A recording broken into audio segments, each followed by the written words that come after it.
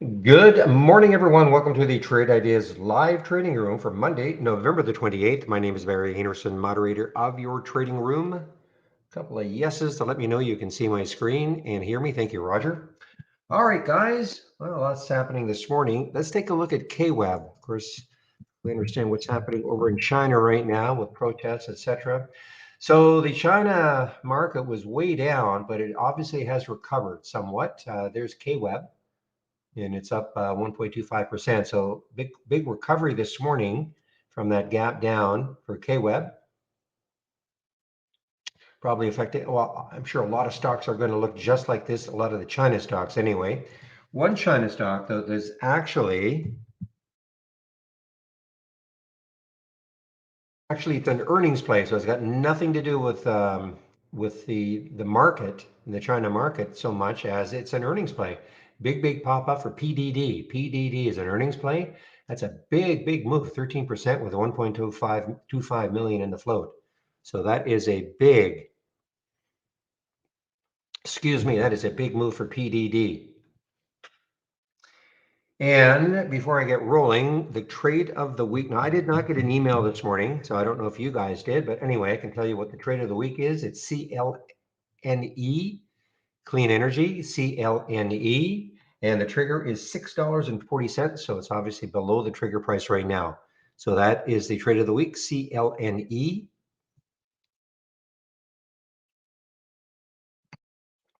So what else is happening? TBLA. TBLA. And so they've got some kind of a deal, I think a 30-year deal or something with Yahoo.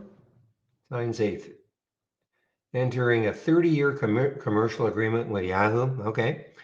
It's big float, 110 million in the float. That's a big move on that float, 58%. Lots and lots of volume. Who knows? Maybe this will trade the float today. It's traded 10, almost 11 million right now, 110 million in the float.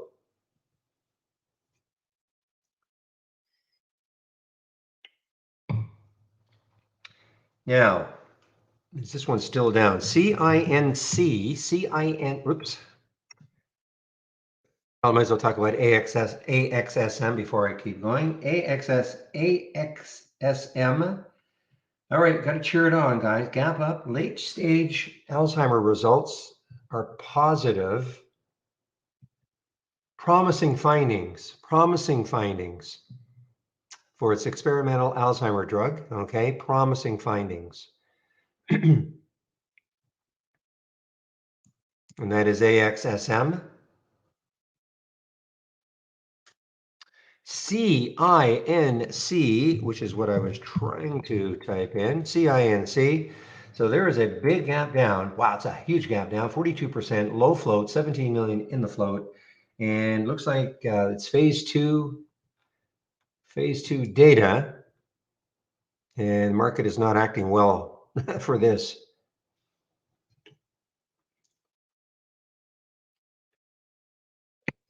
So this is phase two data. I don't care what they say, the market is not reacting well to that information. That's a massive gap down, 42%, only 17 million in the float. This is not quite a lifetime low, and that is CINC.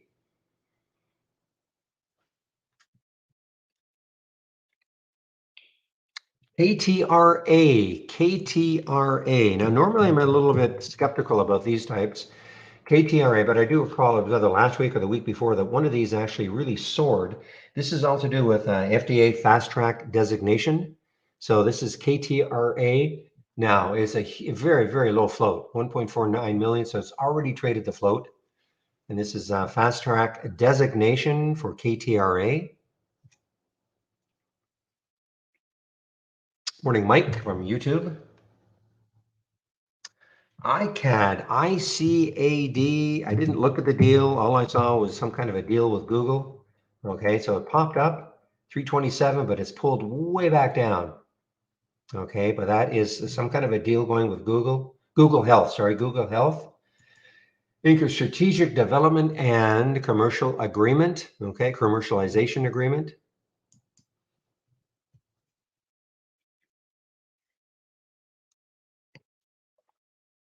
NBRV. Is the gap still holding? NBRV. Yeah, well, we got up to 280, 290-ish. It's pullback. It is only on phase one data. So some positive, well, the market is reacting positively to their phase one data. And this is not shortable for me at Interactive Brokers. ABCM is gapping up. Why? Yeah, I don't see any specific reason. I'm just kind of scouring some headlines. I don't see any specific reason for this one. I'm sure there's got to be a reason, of course. It's a pretty big float, 200 million in the float. UK stock.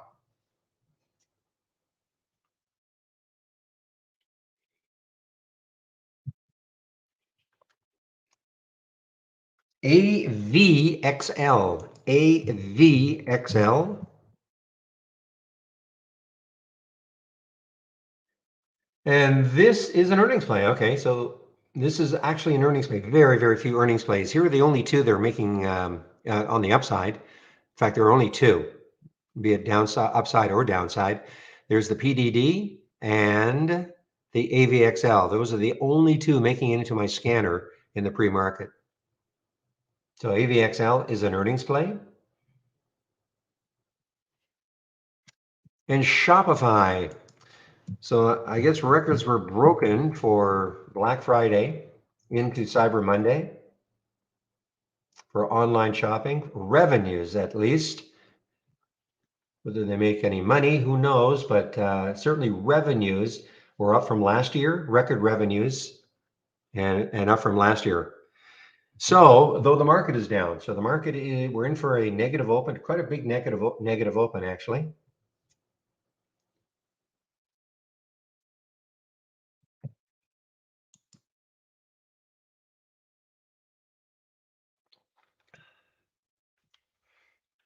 And I think oil was a little weak this morning, right?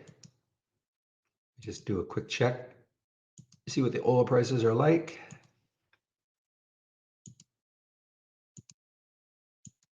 So we're around 73 maybe. Yeah, so WTI is $74. That opening that little website makes my computer go crazy. Okay.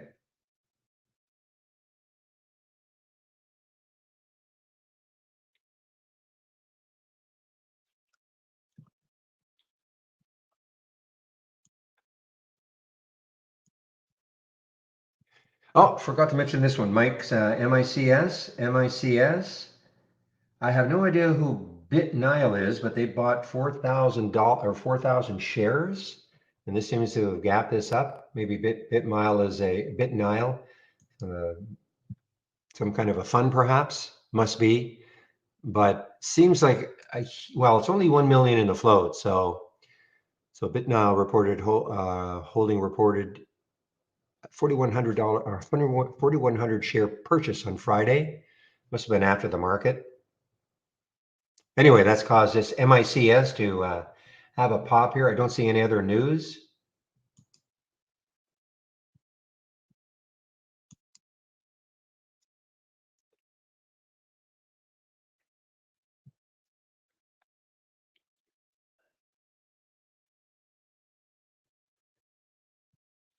And let's see, BON, Bone Natural Life Limited. Okay, so a little bit of a move here. China stock. Just trying to see if anything else is really.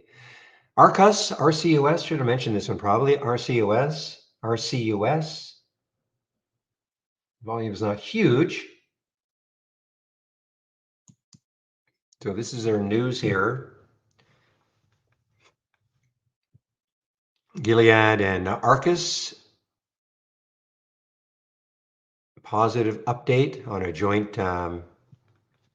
deal they've got going. Okay, so that is the reason for how is oops, that's not there. I can't remember what the symbol is for. Let me just type it in. Start typing it in. GIN, let's see if this is moving at all in that news. Not really.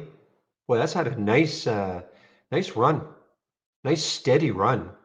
And that is, every time I can't, I never remember how to pronounce it. Is it hard G or soft G? Now I'm going to go hard G right now, Gilead. And it's had a run from 74 to 86 over the last, looks like 3 weeks or so. And very steady, very steady.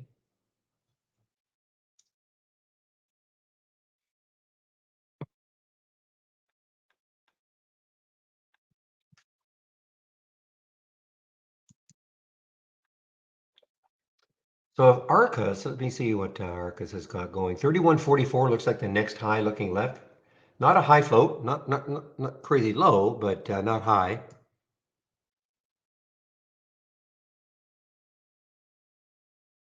Yeah, relative volume has never worked in the pre-market. The only thing is that if you have relative volume, it used to be that if you had the relative volume filter active in any of your pre-market scans, you'd get no data at all. Okay. And so what they've done is they've put a default of one. Like, don't worry about it. Okay. It's not one. It's just sort of tricking the system because there's so many people don't realize that when they have the relative volume filter in any scan, be it a top list or an alert window, and you're running it in the pre-market, if you have it, like if you have an actual value, like I want to see a relative volume of 3, you'll get no data at all. Okay. And that was very confusing to people. So we used to have to tell people, well, you can't use the relative volume filter at all in the pre-market. What they've done now is they've said, okay, they realize that some people just don't know that. So even if you've got, a relative volume filter active in the pre-market, it'll at least still give you data. Okay. So don't worry about it. I mean, it's just defaulting to one. Don't worry about it.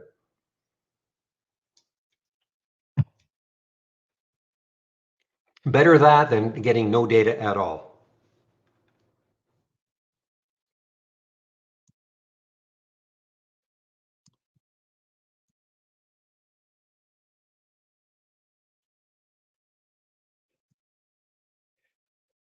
All right, 912. Okay, now I am on the lookout for any sort of a Goldman upgrade for anything. Well, not just a modest one. Let's see if there are any big ones.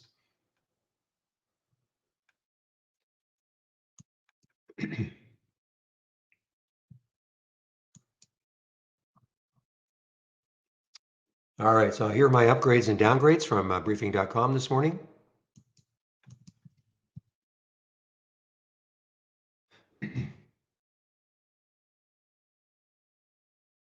Yeah, it's an actually Win I see is upgraded, WYNN, and somebody pointed out earlier, Macau looks like, again, I mean, this is on again, off again, but it looks like Macau is looking better for the casino stocks.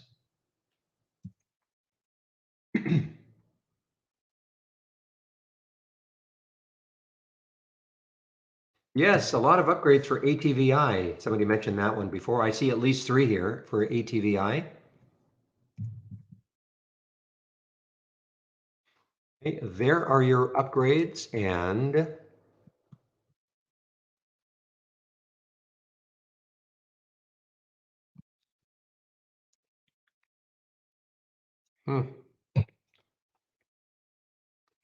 can't answer that, Ron. The developer of the room. This is the third party. Okay, the developer of the room has always recommended Chrome, so I really can't. Understand why you'd be getting that though.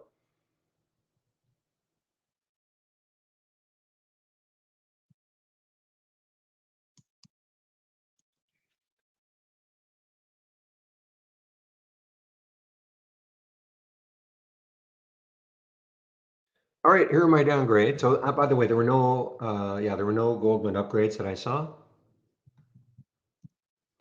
Here are the downgrades coming in.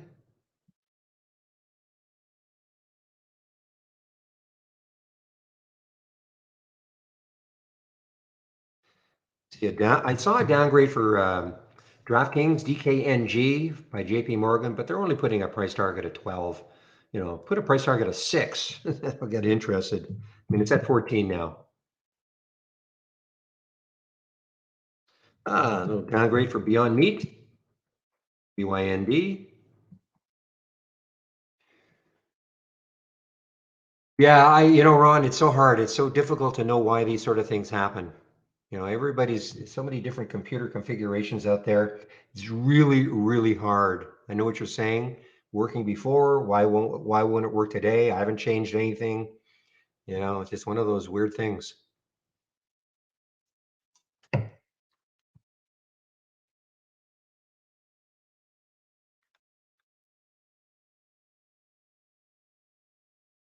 It's funny. It's interesting you say that, China, because I was doing a lot of research about. I've had my issues with my computer and running Chrome, and actually, they said that Firefox was worse in terms of being. And now this was, I guess, an independent survey of different browsers, but Opera didn't seem to be any different from Chrome. But certainly, I thought maybe if I switched to Firefox, it would be better. But they actually said it was more of in a lot of cases, much more of a memory hog or something. So anyway, but my gosh, I'll try anything though. Okay, so there are the upgrades, there are the downgrades from briefing.com. Let me get those posted into our YouTube room. I don't know, JA, are you going to buy TBLA? Question is, are we buying TBLA? Well, got to wait for the market to open, see how it starts trading.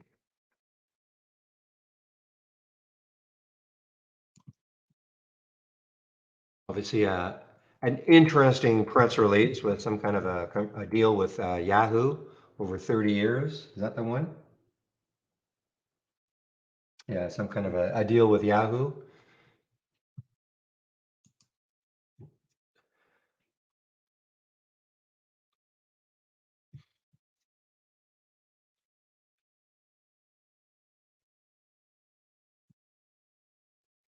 All right, give me one moment, please.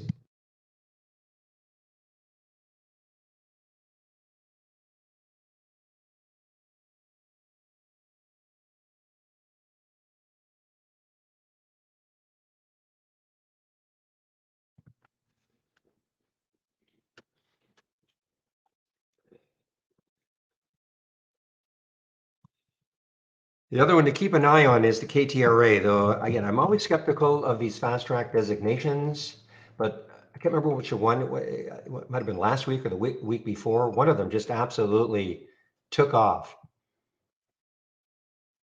I think it kind of held the pre-market gains and then it just took off.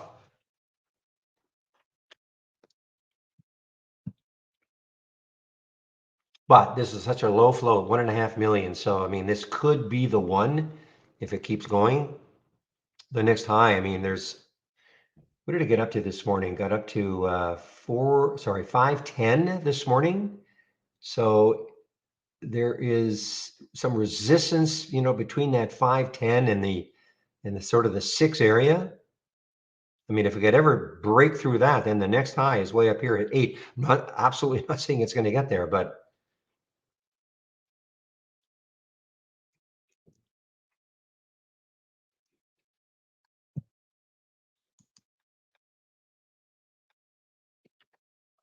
was that Pally, Justine?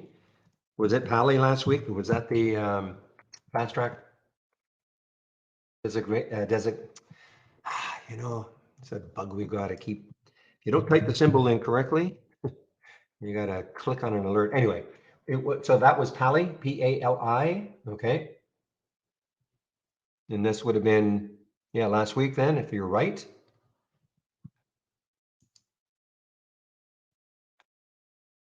I actually looked at Edge also. I could not see that again. I think I was looking at an independent research about the different browsers, and I didn't see that Edge was any better than Chrome in terms of being a memory hog and all that sort of stuff.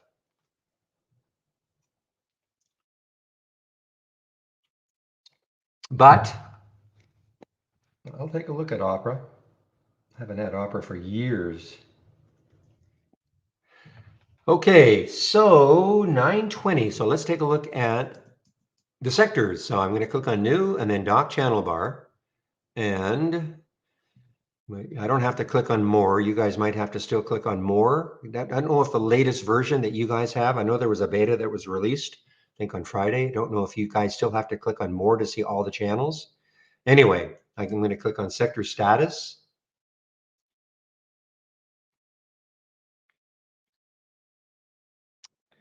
So as I said, we're in for a negative open, and makes sense. Virtually all, no, not virtually, all of the major sectors are down. So let's take a look at XLE, the energy ETF, the big energy ETF. So these are the stocks that make up XLE. So what does that mean when it says 100% red? It means every single stock that makes up XLE is down from Friday's close. Okay, that's what that means. And there's not one positive sector right now. So, however, we'll take a look at this, I don't know, 45 minutes from now, and we'll look at it in a different way. We'll look at the change from the open and see if anything has happened from the open.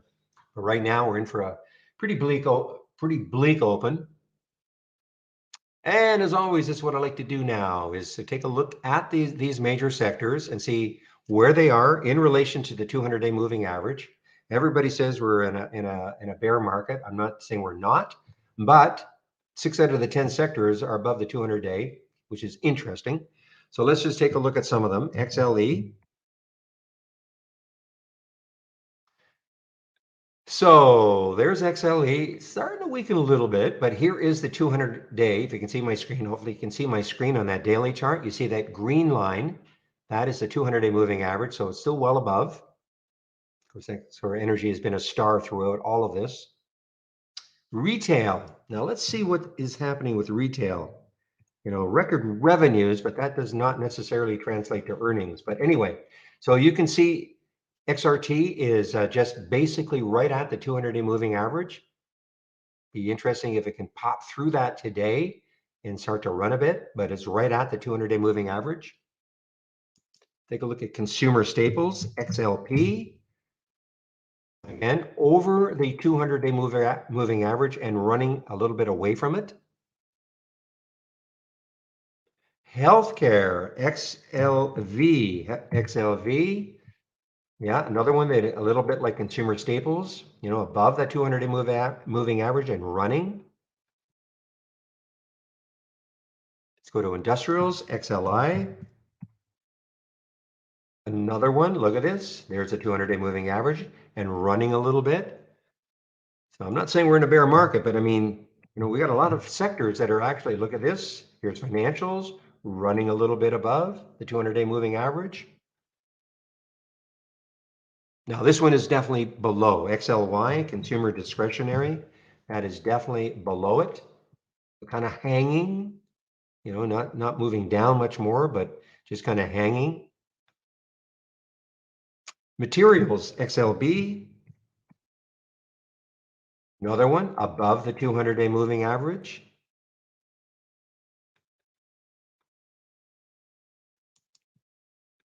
And before I look at communications, let's take a look at technology because it was getting closer to the 200-day. Yeah, we're starting to get a little bit close to the 200-day, not that far below, but it's XLC. That is the very, very weak sector still. Still look at that 200-day moving average, well below it. Yeah, it's trying to recover a little bit, but still well below it. So when you look at those, all those sectors, I think 6 were above, and then we had retail, or one of them was right on it, but it was still a little bit below. So 6 above, 4 below, and 1 almost, and 6 above, 3 definitely below, and 1 almost neutral.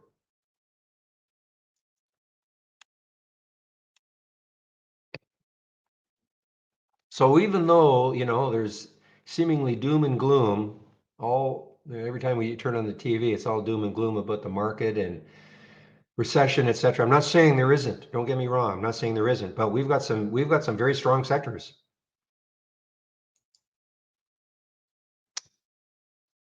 Oops, what did I do there?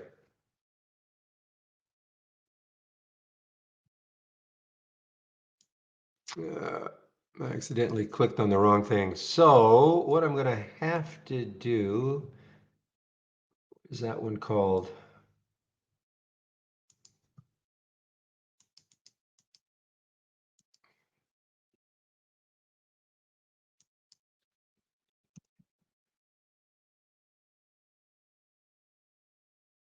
There, you're back. That's why you save your work, guys. Save every scan, save everything.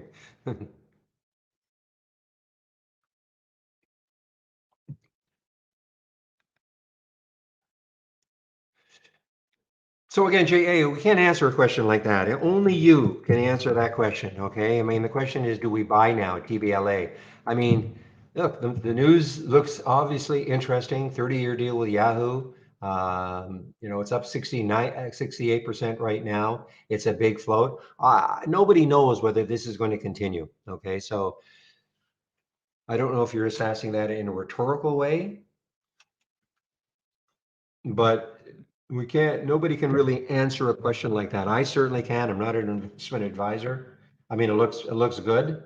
The market is still pretty strong with it. The volume is still coming in.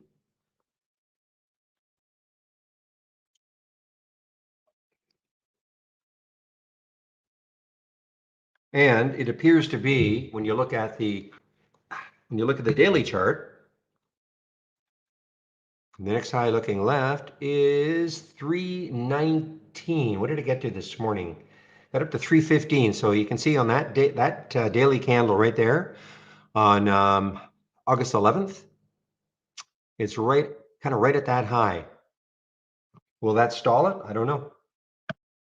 Let's take a look on a weekly chart.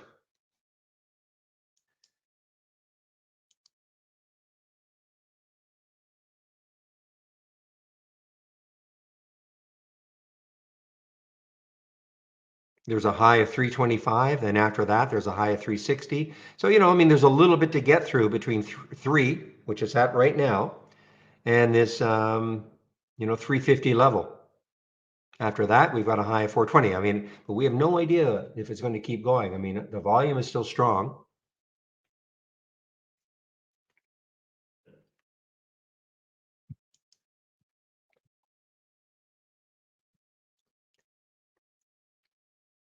Well, confirmation that it was PALI, that was the fast track designation last week. And Pali, I think, was a very low float also. Yeah, so Pali was a low float also. So, I mean, so the KTRA, another very, very low float, fast track designation.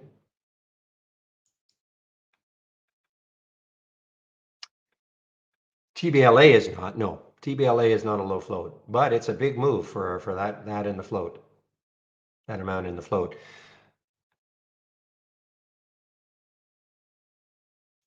Just give me a moment. I'm hearing something. STNE, I'm hearing. STNE is starting to pop in here. STNE. Stone Cold. ST. So, too bad it's not Goldman. Anyway, price target raised to 16 from 10 by Evercore. Again, I don't know how powerful Evercore is, but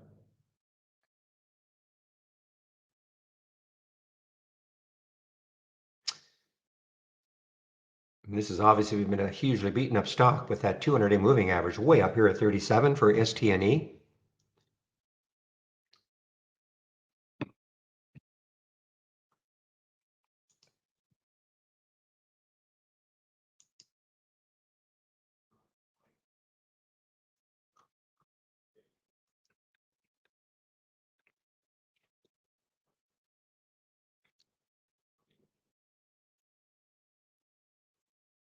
Oh, already 1 minute. Thank you, William.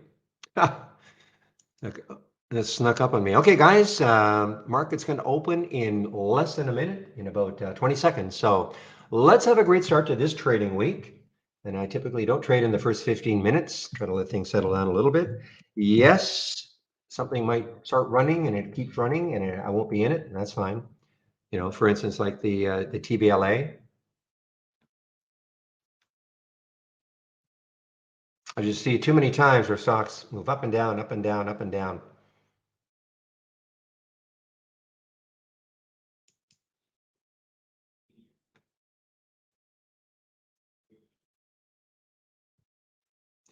Having said that, TBLA is definitely holding here over 3. The volume keeps You know, I mean, I'm just saying, I mean, I'm not saying don't take this trade, but you know, it is early. And I said 325, I think was the next, I'm on a weekly chart here. So let me get back to my daily chart.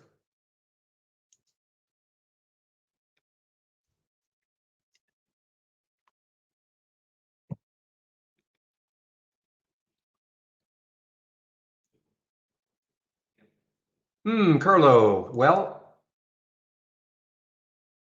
and you just signed up for the TI Strength. That was it. You're not a subscriber. I'm just talking to somebody in our YouTube room. You're not a subscriber to Trade Ideas other than TI Strength?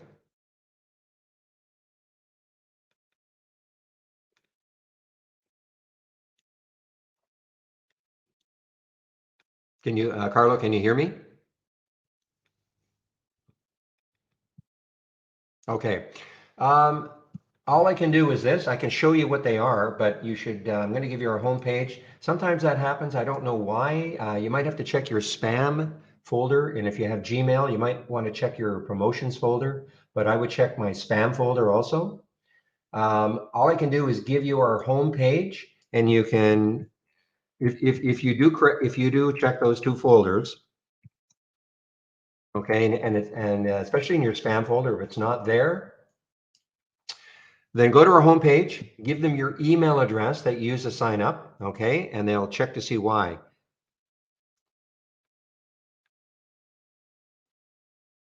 Okay, guys, market pop right off the bat here.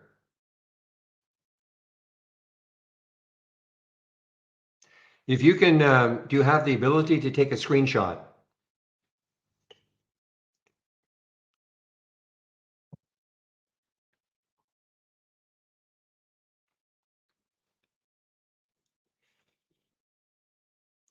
So ZIM is down because of this dividend, guys. So it's a little bit misleading, but it's moving down. ZIM.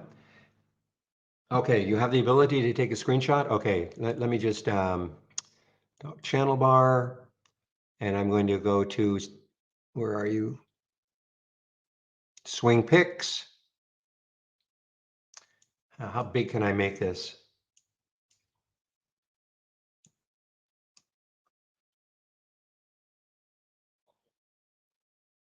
Okay, here are the first two. If you can take a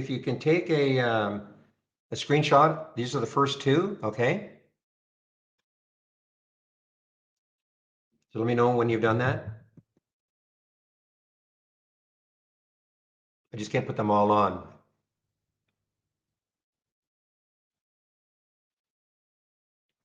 Yeah, I'm assuming if you said you can take a screenshot, and so there's the first two. What did I do? So that's PCVX, ELH. Here are the next two. Okay, here are the next two.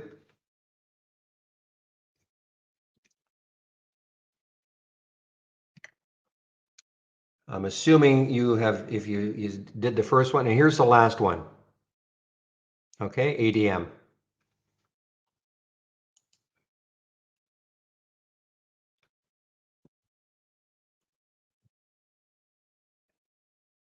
Okay, but definitely go and to that homepage, to the link I created, the homepage link or put in there, and give them your email address, and they'll try to find out why you're not getting it.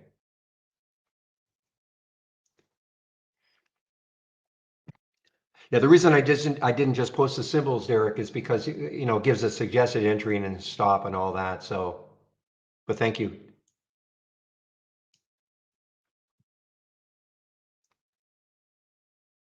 All right, ZIM is continuing down. Wow, this is off this dividend.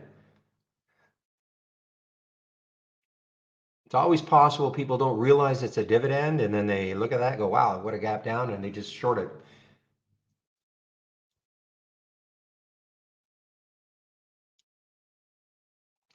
Market's putting in a little pop here though, guys. First candle is pretty dynamically green right now. Shopify with, they said they're black.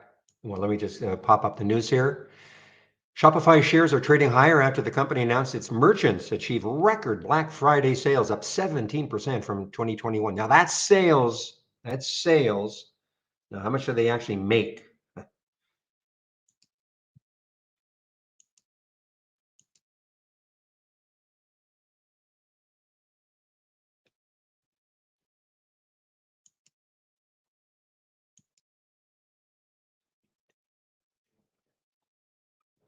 All right, well, here's the TBLA, guys. So again, a reason why I don't like to hop on these things immediately. Now, if this takes out this 327 later on, that might be it might be an interesting level, but that's why I don't like taking these things immediately.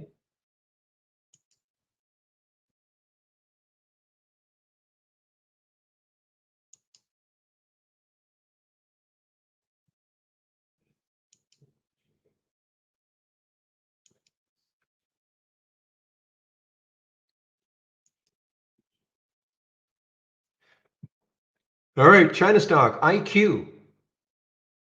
IQ.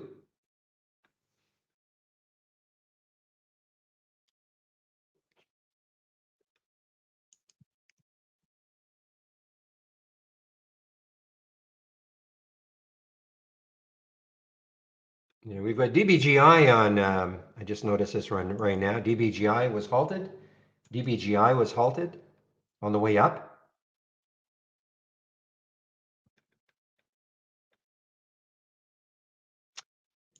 ABCM, guys, ABCM. This is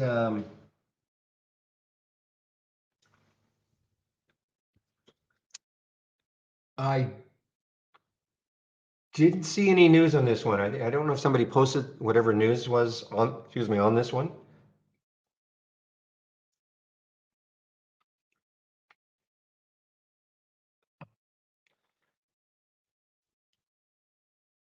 ABCM is on the move here. Now, how do the Alzheimer drugs do? AXSM, AXSM. Hanging in, hanging in, hanging in.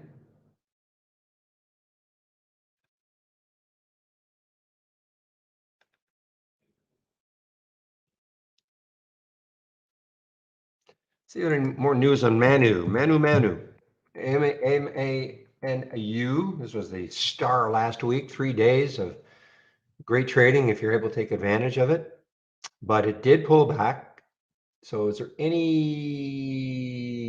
just looking to see if there's any more news about potential buyers?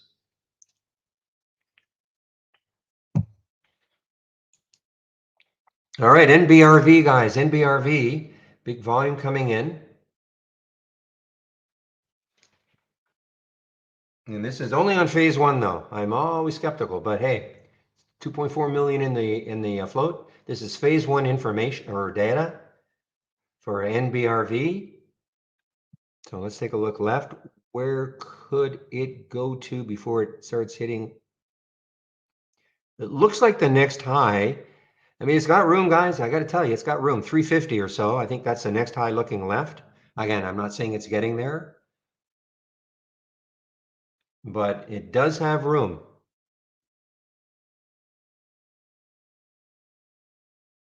Yeah, 345 is the next high looking left, I believe, but it is phase one data.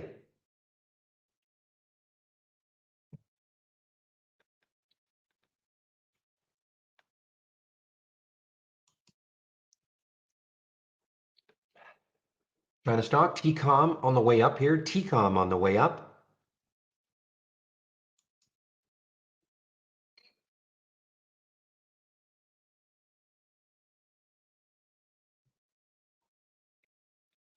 So far, the flyers, the KTRA and the TBLA are not, they're holding, but they're not flying right off the bat.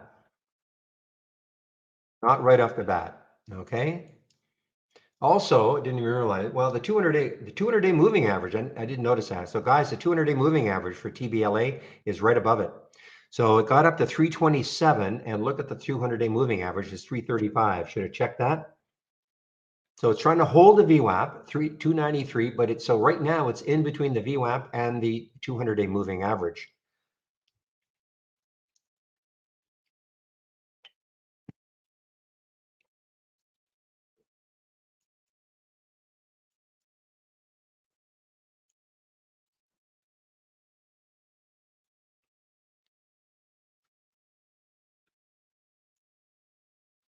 This one was a real star for the last little while. RLX, a couple of week and a half from 140 to 2.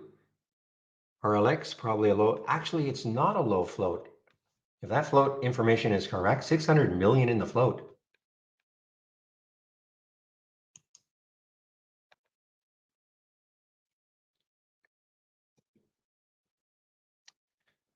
So Shady, I'm assuming when you say ICAD has triggered, you're looking at the daily chart and thinking that that's going to hold it 176. We've got some action right there the last 3 days around that level, or you have some other metric that you're looking at. I mean, I can kind of see that this might be holding it.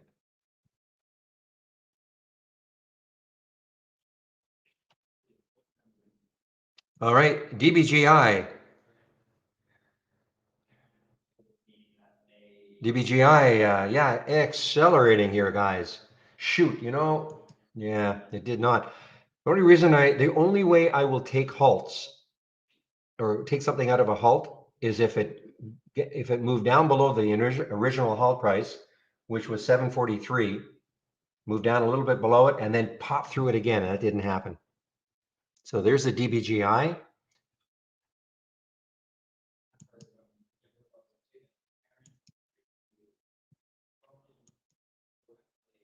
And this is such a low float, 1 million in the float for DBGI. Not shortable for me at Interactive Brokers. Next high looking left is 867 or so. 866, and then after that we've got 950. So I mean there's some there is some room,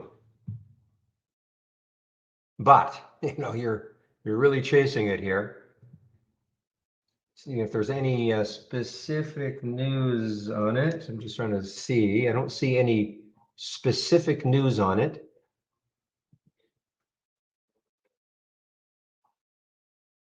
All right, guys, TBLA is back over 3, so keep an eye on it, and especially if it can take out the high.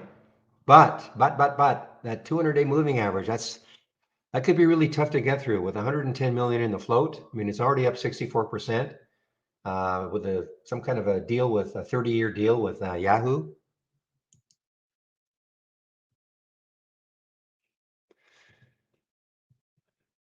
How much they're going to make out of it, I have no idea. Yahoo will receive 25% of, well, okay, I guess maybe there must be a reason for 24.99, maybe at 25 they've got it. Anyway, so there is a deal. I mean, there's this legitimate. I mean, TBLA and the deal they've got with Yahoo, but it's a big float, and that 200-day is right above it.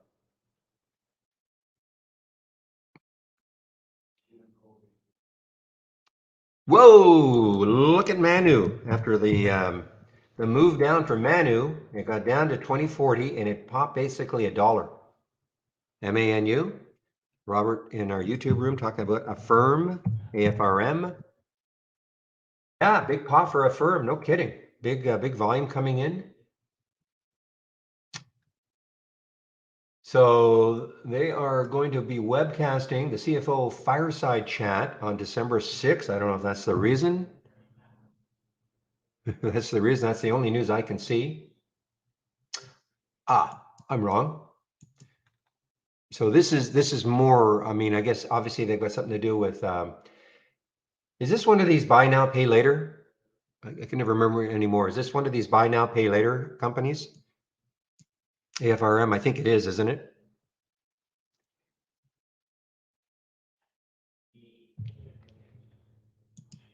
Yes, thank you, RR. So that's the reason, because yeah, I was reading this morning. These what's the other big one? There was another one that's probably bigger than Affirm that was always getting hammered.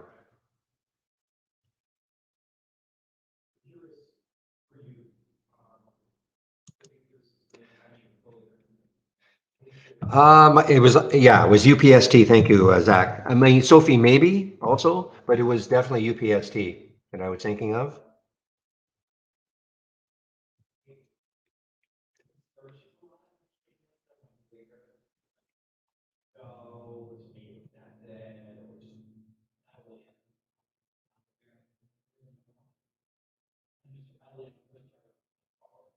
Billy and other China stocks. So the China stocks are popping here. Let's take a look at KWEB. See if this is overall. Yes, look at KWEB. Holy smokes, guys! Look at KWEB. So the China stocks are really moving back. You know, if you know what's going on in China right now, and I believe I read last night that the index was down something like 4% or something, but it's recovered to be only down. Maybe it might be flat by now, and maybe it's positive. I don't know. But there's KWEB. So again, if you're going to play a China stock, you know, definitely have KWEB as a thumbnail chart to see what's happening overall. PDD was an earnings play, which wasn't really affected too much because it was already moving in the pre-market. PDD.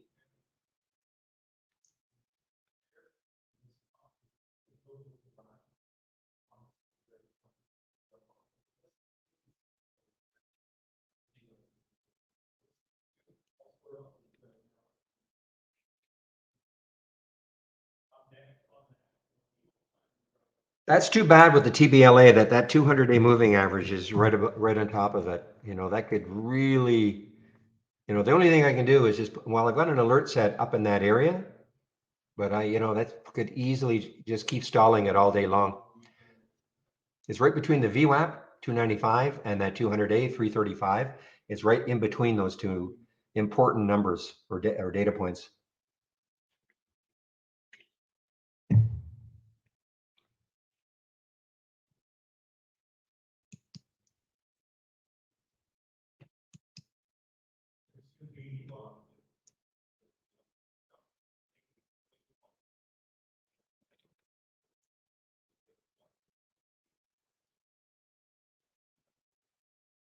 All right, silver. I don't know if overall silver is down or just AG, but it's through the 200-day moving average though. Silver AG. Let's take a look at SILV, see if the overall sector is down or if it's just AG. So, I mean, I'm sorry, that is not it. SLV. Yeah, so silver is weak. Silver is weak. SLV, ETF for silver, weak.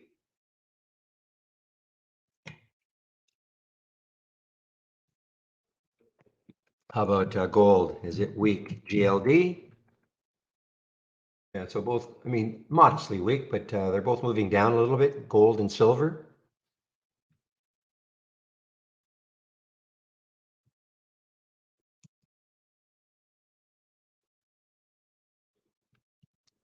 All right, let's take a look at some of these races here. We're really early, 9:48, so first 15 minutes is in the books.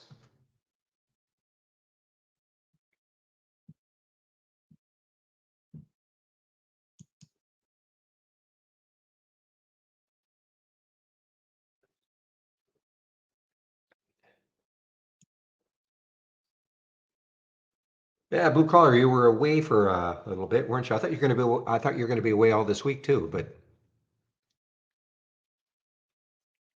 nice to see you back.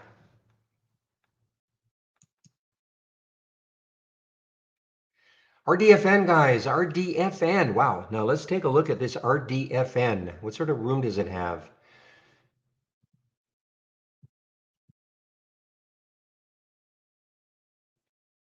Okay, got as high as 559, 565. Yeah, it looks like to me anyway, there's a lot of resistance between 550 and 6, you know, so I don't know how much, you know, more it can go. RDFN, I don't know if there's any news on this one specifically.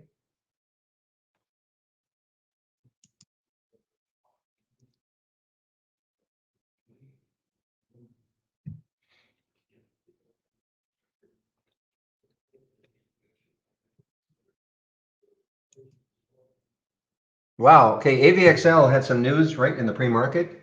Actually, this is an earnings play, guys. AVXL earnings play, and now starting to get close to that 200-day moving average. So will that hold it? AVXL, there's that 200-day moving average at 1066. So will that hold it?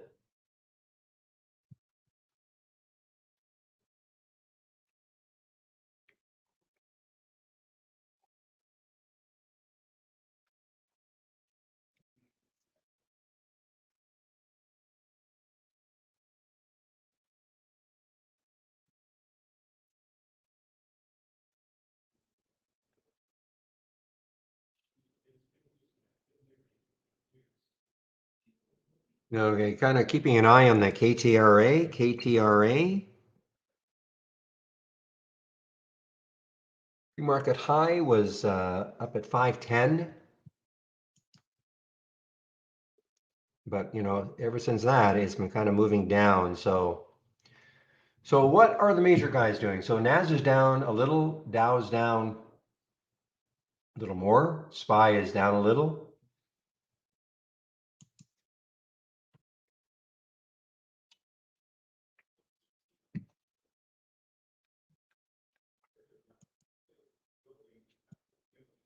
Not getting too many new alerts, so let's take a look at some of these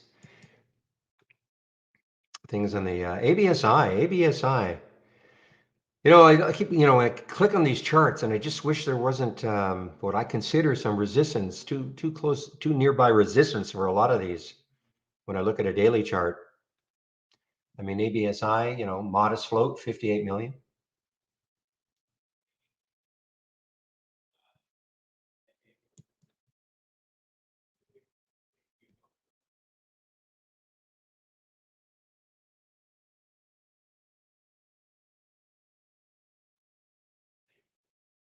Here's one on the move here, Dexcom, DXCM. See if there's any news on this one. Don't see any news on this one, DXCM, but there is, but it's some movement. Whoa, William, are you still, I never remember, are you still in your SI? So I saw this one in the pre-market. I saw coin in the pre-market, of course. So my guess is that Bitcoin is not rallying at all. Well, a little bit of a move here, but still down.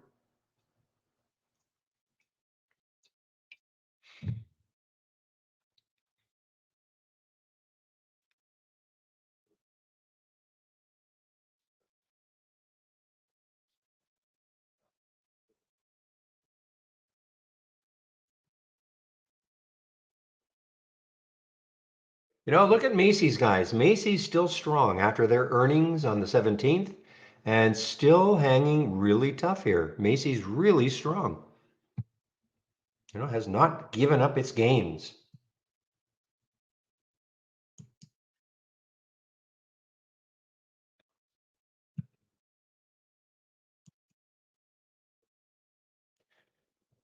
All right, so this high flyer, PSNY, this high flyer from for a couple of weeks from about 450 all the way up to 8, not quite a double. Kind of paused on Friday. I'm sorry, Friday, not Friday. Yeah, we had the half day on Friday. Maybe some more profit taking. There's the low, 719. If it can take that out, but we're starting to get some volume coming in. Maybe just some profit taking finally for big profit taking for PSNY.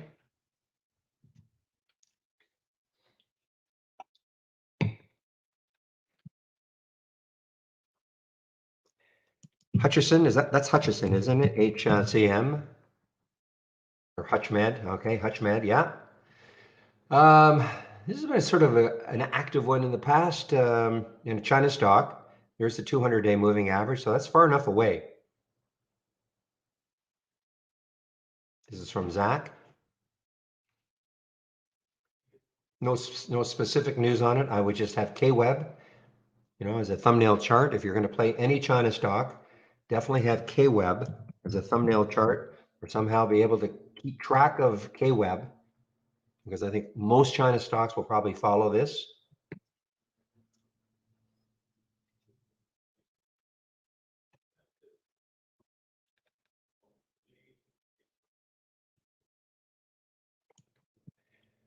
NUTX got, oh, now what's this one all about? NUTX, next high looking left is 136.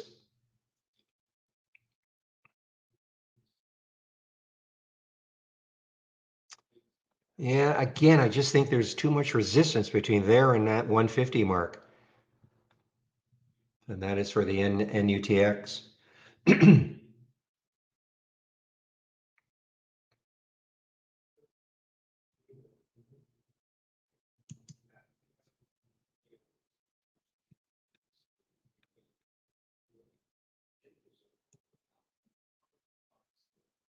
Well, of course, here's another big China stock, guys. TME, 10 cent.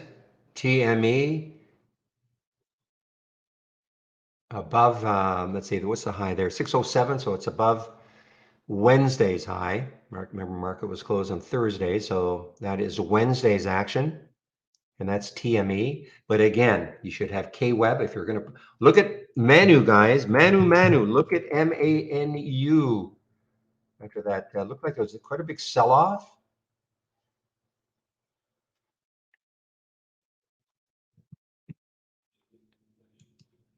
Again, if you're unfamiliar with what's happening, all the news about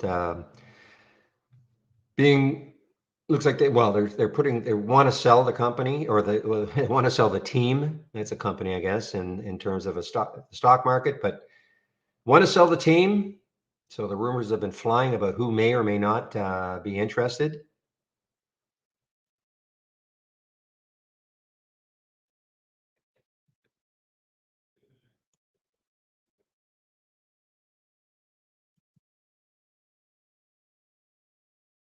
Now this could be an interesting one. TNYA, because the next high looking left is 347. Now that's far enough away. What did it get to in the pre-market? Excuse me, popped up to 310 in the pre-market. And this one received orphan drug designation. Okay, again, feel good. Orphan drug designation for TNYA. And it's a relatively low float, 27 million. Not a lot of volume. I mean, it's 23 times normal, but not a lot of absolute volume. I don't think so, Grumpy. But boy, look at Manu. Boy, Manu is really, it's a really great pop off that low, 2035. So about $1.50 pop off the low this morning. The high on Friday, half a day on Friday was 23. So it's still a strong stock.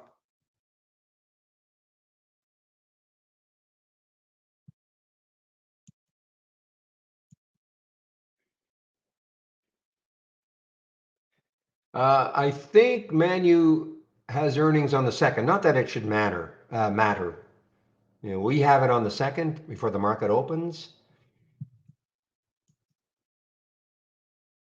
And so that would be no, that would be on Wednesday before the market opens. But I don't think it really matters.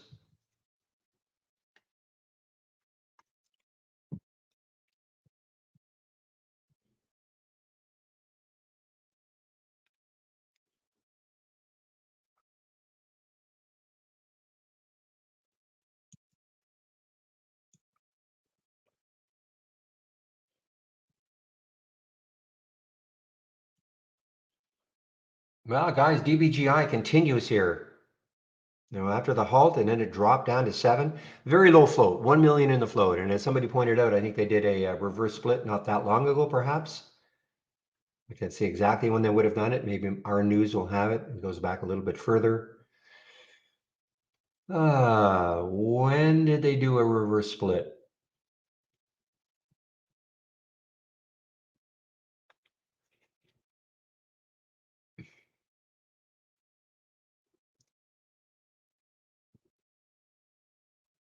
I don't see it. Here we go. Announces on the, that was on October 26th. So yeah, so 1 for 100 reverse split. It was October 26th.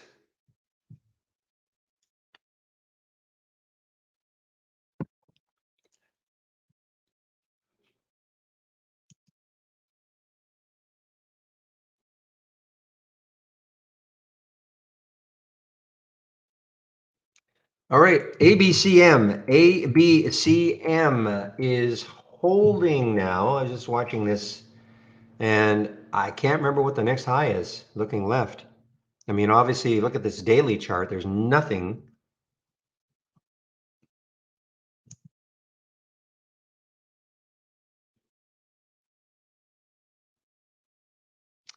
$17.53 looks like the next high looking left, and then after that we've got $18.32. So this has got a little bit of room still.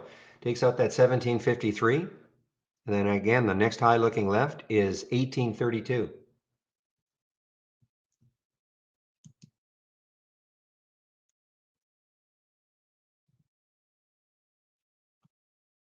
And was there any? I think this is the one I could not see any news on.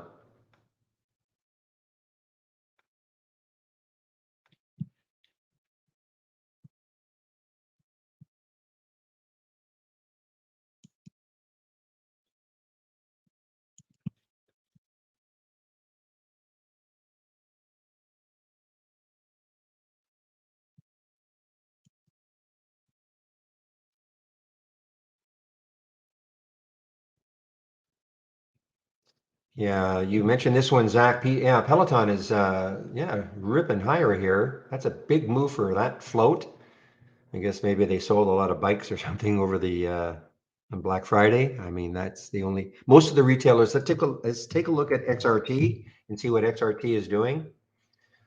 So it had a pop. It's still down actually. It's basically flat. XRT, the big retail ETF, is basically flat right now, moving with the market. Looks like it's kind of moving. Well, in fact, it's not looking like it's moving exactly with the market. You can see the opening 15-minute candle mirrors the SPY opening. And now we've got a couple of red bars, in the SPY. So that is definitely following the market right now, the overall market.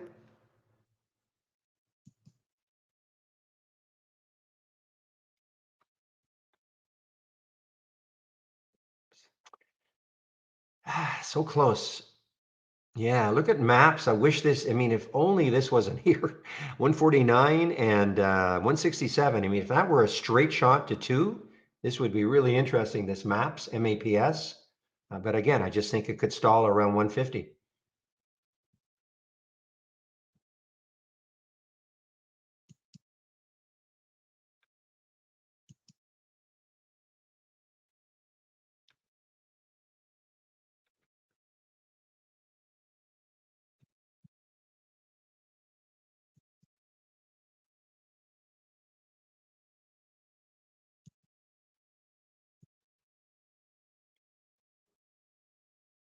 All right, so far,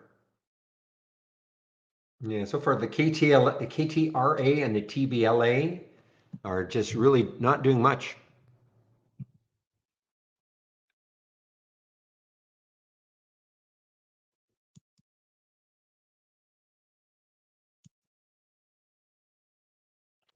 Yeah, TME, we mentioned this one before. So what is KWEB doing? So, I mean, it's a China stock, of course, so it's kind of following. I don't think it didn't have that red candle though. TME did not have that red candle. It was basically straight up.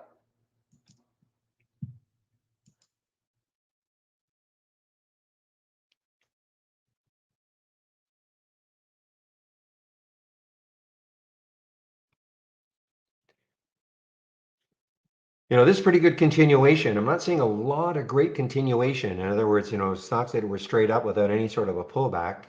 Not seeing too many like that. I'm sure they're out there, but TME certainly. Lots of good volume. It's a massive float.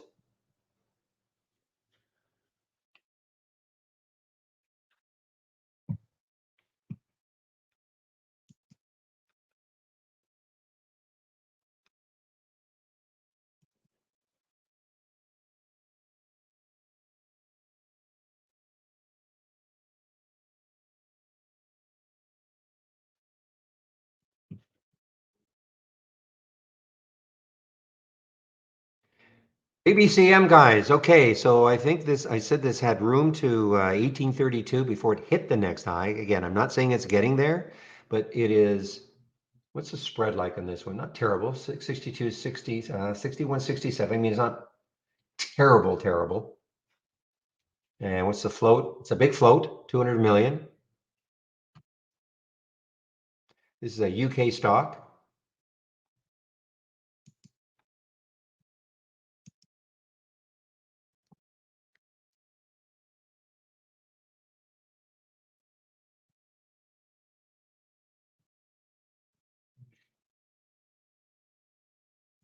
Okay, guys, before I know I do this around 10:20, but before people leave,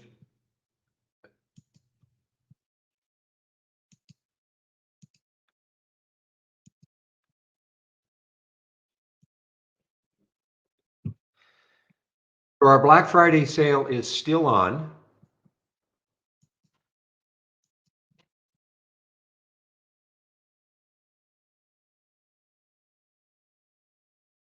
Even though when you click on it, it says that it's not valid anymore, but make sure that's correct. Yeah. Yeah, that Friday, it is still on, even though it says that, we've reached 000. Okay, even though it says it's reached 000, it is still on. You can still get 30% off using that code Friday30. Now it's probably over tonight, okay? 11:59 p.m. Eastern time. I'll go over that a little bit later though.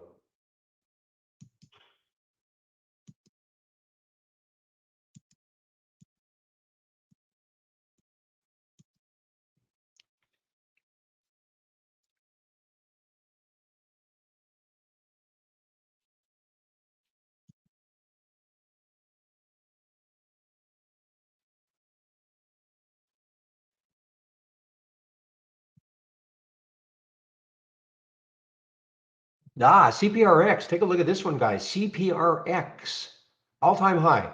CPRX, all-time high, guys. This is a super interesting one. What's the volume like? Yeah, pretty good. 2.5 times normal. CPRX. I don't know if there's any specific news on it, but this is an all-time high.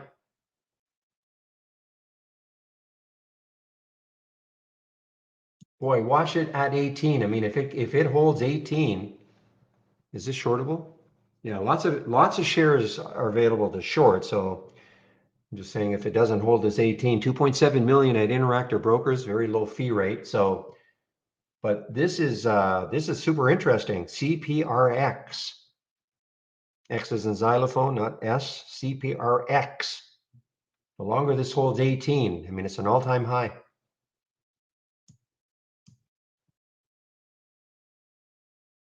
Wow, look at Manu, guys. Manu is high for the day. We're at the high for the day.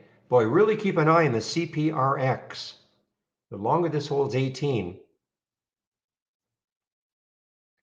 the VWAP is 1771. So,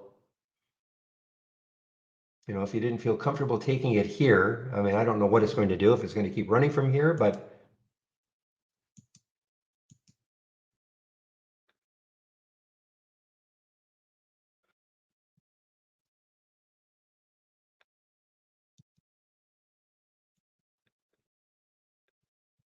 there's the VWAP. So, I mean, if you're not comfortable chasing it right now, you might, wait for it to maybe pull back to that 18 or to the VWAP to see, or close to it to see if it that VWAP holds. But it might run from now.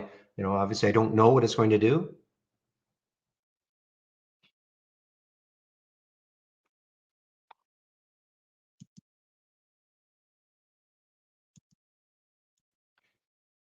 Anybody see any news on this CPRX? I just don't have any, nothing today anyway.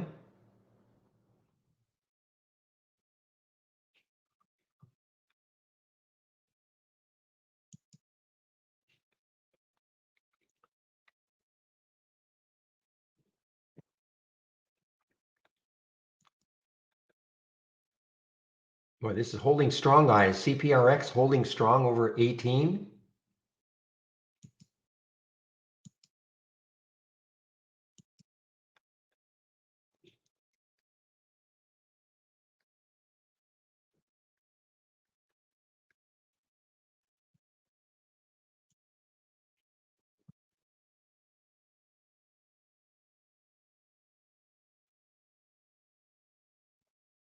All right, well, so I'm just watching the CPRX to see if it can hold as 18. It popped a little bit, but again, there is the 200-day moving, or sorry, the VWAP, 1789.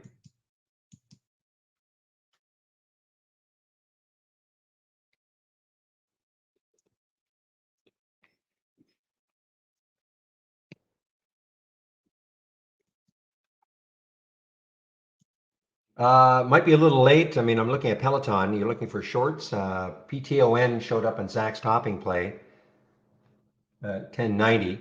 So it got up to 1095.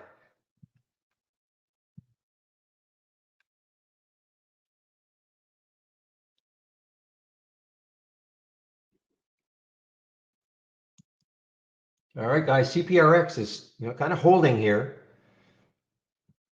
Very interesting as an all-time high now. CPRX.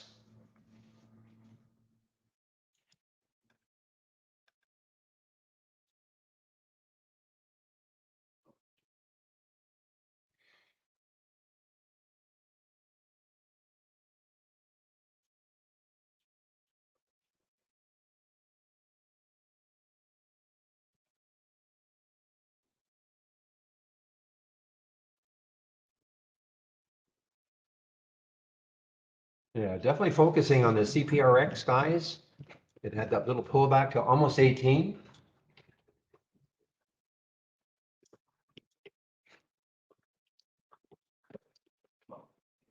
And see if that 18 can hold, and then it can run from there. I mean, it's an all-time high, so nothing stopping it.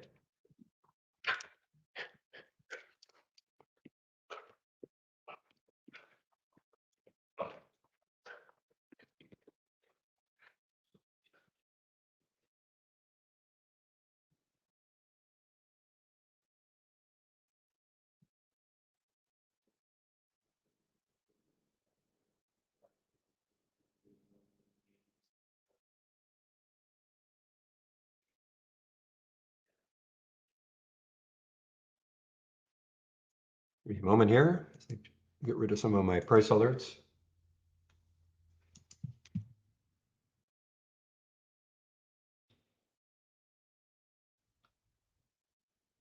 All right, guys. Yeah, CPRX took some. Let's got to see if this has any sort of. I'd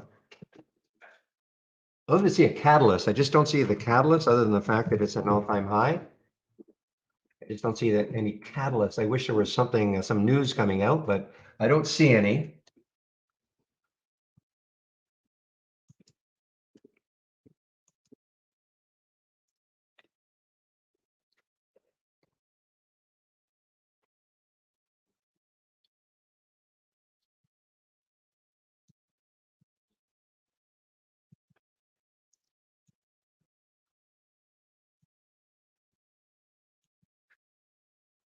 Okay, it's going back basically to where I got in, so we'll see what happens. And that's the CPRX.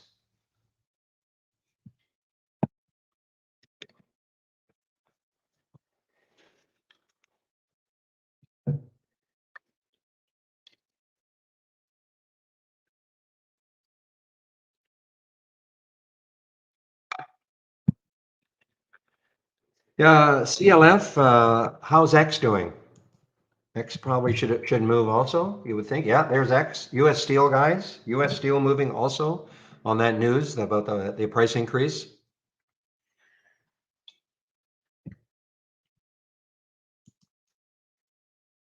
Oh, what Zach is talking about, CLF. So X is moving also. In fact, X is moving to me, like it's moving a lot more. About the same, about the same. Some big green candles. All right, CPRX, nice little move so far. CPRX, nice little move so far.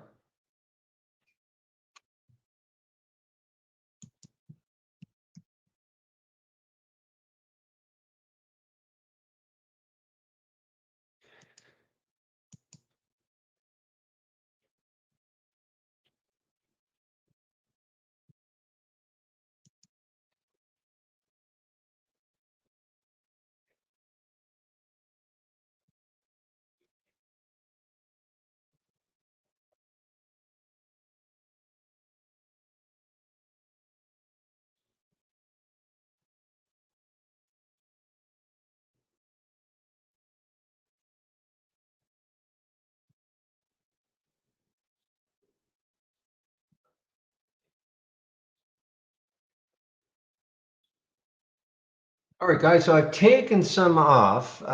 No real reason. I just want to make sure I lock in some profit. Got out at some at 1838. That is from the 1816.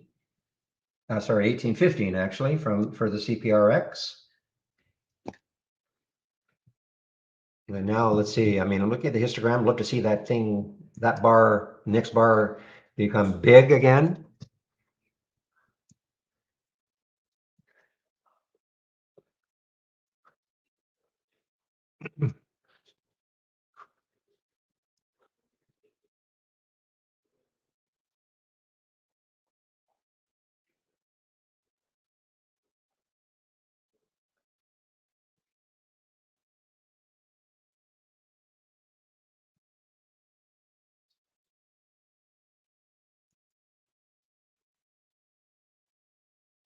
CGTX, CGTX. So it's through the 200-day moving average. It touched it this morning.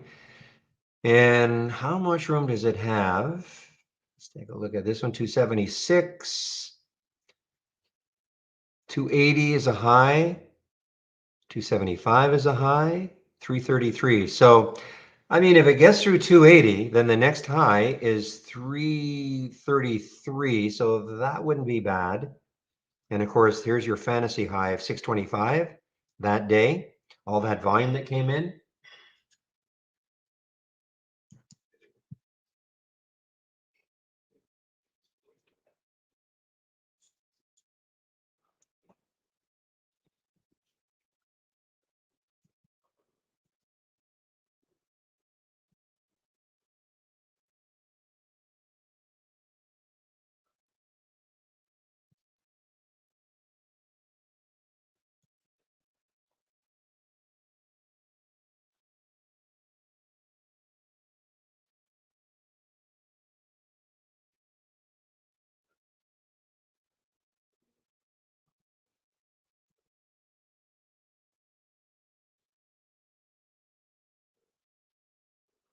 All right, obviously I'm continuing to watch this CPRX to see if it can get back into the 30s.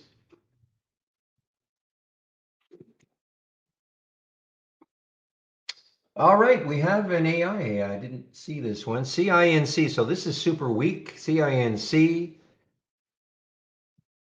disappoints in.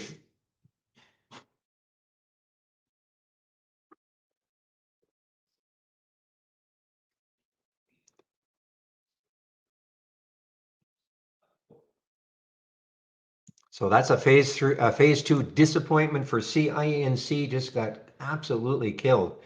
17 million in the float. Excuse me, 17 million in the float. So that's a very low float. Trading 40 times normal. And as soon as possible, ASAP, guys. Now this, okay, I remember somebody was talking about this one. Oh no. Remember the poor person who was in this one? So it's having a bit of a pop here, guys. ASAP. Where they said they were in around $7 when it was waiter. So it did. It's had this little pop here. That's why, I know most were recommending to, take your losses.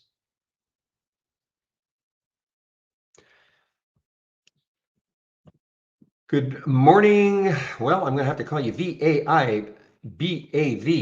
Good morning in our YouTube room.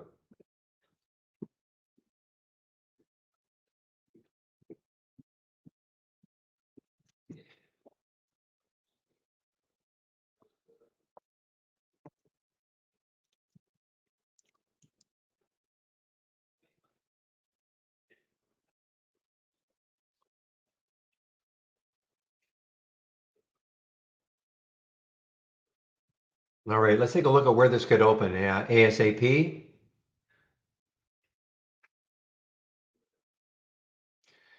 So there is news actually on it too. I mean, it's halted because of volatility. And then here is your news. ASAP and Chipotle signed a major food delivery agreement. So that is your news.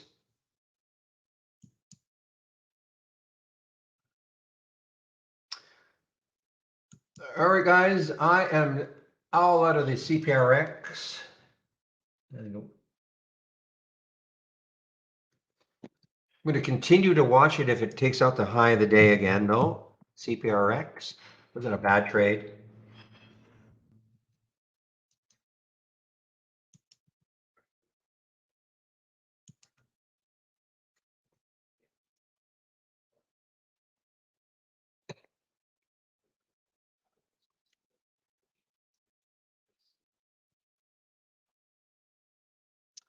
All right, how's Mike's doing? MICS, actually not great. So it had that big move in the pre-market.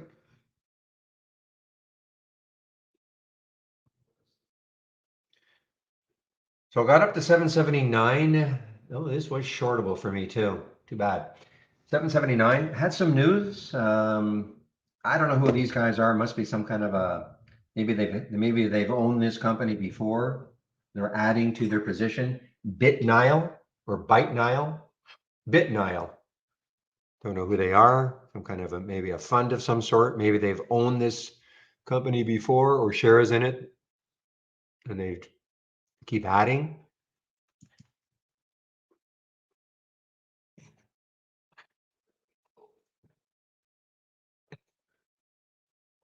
All right, red bar strikes here, guys. So we're starting to get a big red bar forming. So I'm in definitely scalp mode now, and that doesn't mean I'm, when I take a trade, I'm just looking to make just a couple of pennies. But with the way this market is right now, I mean, I was really kind of hoping that the CPRX would get into the 40s, and it just about get 1839.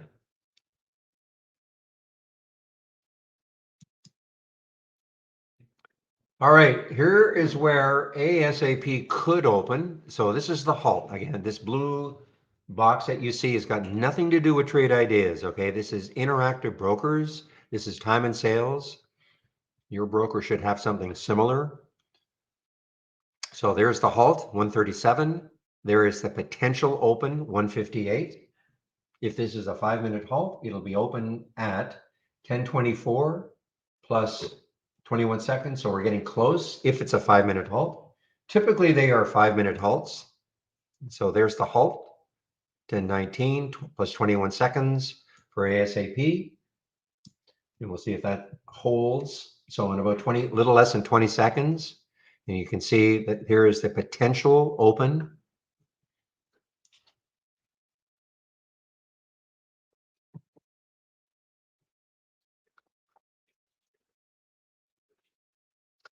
And now, okay, so it is not, unless it opens really soon, this is not going to be a 5-minute halt.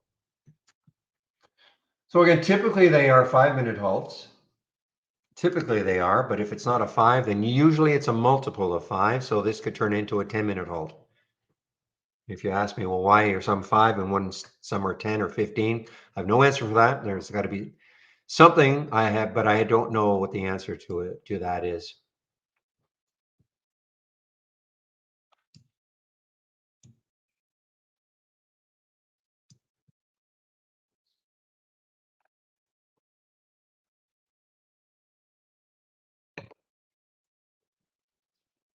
Now look at AGNC. So this market is taking a bit of a downturn now, guys. Not a bit of one. It is definitely taking a downturn. Let me do a quick look at the sectors and the change from the open to see if anything dramatic has happened. I doubt it.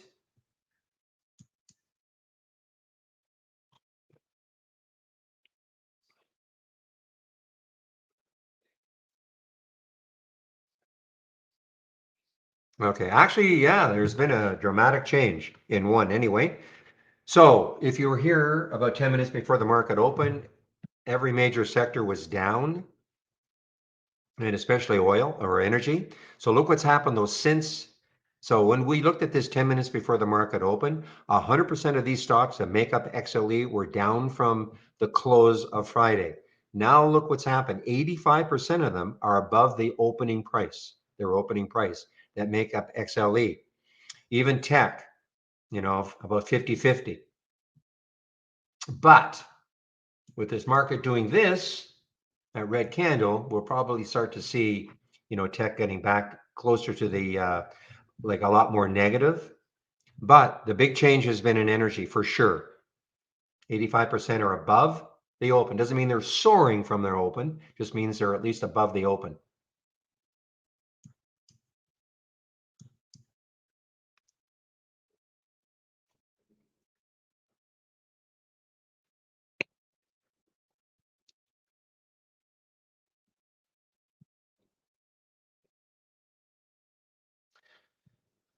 So this AGNC has a little bit of room to the 944 mark. Somebody's looking for a short. I'm not saying it's going to get to 949.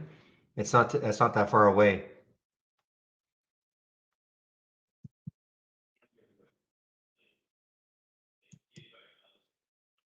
There's another one on the way down. HAIN.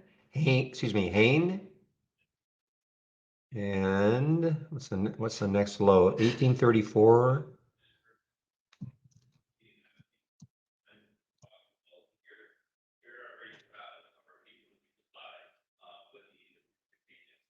Yeah, so 1821 is the next low.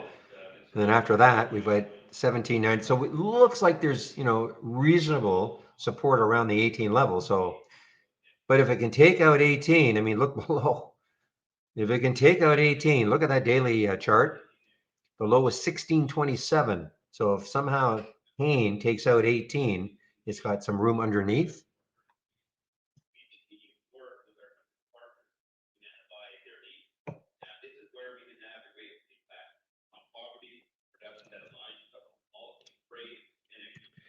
Meanwhile, DBGI is just doing its crazy thing. 1 million in the float.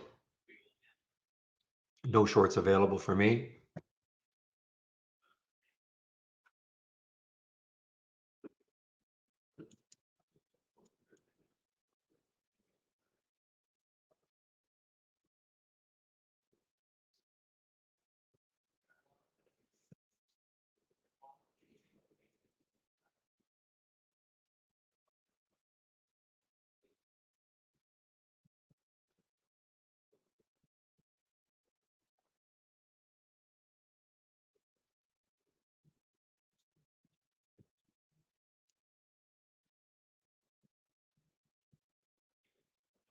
The CINC is super weak, very low float, so you got to be, pretty careful. But it is still super weak.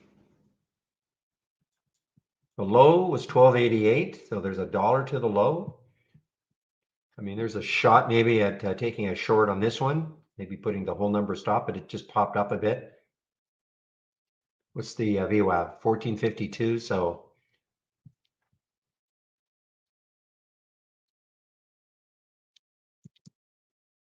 So there's your 10-minute halt for ASAP, guys, and it popped.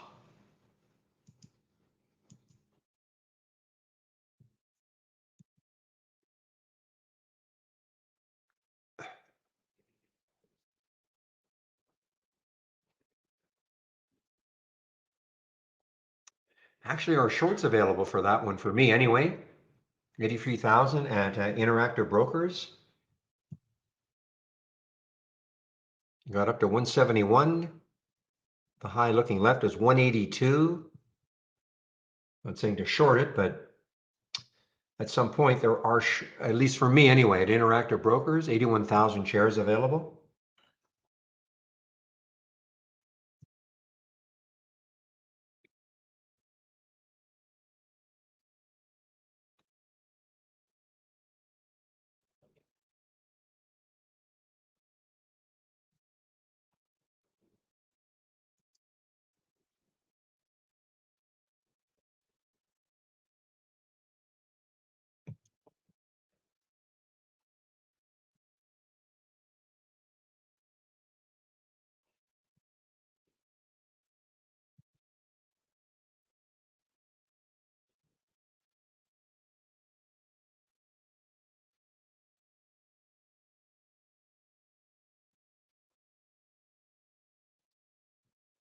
All right, so there's a battle going on with ASAP. We had a big topping tail. We've got a big bottoming tail right now. So there's a battle between the buyers and sellers. However, pretty big topping tails now. This looks like this would be over for a while anyway. It came from 112.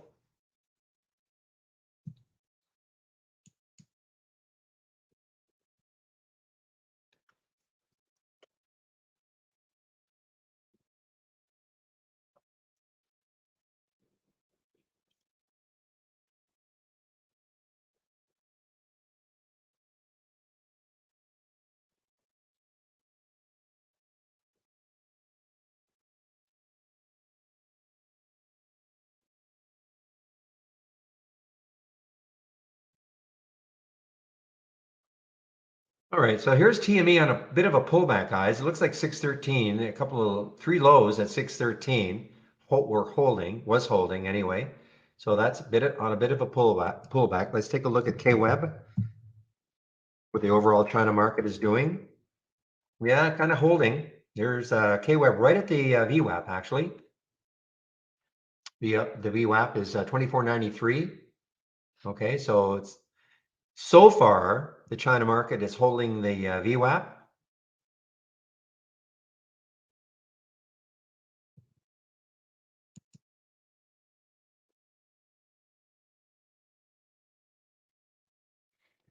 There were shorts available, or they came available. I don't think there were no shorts available for me for NBRV at the beginning, but I see there are shorts available now at 12,000 at Interactive Brokers. Too late now, but all right, guys, it's 10:30, so bear with me.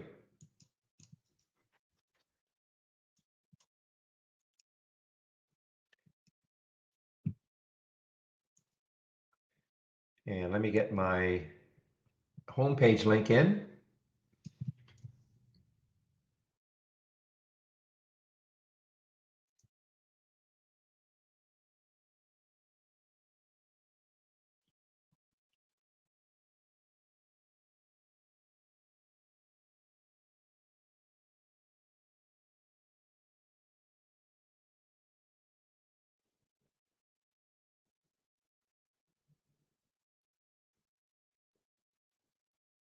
Just give me one moment, please.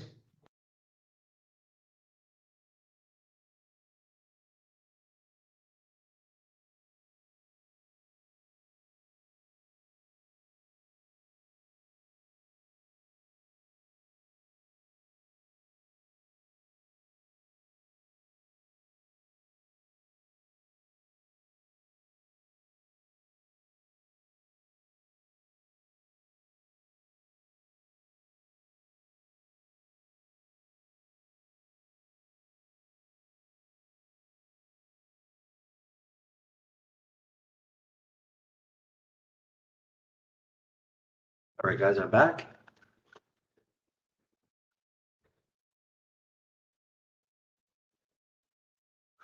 All right, so I put my homepage link in. I think I put it in all the areas. Yeah, my homepage link. So if you click on my homepage link, this is what you're going to see.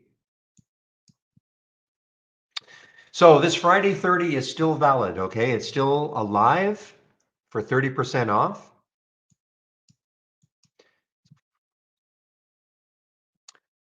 It'll be valid until at least 11:59 p.m. Eastern time, okay, tonight. It's a possibility it'll still be there tomorrow, but I don't know for sure, okay? So if you want to take advantage of 30% off, we have 4 plans: annual, monthly, premium, standard. So annual premium would be 2,000 less 30%. That brings it down to 1,400. And then the standard is 1,000 less the 30%. Standard annual less the 30%, bringing it down to 700. And the big difference is the AI. Not very active today. It certainly wasn't active on Friday either. You don't have to take an annual subscription. You want to go month to month, that's fine. Excuse me, fine. 118 and 228 less the 30%. Now that discount's only good for the first month. If you do take out a subscription today, and you decide within 30 days that you'd like to take out an annual, we'll honor the 30% discount, okay? So So you can keep trying it. So you can try us out for a month. And again, you don't ever have to go to an annual, but obviously the annual gives you the biggest bang for the buck in terms of per month.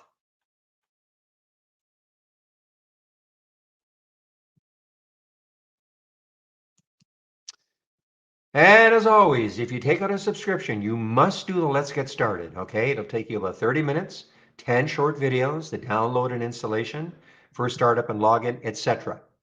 Okay? You must do that. I do a stock of the day video. You can sign up for that. That is free. You can sign up for it right here.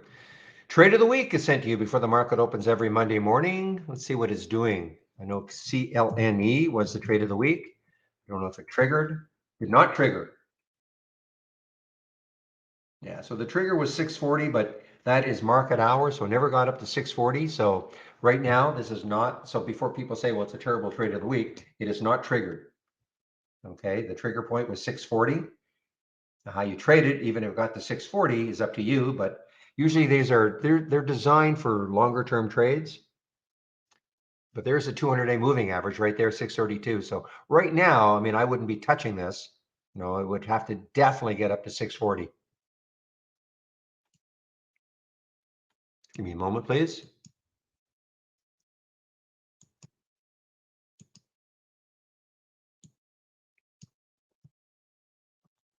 So that's the trade of the week. Education, huge education link right here. So this is the user guide. Now, when you click on the user guide, you are going to see the getting started that we talk about. So at the very least, you should know what an alert window is, what a top list window is, and what the racing is all about. Okay, lots of other information, of course, in the user guide, but make sure you understand, again, alert windows, top list windows, and stock racing. And don't get hung up about how much is in the guide. You don't have to learn everything. There's that getting started again. So daily support. So I take a break at around noon between 12 and 1 Eastern time. One of the other traders takes over in our YouTube room. And today is Monday, so it should be Chris Varley. Before I take my break, I will put the YouTube link in the main room so you can head over and listen to Chris for an hour if you'd like to. Here's the room again. Should be back to our webinar schedule this week. So I think it's Tuesday, Thursday this week. Next week it's Monday, Wednesday. So you can sign up for them all here. Back to basics. If you're new to trading, this is something Michael Noss at Trade Ideas put together. So if you're brand new to trading, this is, I think, an excellent series he put together. Introduction to charts and candlesticks, support and resistance, etc. Okay.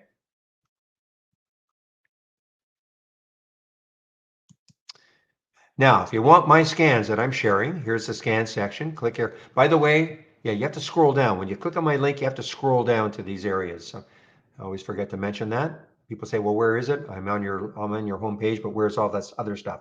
You've got to scroll down.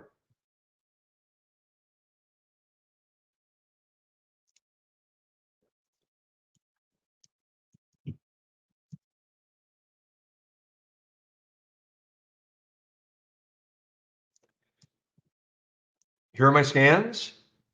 So you see these are the two races that I'm sharing, biggest gainers from the open and the large cap gainers from the open. I'll go over these two in a little more depth. This is what I use in the pre-market. Pre-market actives up and down. You saw that I showed you the Halts resumes. I think I even showed you the 10-day daily breakout and down. Okay. So these are the scans that I am sharing.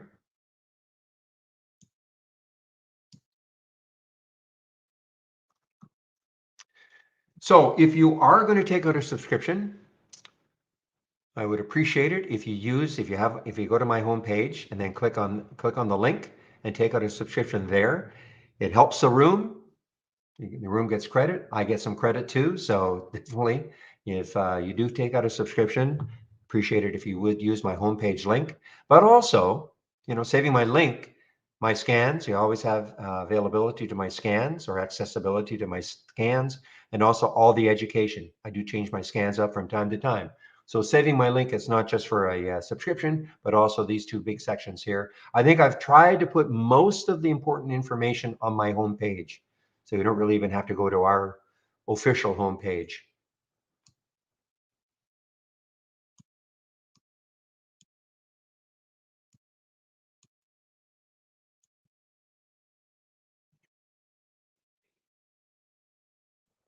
Well, it's still 30% there, Mr. William.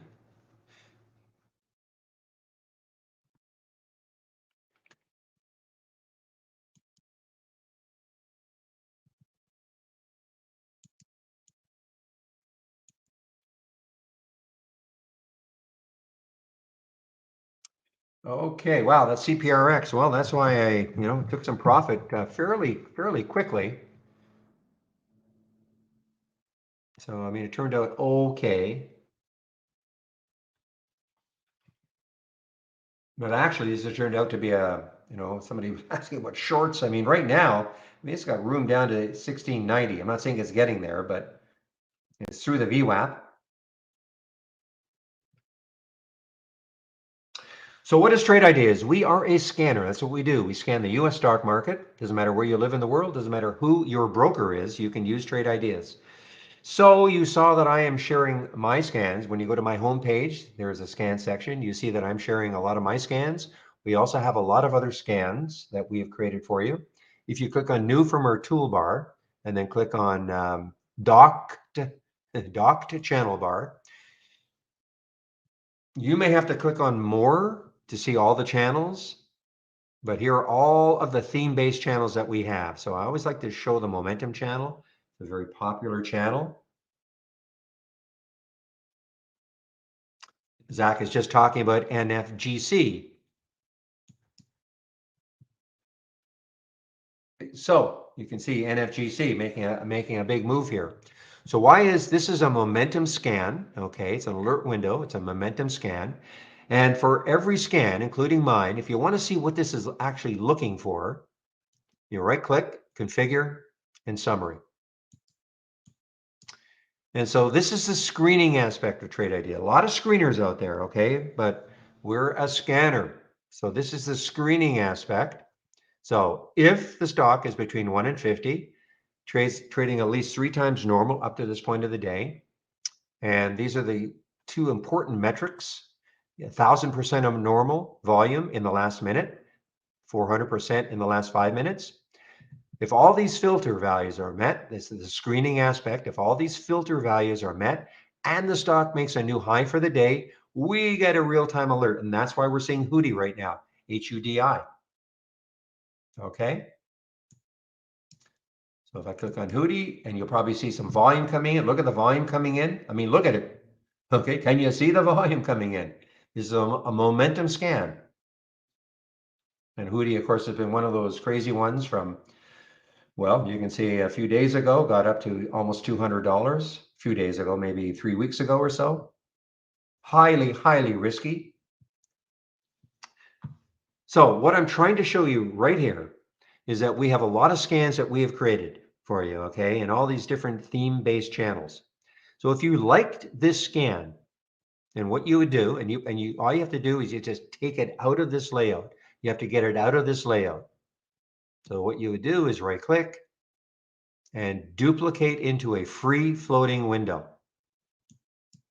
And that popped up on my other monitor. And here it is, free floating. So if you like the scan exactly the way we created it, the only step I would do before you save it to your cloud is I would right click and then go to symbol linking and change it from dock window to link to all. The reason you do that is because right now, when I click on a symbol, HUDI, it's going to load into these two charts that are in this layout, which is fine.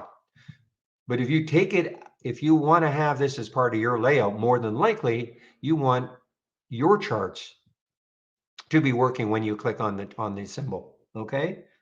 Because right now, if I click on HUDI, you can't see, but my charts underneath will not load. Only these two will load. So that's why you right click and go to symbol linking and link to all, which is the standard. That's the default most of the time. But within a dock, it's going to only load into the charts that are in that particular dock. So you link to all, And then you can right click and then you save or share to cloud and save it to your cloud. Okay. Now, that's if you want it exactly the way we have created it. However, you may look at this and go, well, you know what? I love the concept, but I want to change it up a bit. So again, right click, configure, click on the summary, you see what it's looking for, but you might think, well, okay, I like again the concept, but I like a different price range. So you can maybe make a price range of 10 to 100. An example. And if I click on the summary, it is now changed to 10 or 100. As you get used to using trade ideas, you may find a filter that we've got that you might like. Maybe you add it in here. Maybe you take one out. Maybe again, you adjust the values that we've got, keeping everything the same, except just changing the values as I did with the price. Then you say, okay, and then you save it to the cloud. So all I'm really trying to show you is if you like it exactly the way we have done it, then you save it to the cloud, or you can make some changes and then save it to your cloud. And so if you go to the different channels, you might start extracting scans that we've created and saving them to the cloud. And then you can bring them back. I click on File, Load from Cloud, and you'll see them up here. You know, if you haven't done it if you've only done a few of them, you'll see them immediately. Highlight, load, and then do it again, File, Load from Cloud, etc.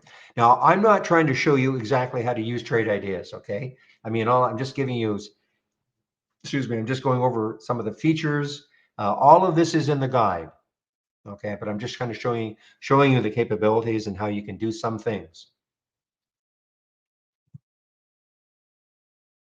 Now, if you want to build your own scans, of course you can. So if I right click on this alert window and I click on summary, or sorry, click on search this time, all of the icons that you see here, these icons, these are all real-time alert icons or real-time alerts. I mean, most of what I do is all about new highs of the day or new lows for the day, but there are all sorts of different, alerts, real-time alerts that we've got. And if I scroll down a little bit more, when you see these icons, this is the screening aspect. These are our filter icons. Again, don't get hung up on how many we've got. The reason we have so many is that when the company started in 2003, they felt that most people would not want to have to learn a programming language in order to create their own scans. So they tried to create enough filters and enough alerts, real-time alerts, so that the majority of our customers could combine them to give them the type of scan that they're looking for. Again, you don't have to learn them all. That's a common, I don't want to call it complaint, but people say to us, well, your program is too hard. How can I possibly learn all the alerts and filters? Well, the bottom line is you don't have to.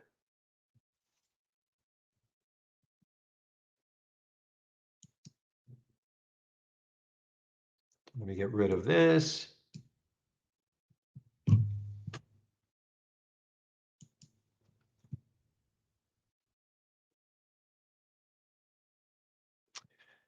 Okay, I want to talk a little bit about what you see here, the stock racing, these two races that we've got here. Okay, so I'm going to right click, open the top list. Every race that you see always originates from a top list window. Now, again, I'm sharing these two. Just want to show you in general what it's all about though. If I right click on this particular top list window and I click on configure, we have a halt for CIH. Just give me a moment here and see what's happening with CIH. So we have a halt right now for CIH5, China, or the China Index Holdings. I don't know, is this sort of an ETF? I guess not. And what's the float? 56 million, so it's not a crazy low float. Anyway, that just got halted.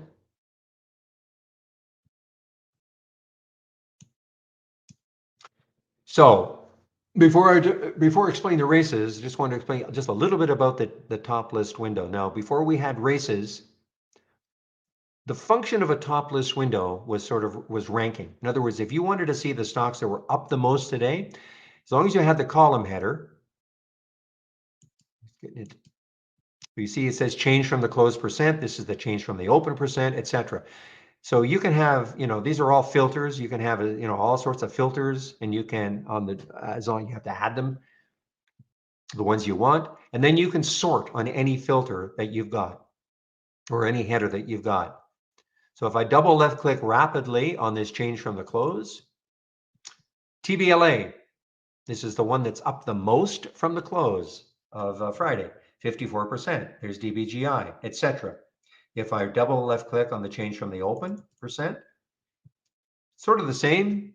DBGI up 37%, but this one, KPLT, is up 18%. Okay. So this was, a nice way to see, okay, what stocks are up the most from the open or from the close, or what stocks have the highest relative volume. Nice to know, but how are you going to use it to trade? So that's where the races come in. So for instance, if this stock down here, MNTV, which is up 5.2% from the open, what if it all of a sudden it just started to move for whatever reason? Now it's up 6%, now it's up 10%, now it's up 15% from the open. You would never be able to see that. You would never notice that. Okay. So that's where the races can come in. This race, again, it's based on the settings that I have in this top list window. All it's looking for are stocks between $1 and $50. Minimum volume is at least 200,000 shares, and it's up 2% from Friday's close. Okay.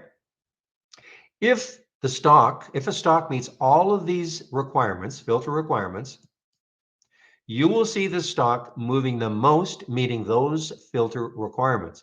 That's why we see NBRV right at the top. It's a 1.97 percent, but you can see how, over the course of this, I run a 4-minute race. We're 2 minutes in. Over the course of that race, you'll see stocks jockeying for position to, get up at the top of the leaderboard. So the fact that NBRV right now is at 1.97% doesn't mean it's going to stay there. It's a 4-minute race. Something could happen. It could drop. Some other stock could come up. And what my recommendation, you see what's happening right now. There's HCM. Zach mentioned HCM earlier. So you can start clicking on these symbols as they're moving up and down. At the end of the 4 minutes, and that's the race duration, you, of course, again, in our guide, it goes over all of that. You can create your own races based on your own top list settings. And of course, your race duration, you want it to be 5 minutes, 10 minutes, 1 minute, whatever. I like 4-minute races. At the end of a race, there's a winner. And there is a top 10 list created for you, a watch list created for you, made up of the stocks that have won the most races during the day. So if you're new to trading and you're new to trade ideas, or both, this is a great way to focus on just a few stocks.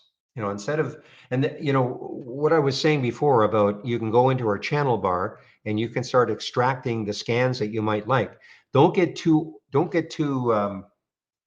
overwhelmed. Don't start to, save so many different alert windows and so many different top list windows that you're clicking like mad on symbols all day long and getting nothing done. I guess the word I was looking for was don't go overboard. Okay, because you can have so many alert windows and top list windows, and then you're getting all sorts of alerts all day long, and all you're doing is click, click, click, click, click, and getting nothing done. So in this case here, this is creating a watch list for you. You can, DBGI won 8 races. You can keep. You might say to yourself, well, shoot, I guess I just missed it.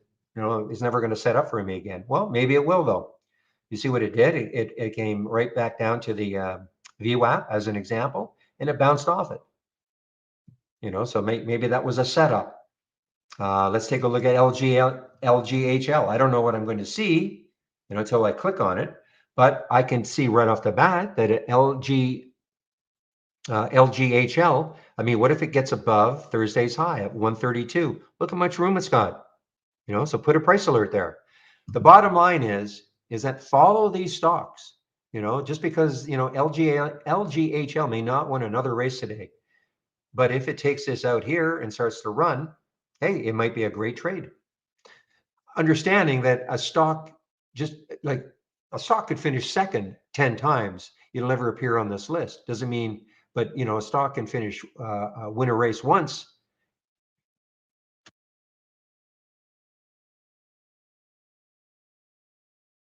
Sorry about that, guys. So it doesn't mean that, disregard it just because it only won one race.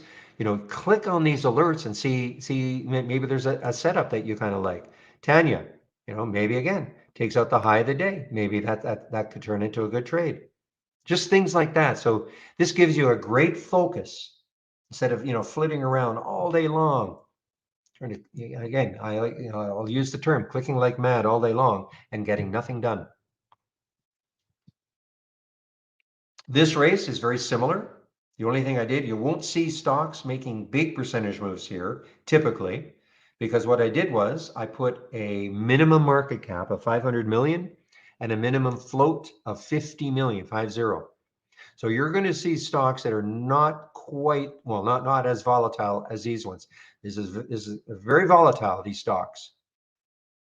But the same principle, it'll create a top 10 list for you.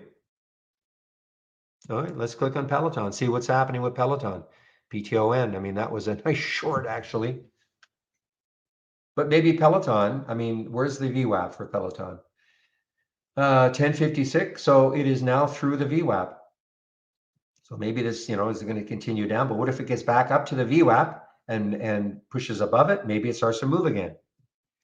This is why you've got to practice trading. If you're brand new to trading, I mean, this is all going to sound crazy, not crazy to you, but probably wondering, well, I have no idea what to do. Well, that is why we have a simulator. So this big blue box you see here is what we call Brokers Plus. Now, racing and this box here that we call Brokers Plus is only available if you're using our downloadable application. If you're using our web-based version, I'm afraid not available.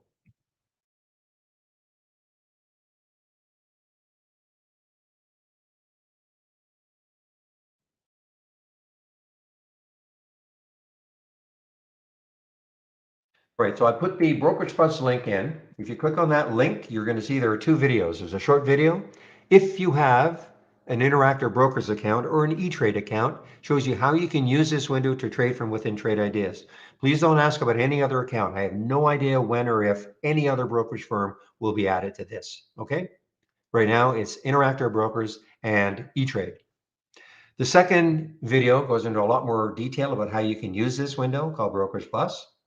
And how I like to demonstrate its use, though, is as a simulator. You notice underneath Brokerage Plus, there are two options. One is live, and one is sim for simulated trading, paper trading.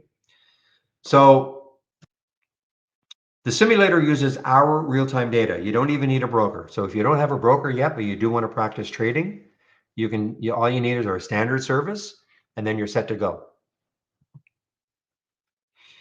And so to load the Brokerage Plus window, you just click on New, and then Brokerage Plus. And then here's your window. And then you click on Sim for simulation. It should say not connected for you right now. Then you click on Sim. That not connected will change to account.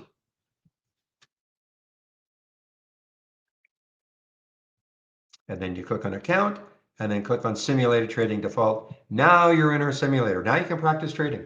Simple. Just click on an alert, any symbol. The symbol shows up in the box. You pick how many shares you want to trade, the price you want to get in at, click the buy button, and then send it.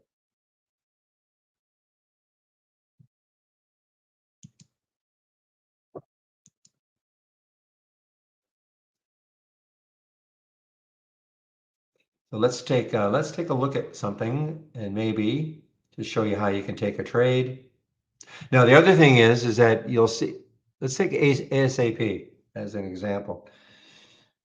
Well, that was shortable. That's what I was saying. This was shortable. So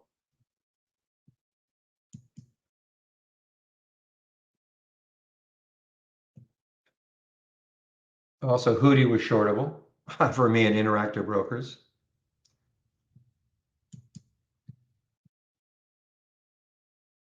I'm just looking to go.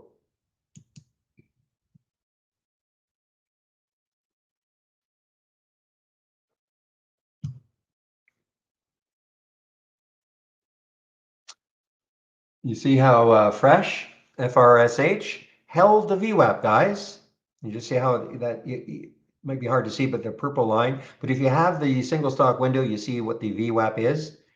You have mine anyway. 1428 is the VWAP. So it held the VWAP and popped.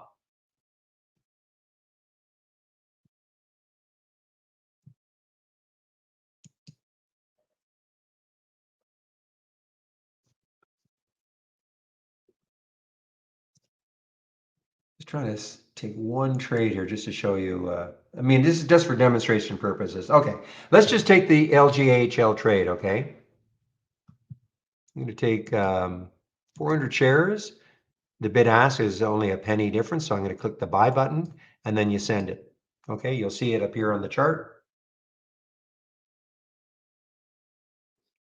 So there it is. So now you're in the trade.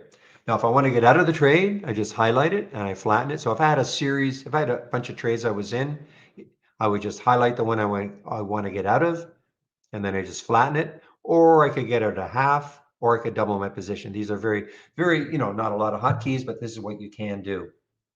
Now, if I don't get out of this trade at the end of the day, this becomes a swing trade.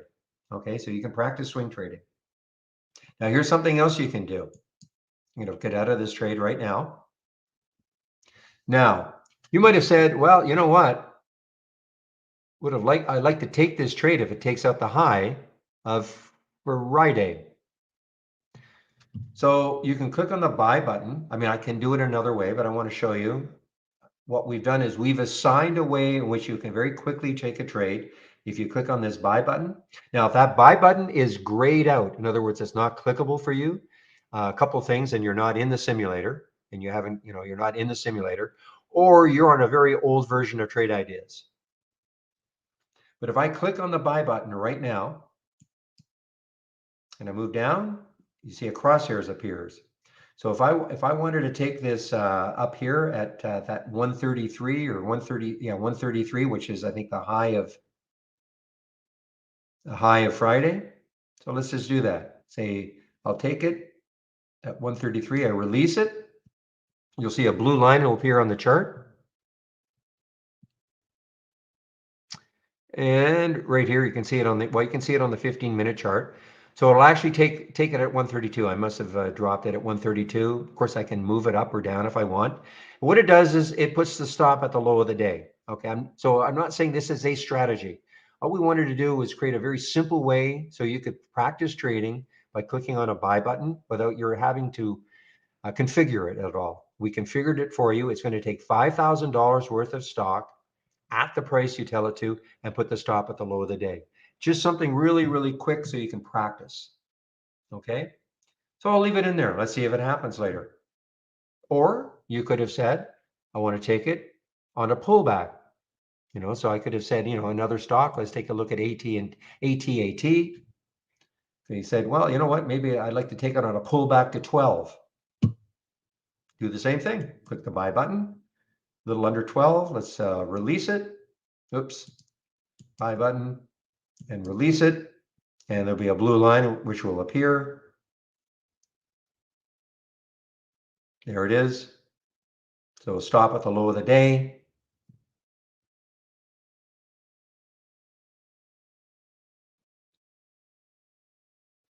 Ah, I see.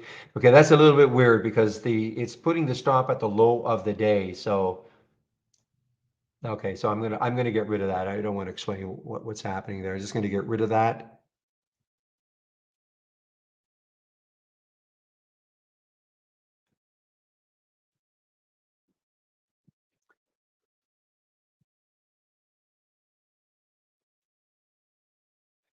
Oh, I see. I'm sorry, Algonquin. I didn't see. Yeah, most that you're in the stocks only section. So I was looking general market trade. Just give me one moment, okay? But I just want to get rid of that.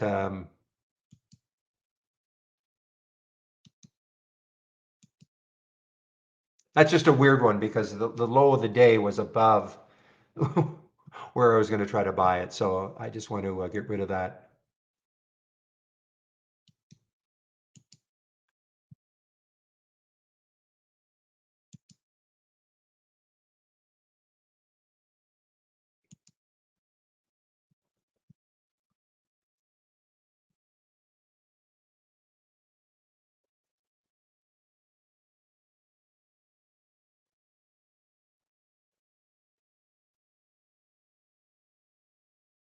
Okay, so Algonquant. Yeah, or AlgoQuant, sorry. AlgoQuant, you're in the right room if you're talking about specific stocks, okay? Only specific stocks. So if you have an idea for something or you want to ask about a specific stock, you can put it in here. Otherwise, just put it in general market talk, okay? So, I mean, these are, I call them trading rooms. They're just different tabs within the room. So stocks only is just for, it's not like a general question, well, what stock should I short? And first of all, nobody's here to give you investment advice like that, including myself. Okay. I'm not an investment advisor. So you're not going to hear me anyway. And most people are not going to say you should short this. Okay. We'll talk. I mean, for instance, when I got into that CPRX earlier, I kept talking about it. I was saying, okay, it's over 18. I really like this. It's a all-time high. Waited a bit on it, and I basically said, okay, I'm in this one. It was at 18.15. I'm out of the trade now, but I'm not going to say you should. I'm not just talking to you either. I'm not saying. I'm just saying I'm not going to tell anybody. Well, you should do the same thing I'm doing. Okay.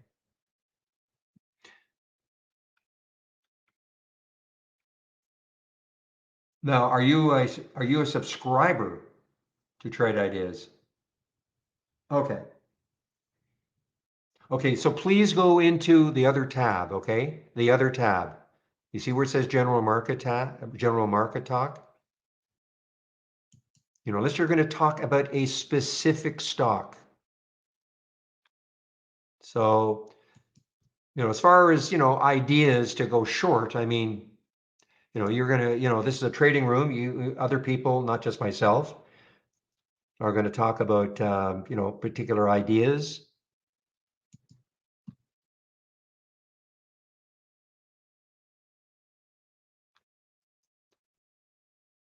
But I'm not going to say, okay, you should be short CPRX, or you should be short this, or you should be short that.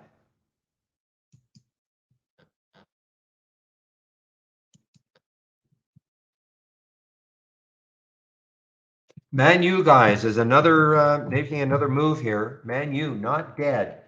I mean, it got that back down to 21.10, but it is not dead yet. MANU.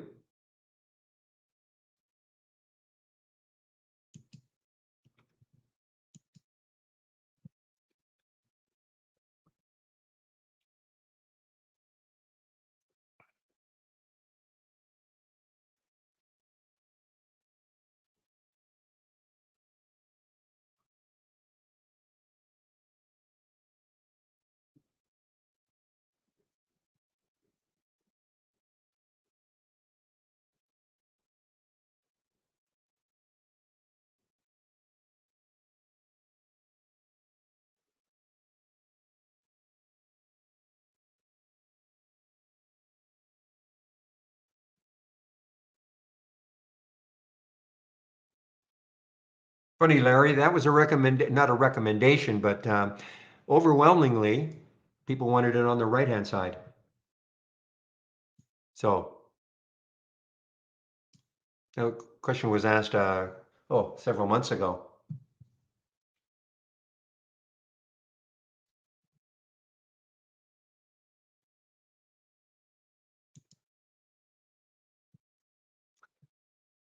All right, guys. So with this market moving down somewhat,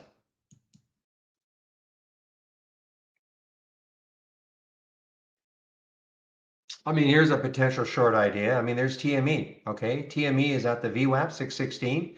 I mean, if it takes out the VWAP, maybe it's got to get through six and all, China stock, but potentially if that VWAP doesn't hold and the market keeps going down, I'd be watching KWEB at the same time to see what KWEB is doing. Okay, KWEB is still, I mean, KWEB and TME, I mean, of course, KWEB is, we'll call it your indicator of what the overall China market is doing. It is still trying to hold a VWAP, as is TME. But if KWEB gives up the VWAP, more than likely a lot of China stocks will be doing the same thing.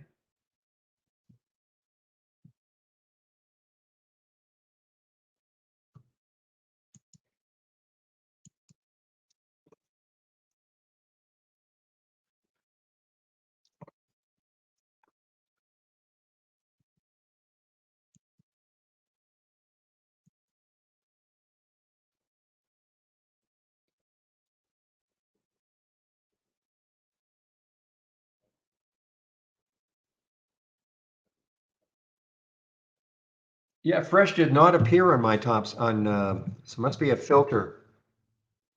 Yeah, I think I've got a relative volume filter a little bit higher than yours, I think.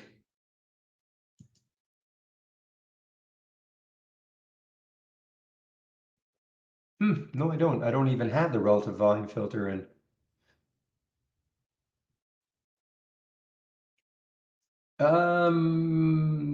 Well, maybe at the time because I have 400,000 shares. So maybe at the time of the alert you got, because it's 583 now.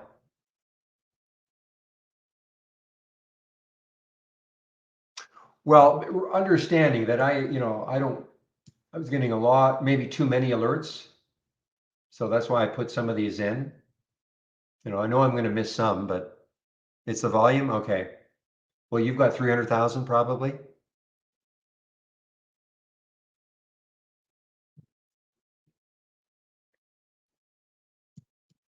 hmm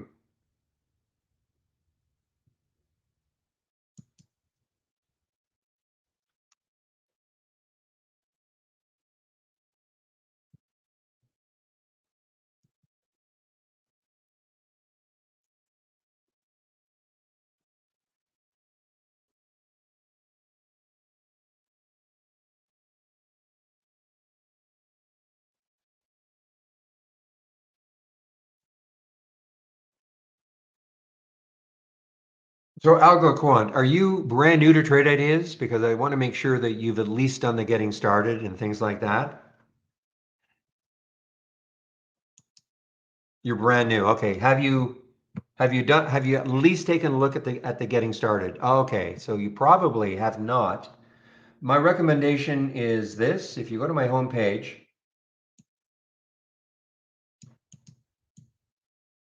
just give me a moment.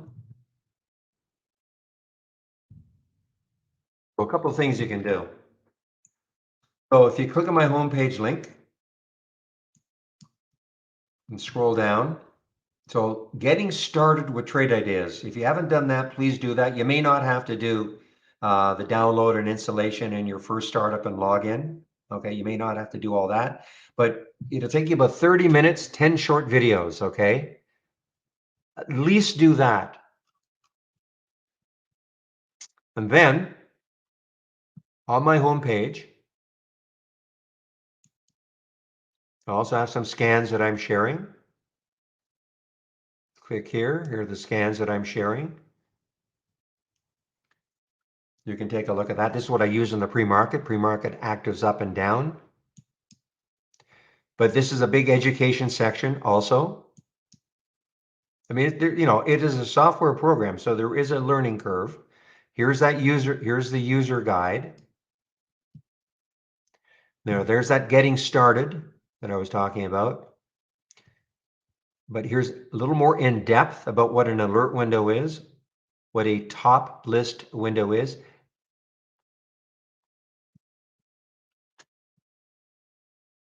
And what stock racing is all about. Okay, I mean, there's more in the guide, of course, but I at least know what the alert window is, a top list window, and what stock racing is. Okay.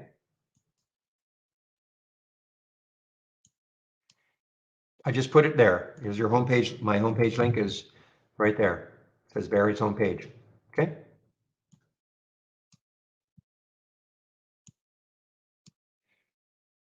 And again, this room is like this Monday to Friday between 8 a.m. and 3:30 p.m. So you can always come here. You can exchange ideas with other traders. And of course, you can ask me some questions.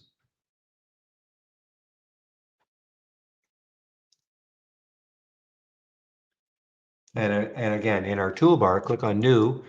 From our toolbar, click on New and then Dock Channel Bar. And these are all theme-based channels. Lots of theme-based channels here that you can take a look at. Okay, so if you didn't want to create anything from scratch, you can look at my scans and then you can look at the channel bar, docked channel bar, and look at all the different layouts that we have, theme-based layouts. I mean, if you literally just started today, again, there is a learning curve, but we are here to help.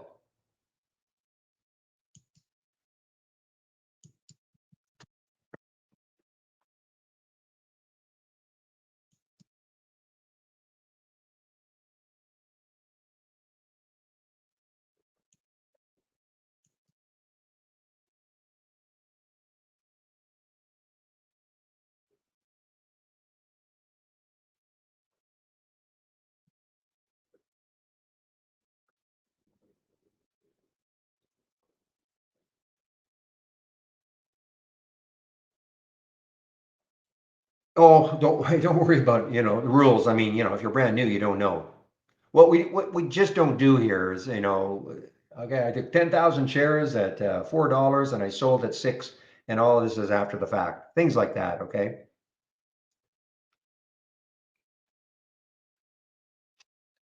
All right, guys, what is happening? I'm not getting too many new alerts.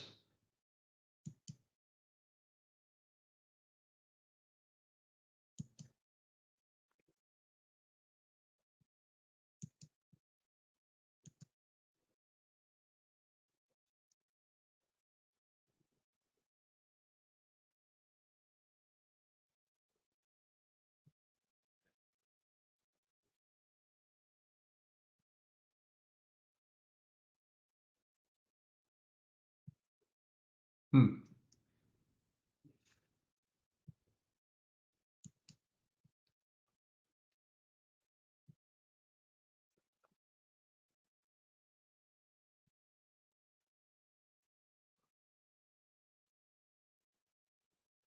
Para, what is the next low looking left for para?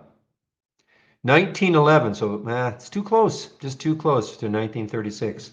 I was just looking at this now and it's starting to get weaker, a little bit weaker.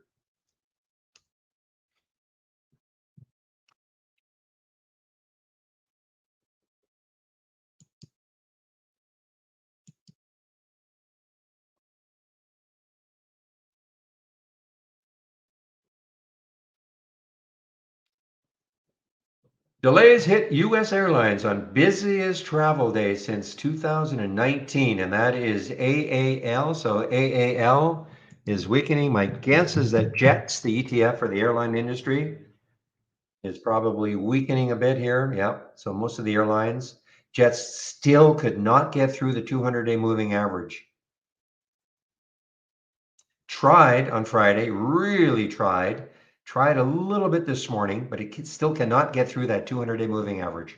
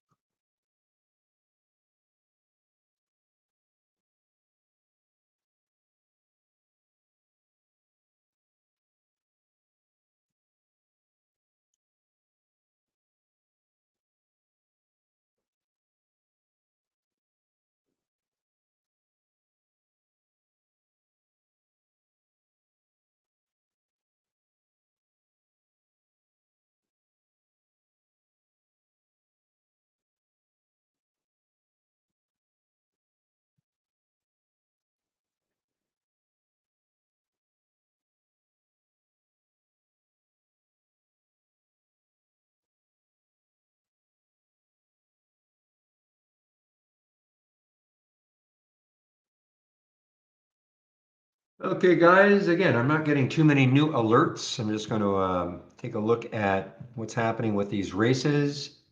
How's BZ doing? China stock.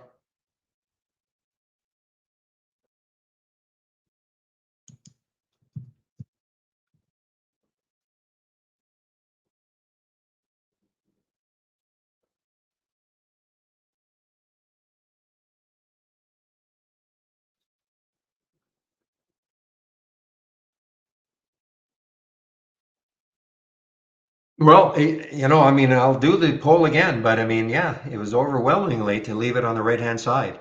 I mean, it's the default, call it the default, but I'm sure if I asked the developer, but yeah, we did the poll before and people wanted it on the right-hand side. So I don't know what else to say. And they're talking about my posts and Real and William.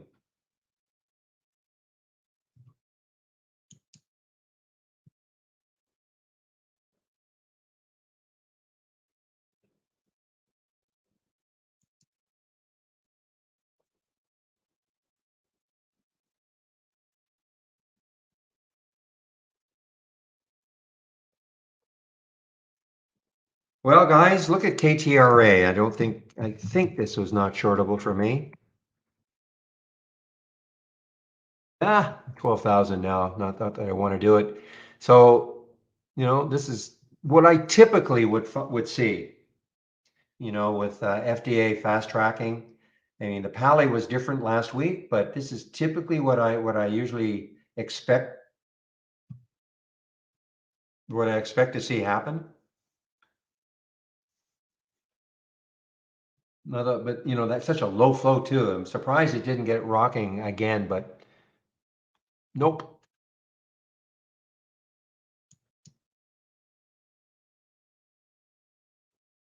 And then the other one was TBLA, and yeah. Okay, so TBLA might be a little bit different though. Okay, it's just hanging underneath the VWAP. The issue, of course, is that 200-day moving average. To really get it rolling. So again, this is basing very nicely. You would have to take out the VWAP and probably that $3 level, but then you've got the 200-day moving average to contend with.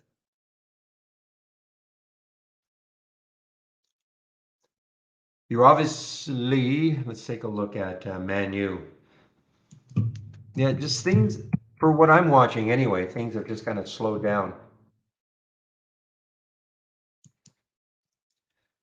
The China, a lot of China stocks. Amazing. Look at this. Look at the VWAP. A lot of China stocks are looking just like this. LI. Of course, we looked at KWEB, Tencent, TME, just hovering above the VWAP. Let's take a look at XPAV, see if it's doing the same thing.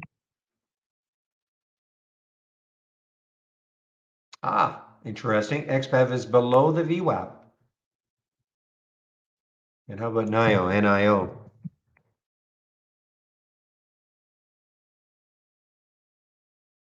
Okay, so actually LI is the stronger of the three of those China EV plays. So that's something to keep an eye on, perhaps.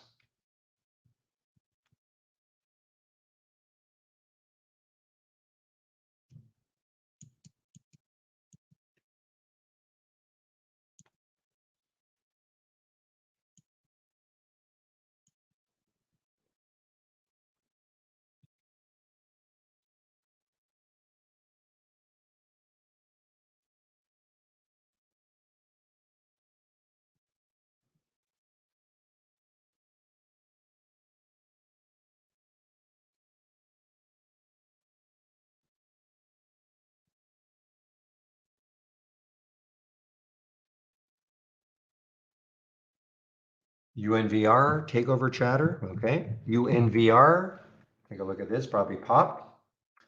Oh, it popped this morning on that, I guess. Yeah, I see an 832.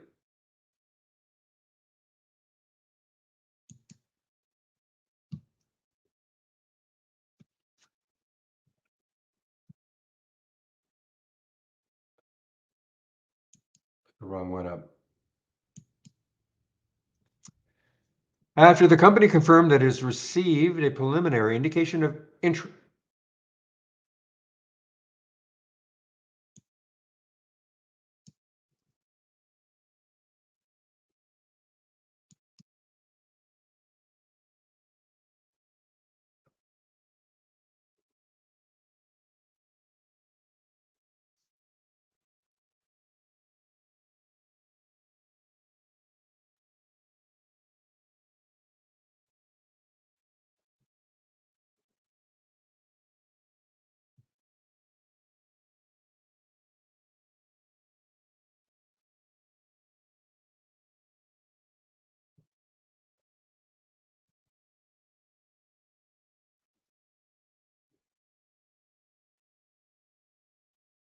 All right, Catapult, guys, KPLT,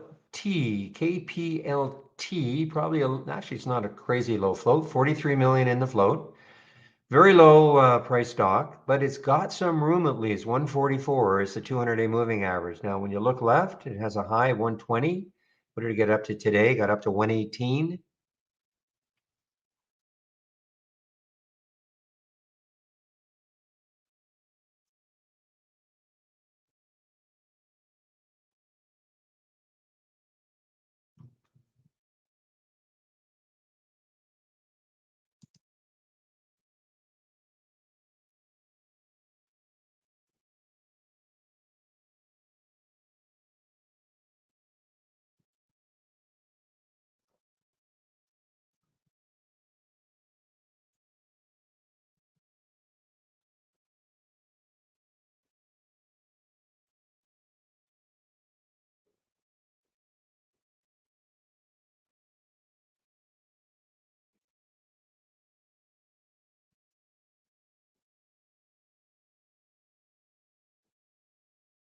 Yeah, I'm just not seeing too much right now, guys. How's that Peloton doing? Did it bounce at all? Nope. It looks like it wants to continue down, actually. Peloton, PTON.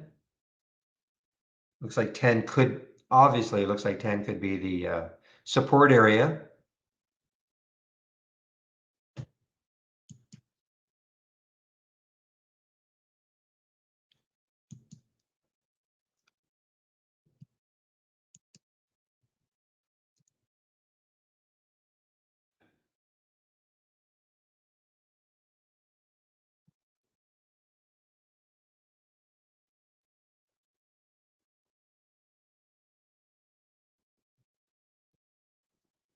Well, this is a ugly looking 15-minute chart for NRSN, Captain. Ugly, ugly, ugly. Let's see if it starts to get any volume on that news. But that is a super ugly looking 15-minute chart. Also, the 200-day is just looming above it. And so is the VWAP and the 200-day. And there's really no volume. So that news hit and some volume came in, but we'll see. I mean, 185 is, yeah, it's just, what's the spread like? Yeah, even a terrible spread. 176, 185 for a stock that price is really terrible. It really would have to have a lot of volume coming in.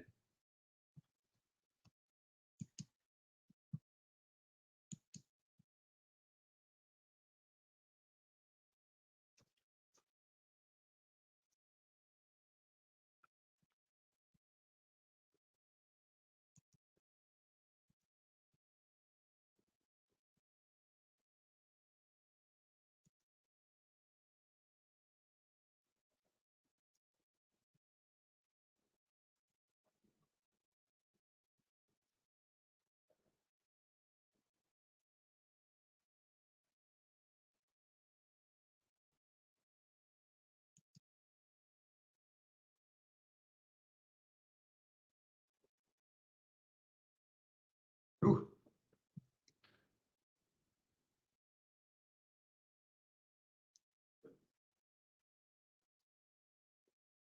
Big gratitude to those of you who are using my link to take out subscriptions.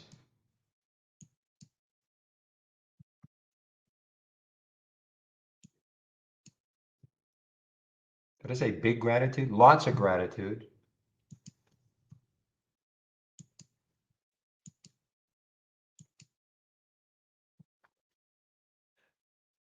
Man U, guys, is still flirting with that 22. It's still pretty strong, Man U.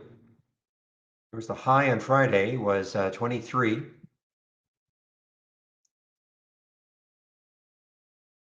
Holding above the VWAP.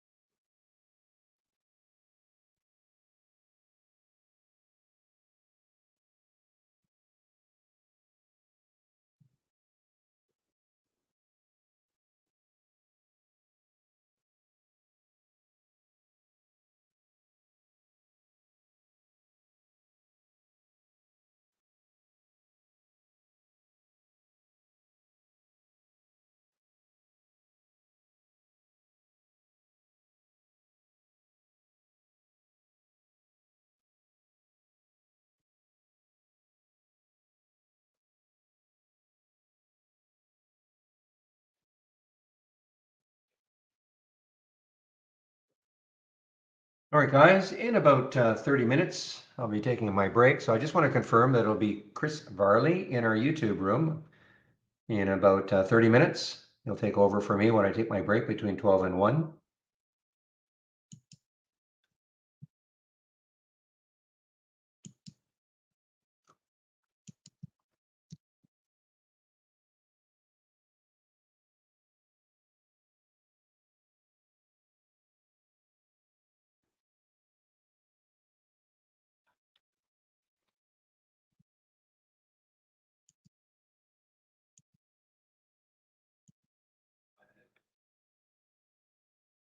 Well, GDRX is almost a lifetime low. GDRX is almost a lifetime low.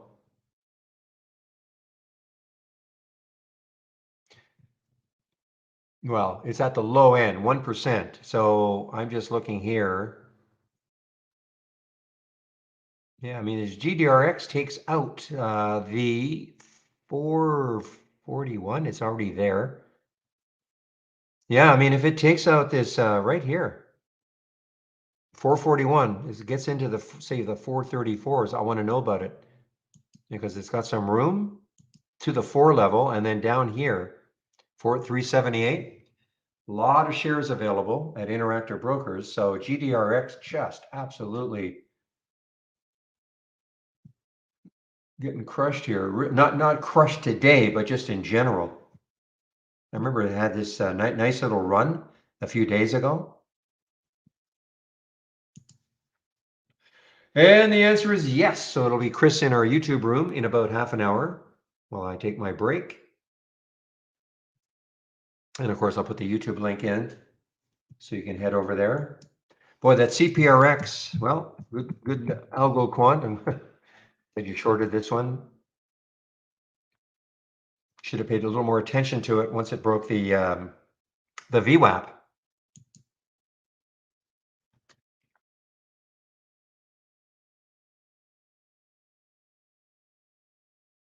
So the link to YouTube, I'll give it to you, but he's not there yet, so there's no point in going over there. The YouTube link, the YouTube room is virtually the same as the main room.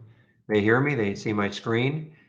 Just not as much action with other, not as much interaction with other, whoops.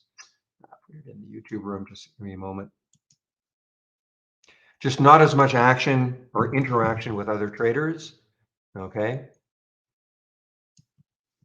So don't be in both because there's a delay, I think, in YouTube. So certainly don't be in both.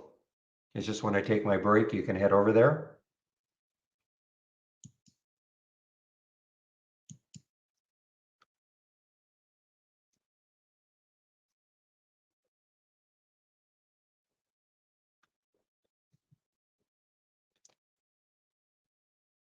All right, how is DBGI doing? So looks like I just don't have shares to short for DBGI because this looks, it's through the VWAP.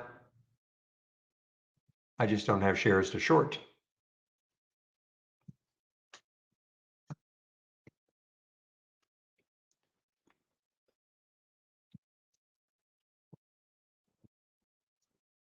JP, hello in our YouTube room.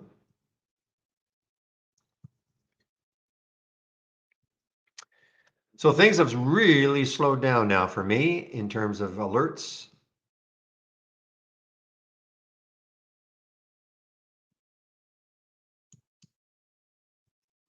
Okay, well, okay. So here's CANO. Credit Suisse has maintained coverage and a target of 4 for them.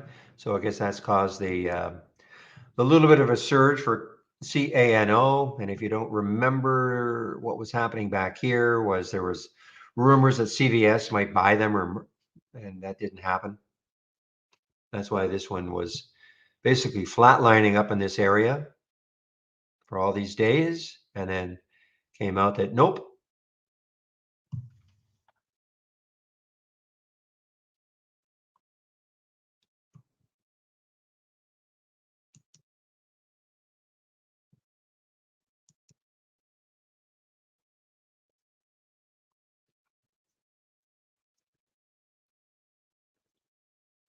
Is there a limit on the number of characters I can type here? I'm not sure. To be honest, GP, I don't know. I don't know.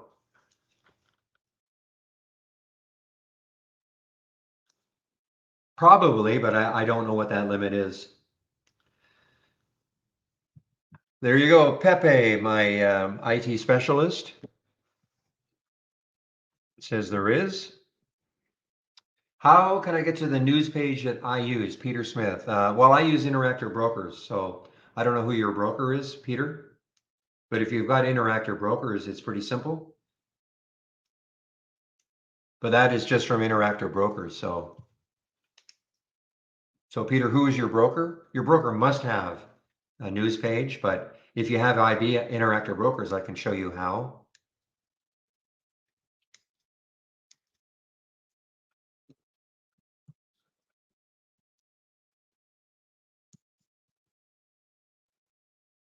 LGHL guys.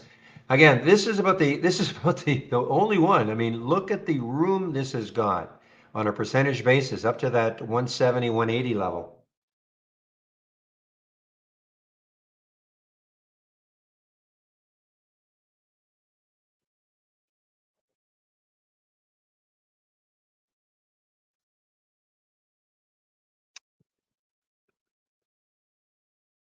Did you mean to say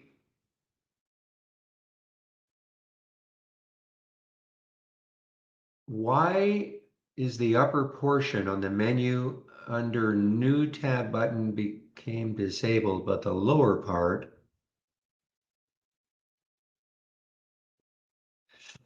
JP, I'm not sure I know what you mean.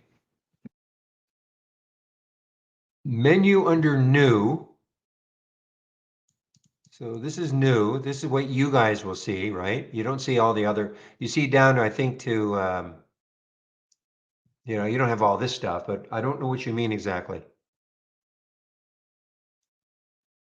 You're talking about all this? This is because I'm on a development version. If that's what you're talking about, all of this underneath? I think you guys go down to what, premium RBI and GBI, and that's it.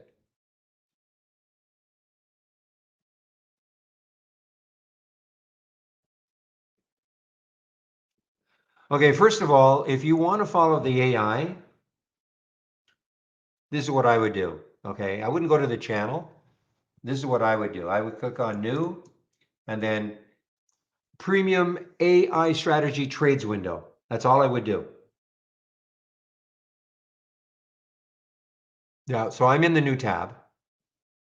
I click on I'm under new tab, so new. Okay, and this is what I would do to follow anything from the AI. I wouldn't go to the channel.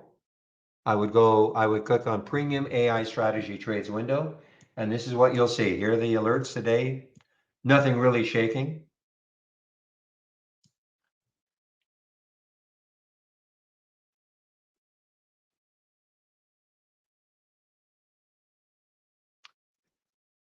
What version of Trade ID are you on, the web-based version or the downloadable application?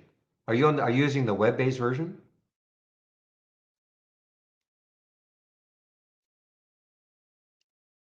I'm talking to somebody in our YouTube room. Are you using our web-based version at JP? Ah, okay. Well,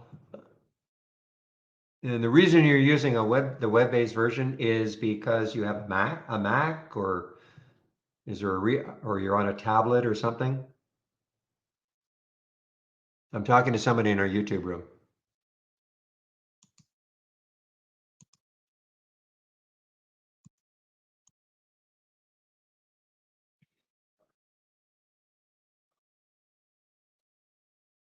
So you're on a PC. You're using are you do you have a PC, JP?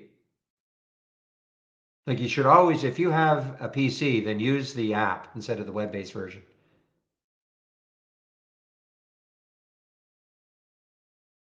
Windows 10, I mean, that sounds like you're on a PC, right? Oh, then, okay. Do yourself a favor. Don't use the web-based version. Use like download the application, okay? It's a lot more robust, easier to use. Okay, so if you go to my home page, give me a moment here. Always use the app, okay? If you have the choice.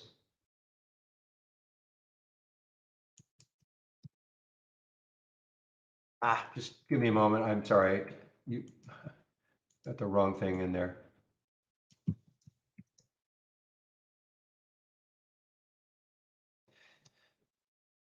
Well, the tutorials are all based on the app, though, really. Well, maybe I don't. Well, all the guide. Please, though, use the app. I mean, yeah, definitely switch to the application. Okay, it's way more robust. So if you click on my home page link,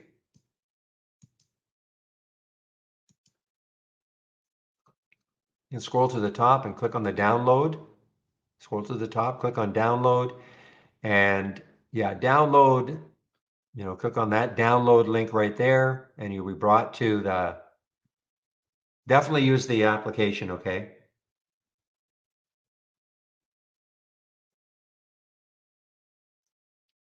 Everything in the guide is based on the application.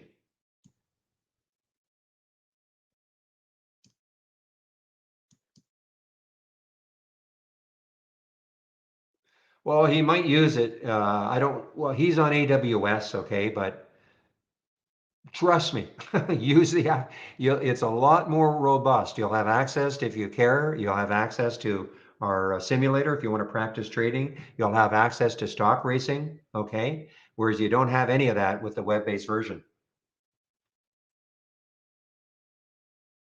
The guide, all the guide here, when you click on my homepage link,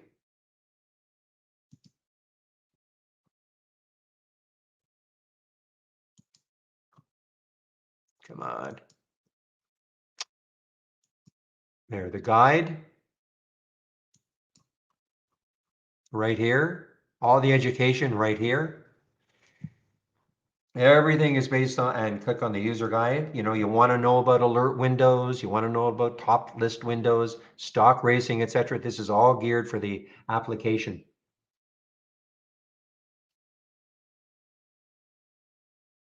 Okay.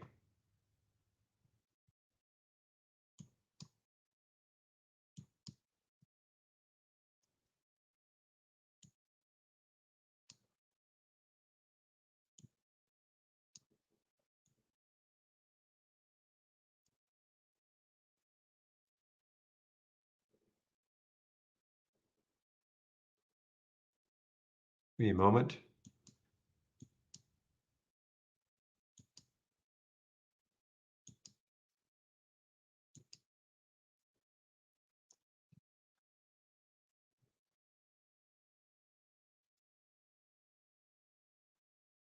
So you guys are in that sync on the bounce then. Yeah, SCINC. This still looks, what's the high right here? 1562. So got a little bit of room to that high.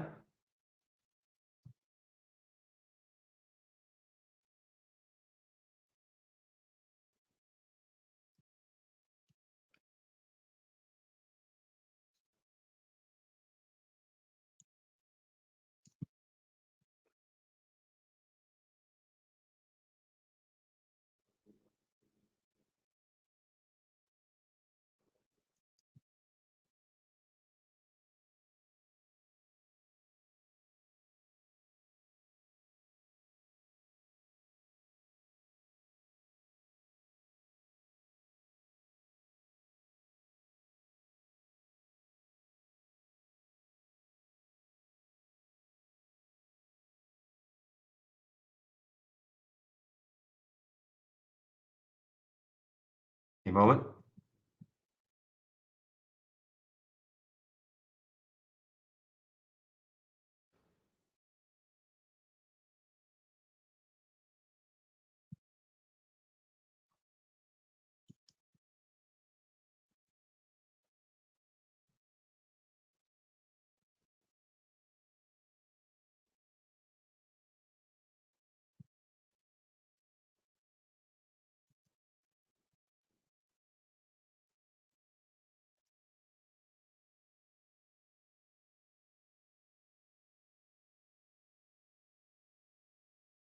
All right, guys. So again, the DBGI, what I would do is I would put an alert at the VWAP just in case it takes out the VWAP a little bit later. The VWAP is about 8:30, so that's what I would do. Stick an alert there, see if it takes it out later on. Very low float, of course. 16 million shares have traded, so it's traded the float over 16 times now. And just stick the alert there, see if it takes it out later on.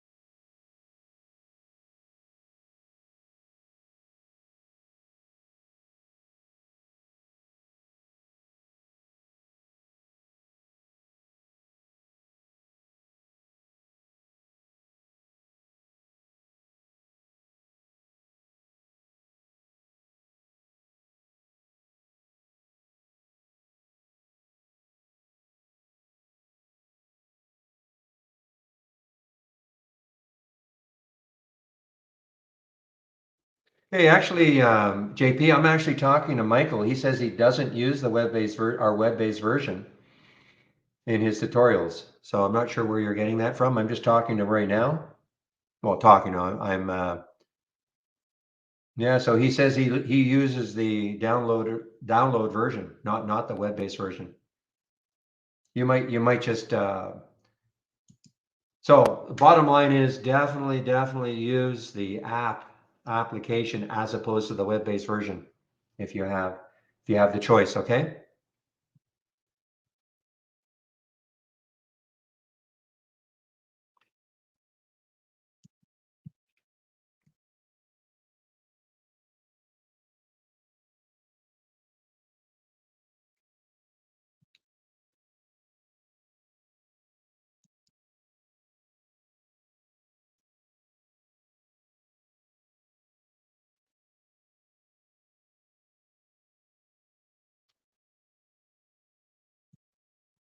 Okay, guys, let's see, 11:50 right now, so Chris will be showing up fairly soon in our YouTube room.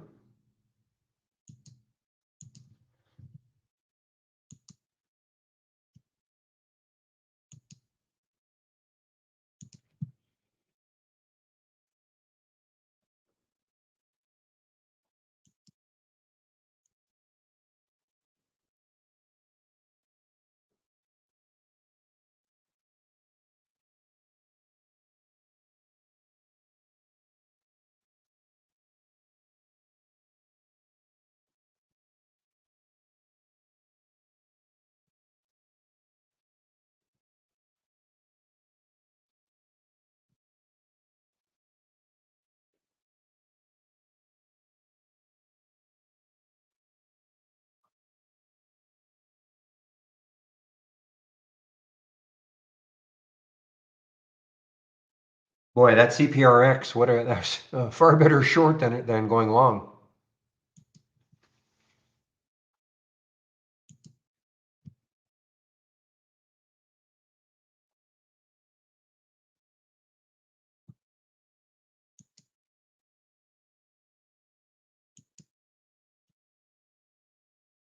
Another flyer in the pre-market. Look at this ICAD, guys. ICAD. Look at this, up to 325.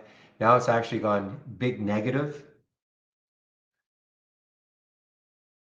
Certainly not seeing a lot of follow through from these little guys who had the big pre-market moves. Well, in fact, the follow through is on the way down. And this is a lifetime low, basically a lifetime low now for ICAD. And what news do they have? Yeah, some kind of a deal with Google. Big deal, right? Should have been a big deal.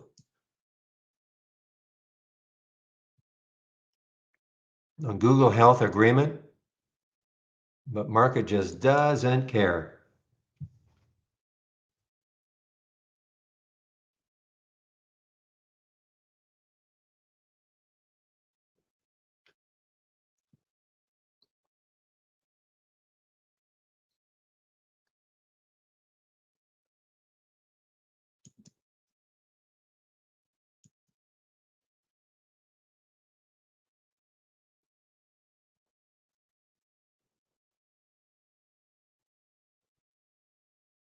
Yeah, another one, guys. I mean, look, just weak, GTHX underneath 6 now, and I don't even know where the next support area could be.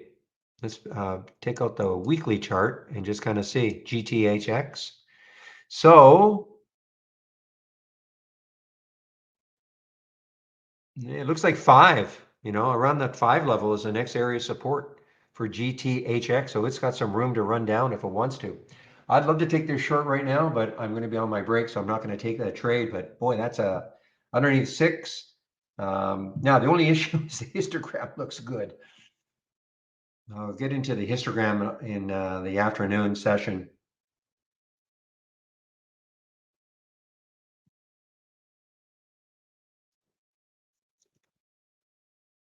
But boy, this has got nice room underneath.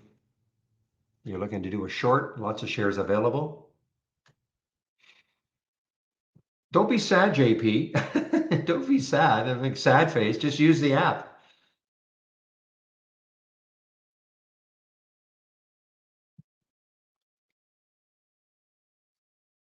You'll like it a lot better.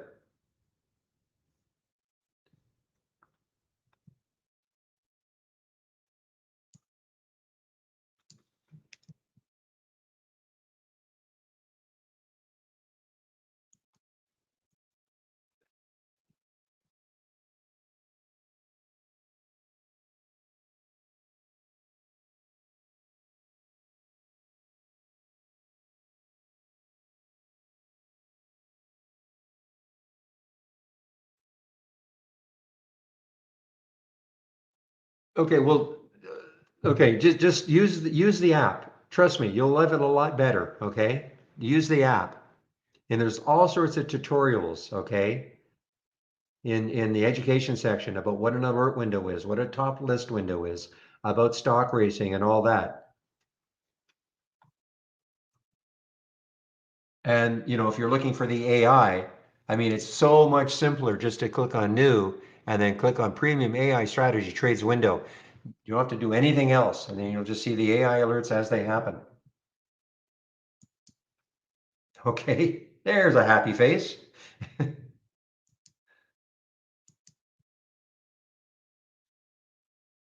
Okay, Brian.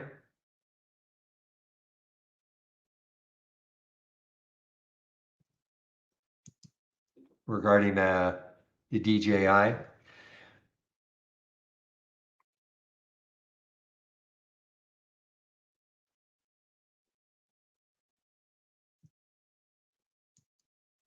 Okay, guys, I'm just going to put the announcement in. I'll be on my break. Break back around 1 p.m. and just waiting for Chris to show up. I think he's is he in now?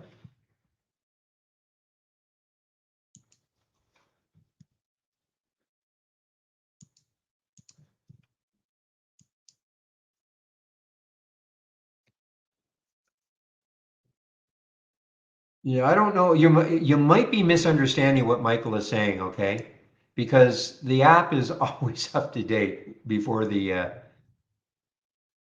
but you know what? We'll just basically put an end to this, okay? Because just use the app, regardless of what you think. And maybe Michael said that, but maybe you just okay. Like he's saying, I made that video years ago. I might have used the web version once, okay? But yeah, those are 3 years old. So sorry about that. Just use the app, okay? Regardless of what you saw Michael do.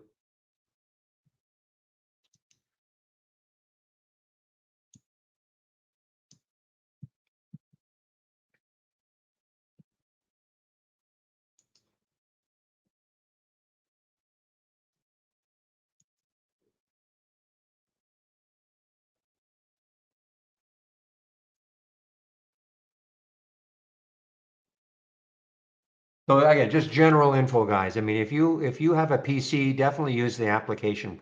Okay, do not use the web-based version. Web-based version, it's not bad, but it's not as robust as the app. So if you're looking and you see our on our home page, it says you can have the web-based version or the other version, and you have a PC, absolutely use the app instead of the web-based version.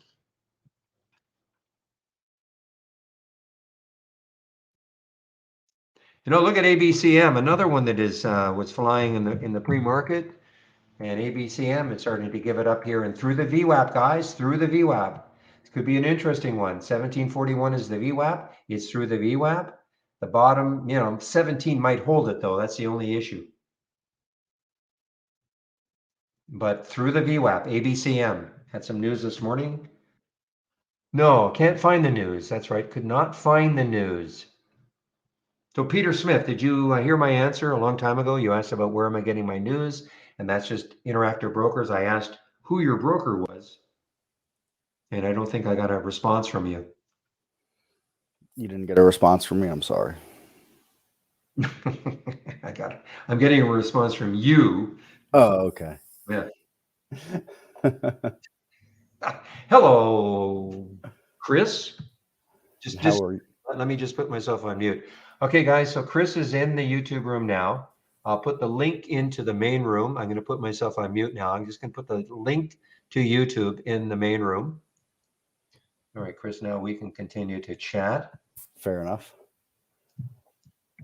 And I guess I'm supposed to be polite. So how was your Thanksgiving? It My was wife always says, always ask people. Yeah, okay. How was your Thanksgiving? it was lovely. Thank you for asking, Barry. You're very welcome. Barry, you're probably one of the most polite people I've ever met. I'll take that as a compliment. Considering all the things I know you put up with.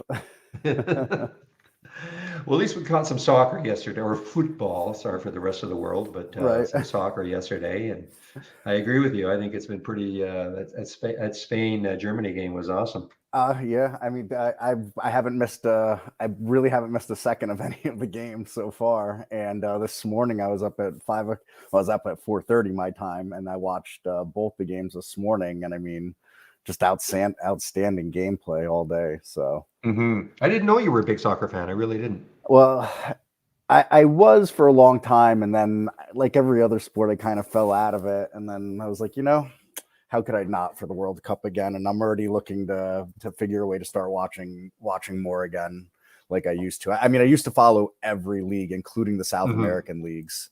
Oh, really? Okay. Yeah, for my time living in Argentina and all that. So, of course. Anyways, I have to say it's been outstanding to me, anyways, and I agree with you. I think because of where it's being held and some of the political stuff with it, that I get the arguments, but I'll just stick to the gameplay. Yeah, exactly.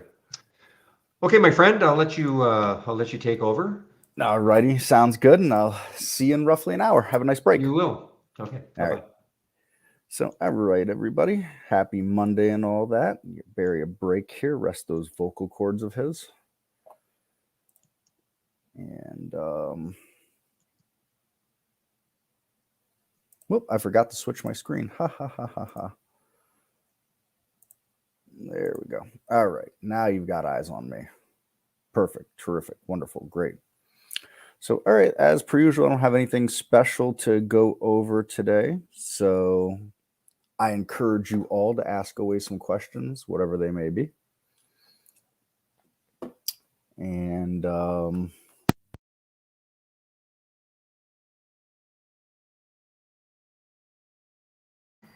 I don't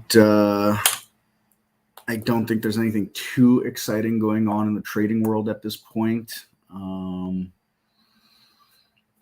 As I don't know if it was last week I said it or the week before I said it, we're really going to be in a drifting pattern, let's call it, till the end of the year, I think, barring a black swan event.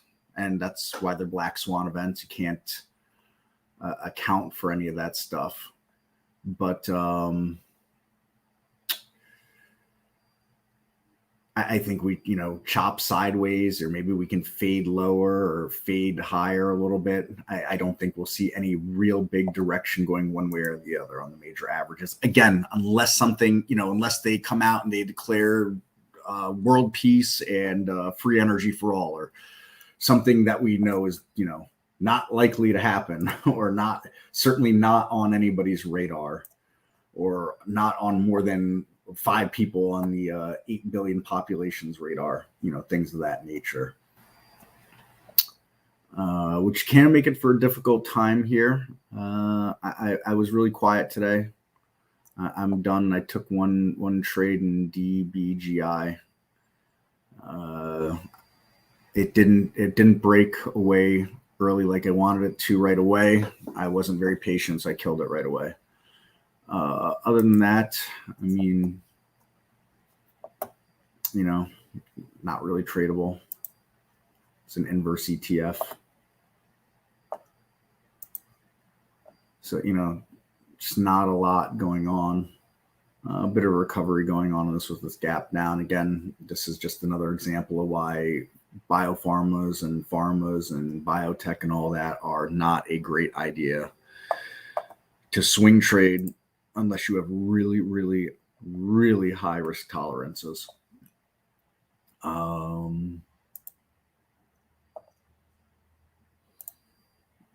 Just kind of lackluster today. Ain't got a whole lot. I'm not a believer in most of the Chinese stocks. There's just too much manipulation going on with those. I'm not saying not to trade them. I'm just, I'm really steering clear of them even on day trades. You get this move here. Oh, it's going to break 10. We look good. We've got this uptrend, and then this fade happens right here. And I'm certainly not going to swing trade any of these stocks. Not going into the end of the year. If we were in July, it would be another story, I think. But, China's under lockdown. It's not under lockdown. There's protest. There isn't protest. The people are upset. The people aren't upset. You don't know what to believe coming out of that country. I don't know what to believe coming out of that country. So I think I'll just steer right clear of that stuff. And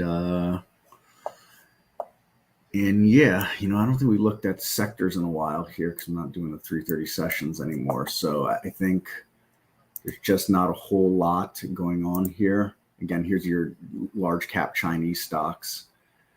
This gap down and a big move up and then a fade, right? So, anybody that, caught this here for whatever reason, if you happen to be a believer in this or on this gap here and then, it held and you got a piece of that, good on you. At some point, obviously, it'll have been a generational buying opportunity. But what that point is will depend on your time horizon and all those things like that. So, how many people thought that this was a generational buying opportunity when after, we got this bounce to here, right? We had the all clear and then that happened. So, like I said, just not a fan. XRT, you would think Black Friday and Cyber Monday and all that stuff. And I don't, could this possibly be more dead right now in the water? 0.76. I understand that, all the sales that are happening now and stuff won't be reported, but, you figure you're going to have these analysts looking at, store traffic right now and credit card traffic and all these kinds of things like this. And, here we are. Retail just mute. TME, China doing okay. TME. I remember this thing was a high flyer from way back when. Yeah, it's got, nice little move that's developed here. Yep, there was that move that happened, a couple of years ago. I guess a couple of years ago now. We got this nice move here, this breakaway like that. Like I said, so anybody that got it earlier on, good on you. But yeah, just not my cup of tea. Something like this always baffles me. You've got 1.5 billion in the float, and this thing trades like a penny stock. Especially on the opens, how the range that this thing has, with such a high float, I don't get it. So that's why I will steer clear of those for now. Like I said, in the New Year's, let's see what happens.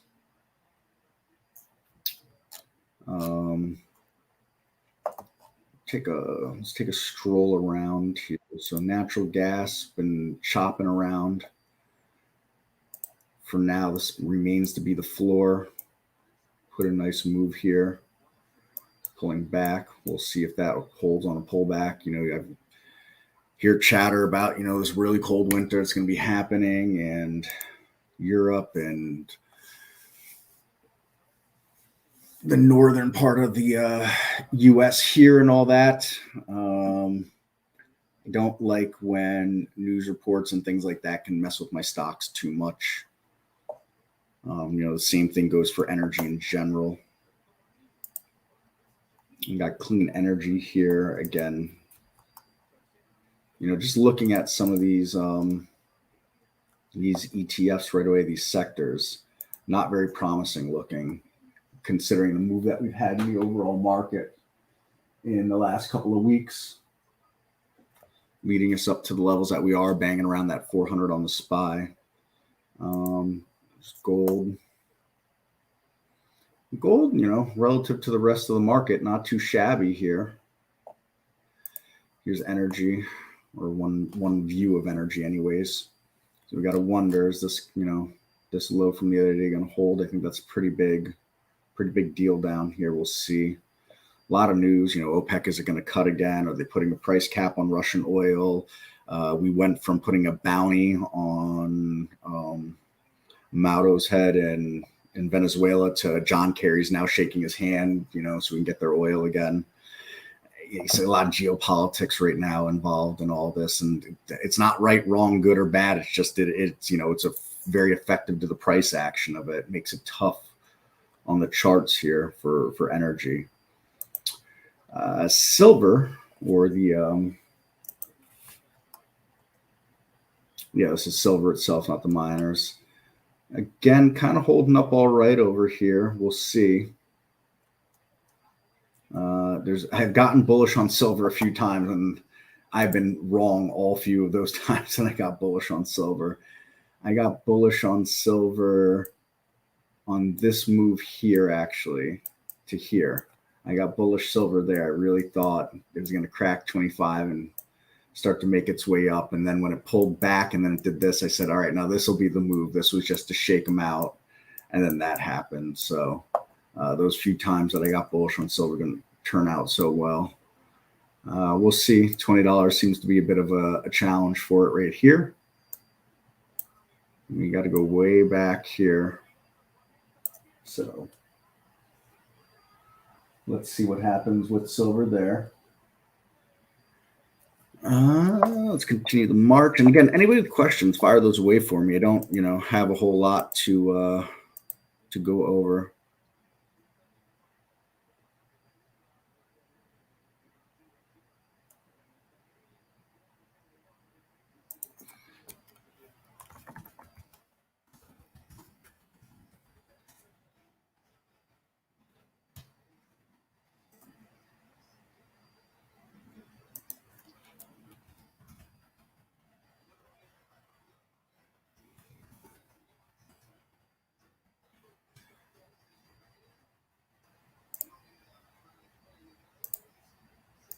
Sorry, I just had some messages coming in.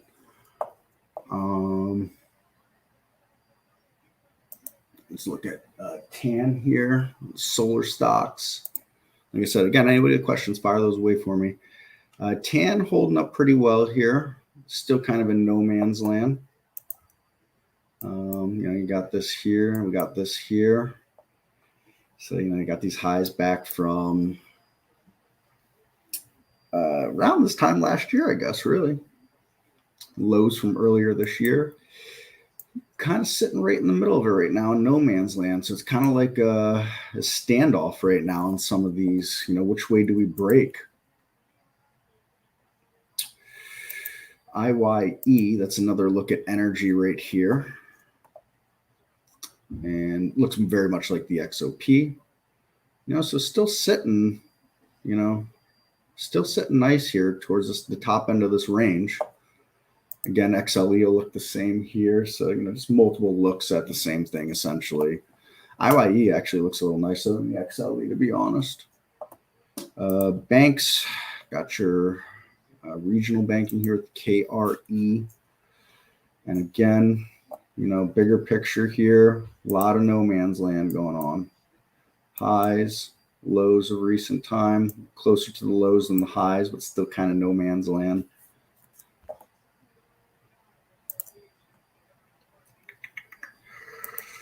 You got your technology sector here with the XLK. This looks a little more bearish than bullish. Here's your high. Here's a low. Much closer to the lows than to the highs. I would say, this also, a low back here in the summer. Took out those lows there. That doesn't look great overall for that sector, and our semiconductors that'll lead us there. And again, all-time highs back here, recent lows. And again, we're closer to those lows. I think we're playing hangman here. than we are the highs here. So again, for anybody looking at and thinking more long term here, obviously, semiconductors will play a role in the future for a long time. But at what point do they come back if they come back? And do you think they start to come back sooner than later? Do you have a 10-year time horizon for what you might be putting money into longer term? These are things I think people should just be considering. That's all. Do you think this downtrend is trying to break right here and we can pull this way? So there's definitely some interesting looks here. And again, be prudent to keep an eye on these things as we roll into the end of the year to see what kind of held strong, maybe just kind of drifted sideways versus what might be drifting down. And we are still technically in a bear market, and the stuff that maybe drifts sideways going into the new year might be what gets rotated back into the new year. Again, no way to know, of course, but doing that homework can really pay the big dividends in the end here. What else? Because we look at the IYR here and real estate, 15-minute chart.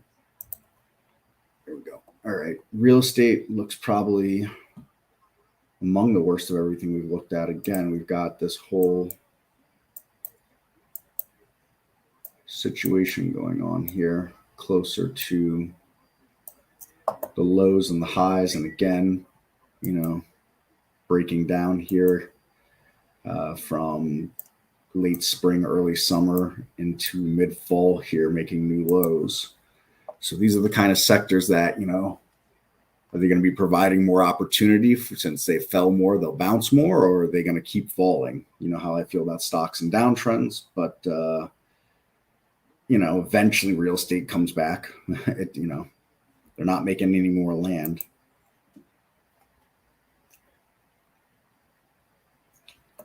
And information tech, same thing here. So I think we see a trend. Kind of tech doesn't look so great. It looks like physical things that we can own, whether it's oil or precious metals so far, seem to be the best looking of all these. Tan and solars, let's go back to that just again real quick. Falls kind of in between, right? It's tech, but there are physical items to be owned. And obviously metals, material, and mining play a heavy role in the solar area too. So, think about how things are correlated and how they can affect the different sectors moving forward and affect each other, whether one is dragging another or they're dragging each other. More banking here at KBE. And again, I can look at charts and I can make bear and bull arguments on both charts. Got this kind of symmetrical triangle that's forming through here. Is that a bullish look on it? This is going to have to resolve itself. If it's bullish, does it struggle up above to this level? Made this low back here in the summer. It never took that low out. So you've got that's a major low. This is a major higher low, but we haven't been able to get above this here. So we've got that higher low, but we don't have a higher high.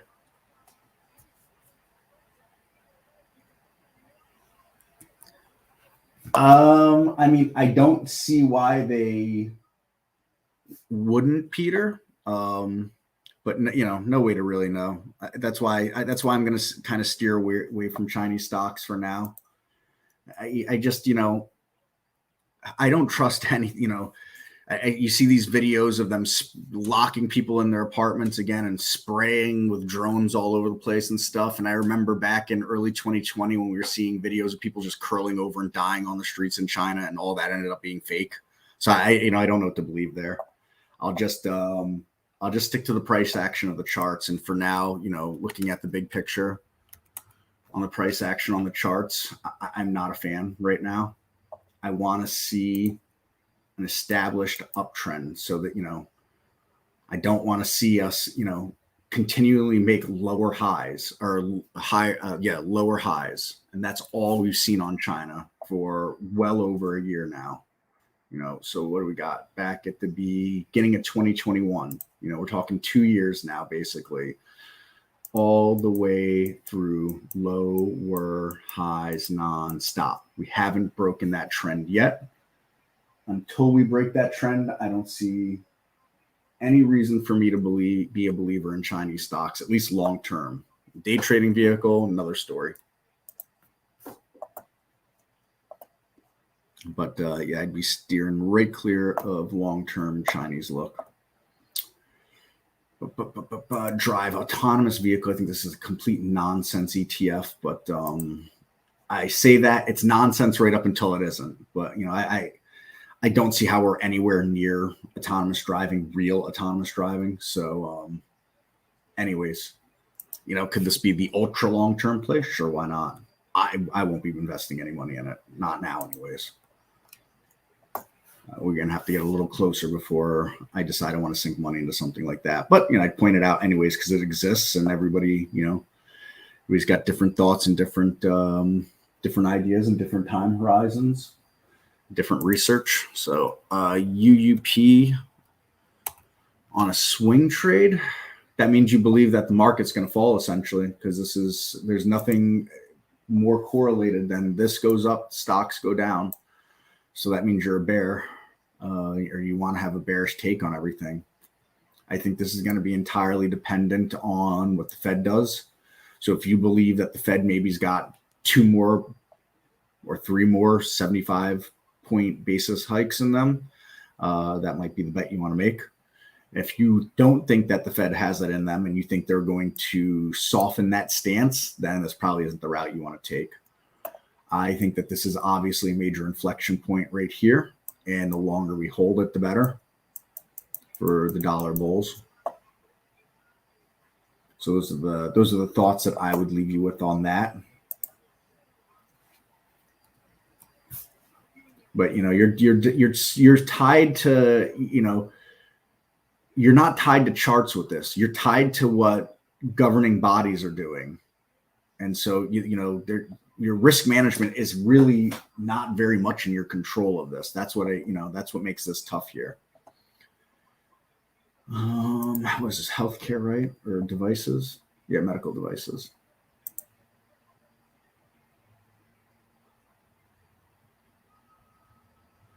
And sorry, I had the Brazil game in the background.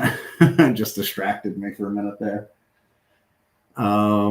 Medical devices, that does not look like a good chart at all. Again, we go back to don't buy stocks and downtrends. There's a high and a lower high and a lower high and a lower high and a lower high and a low and a lower low and a lower low and a lower low.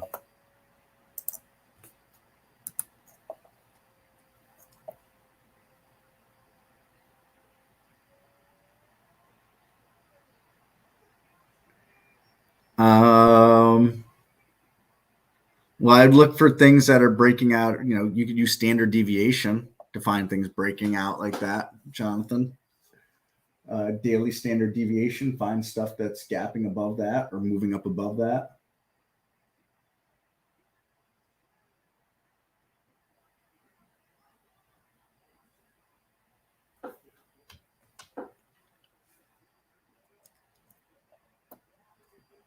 And it depends on time frame too, because we offer a bunch of different ranges, right? So like if I come into configure and we go range, you could take, you could take any of these time frame ranges here aside from ATR even. So you could use a combination, right? So you could find something that's got an ATR of X, and then you want to see over the last 5 days it's doing Y, for example. Y being a larger value.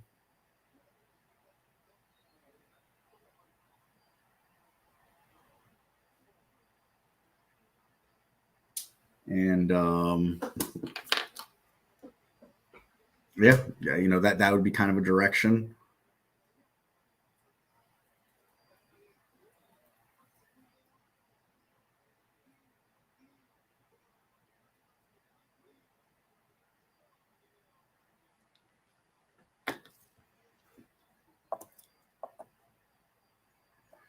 So I don't have an answer for me personally because I don't look at a breakout like that, to be honest. When I'm looking at breakouts, I'm simply just looking at I'm going to look at a daily chart and see what's recent support and resistances. If I've got to draw 30 lines on it, then I'm not going to be interested. But something like this, for example, this looks like a big support, resistance area here now, going back to here. Was resistance here and then became support, and it was supporting it here. Now it looks like it's become resistance again. And then, the next area, you got to split hairs here. Is it this? Is it this? If I can grab hold, is it this? Is it this? So, but I'm not looking, I'm not looking at range in that regard. Personally, so I don't have a personal number to put on it in that sense.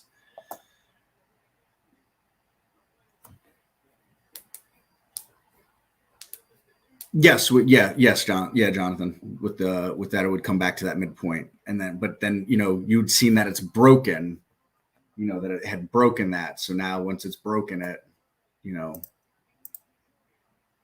it can continue to make that move afterwards. Perfect Circle, happy Thanksgiving. Yeah, it was a nice Thanksgiving. Hopefully you had a nice Thanksgiving. Hopefully everybody here had a nice Thanksgiving. Nice and relaxing and all that good stuff. Lots of food. We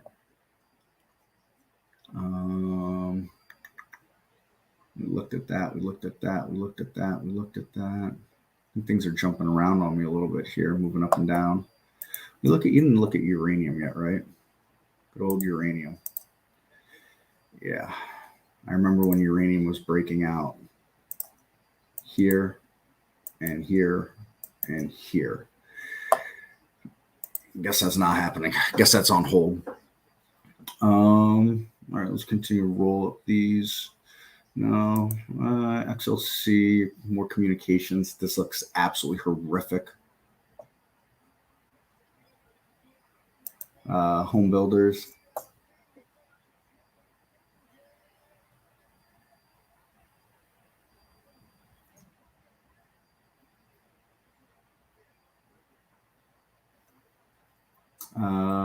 Home builders aren't looking so healthy right now. I mean, again, I can make a bull case and a bear case. Is this a flag?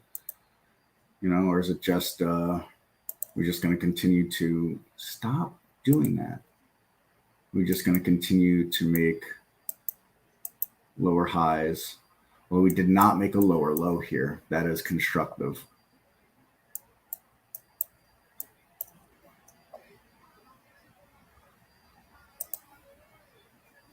So there's your home builders. And again, I think a lot of this stuff will just be on pause for the next couple of weeks. But I think it's good to get a feel for where it is now and what looks strong or strong-ish or stronger than the rest going into the New Year's. As we know that, each year there's, some sort of rotation.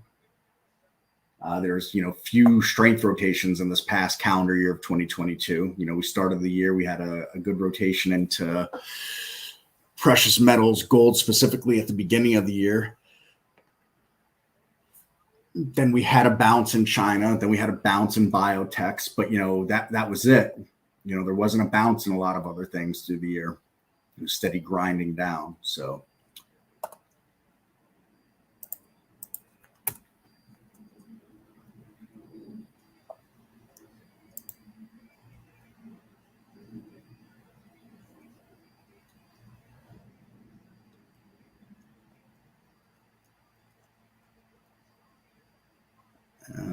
What else? We talked about semiconductors already. And again, like I said, can make some bull and bear cases. Is there a flag here? Or are we just in a downtrend?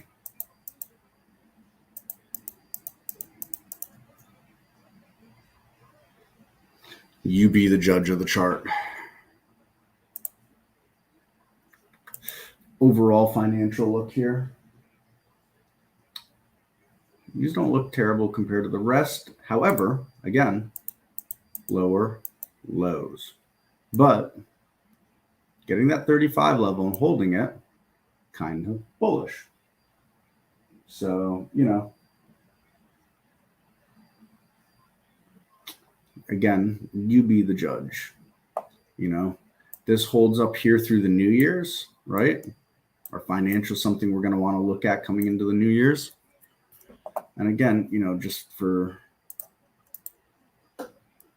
education's sake here, look at the move that gold had at the beginning of this past year, right? Huge move. So we found rotation. And if we looked here going in, we had a very flat kind of going into the beginning of this year for gold. It wasn't, made a move up, move down, and then, kind of drifted higher towards the end of the calendar year last year and then exploded. Of course, it gave it up, but, it exploded all the same.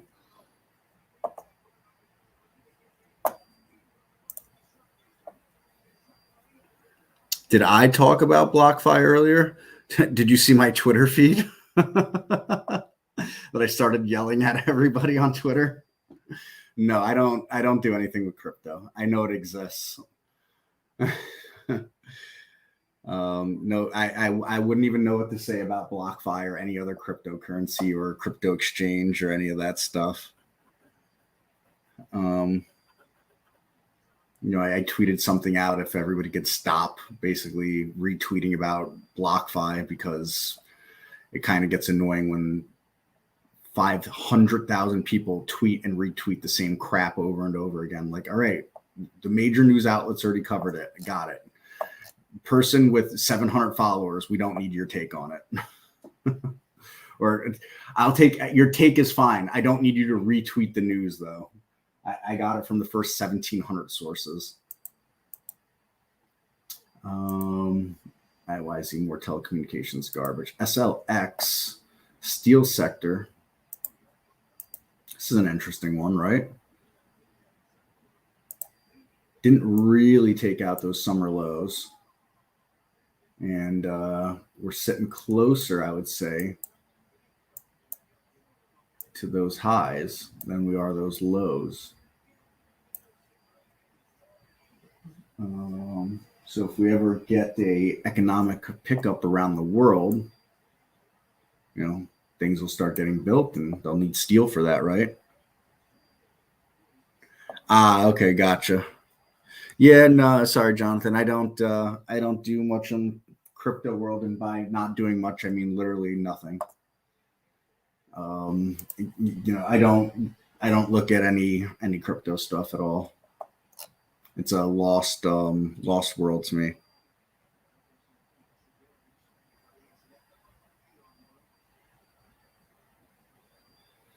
MDY, evenly weighted mid-cap trust. Again, I find this interesting here. There's your all-time highs on it, right? Here's our recent lows on it. Pretty much sitting dead middle, right through there. You can't give a nod to the bulls or the bears, right?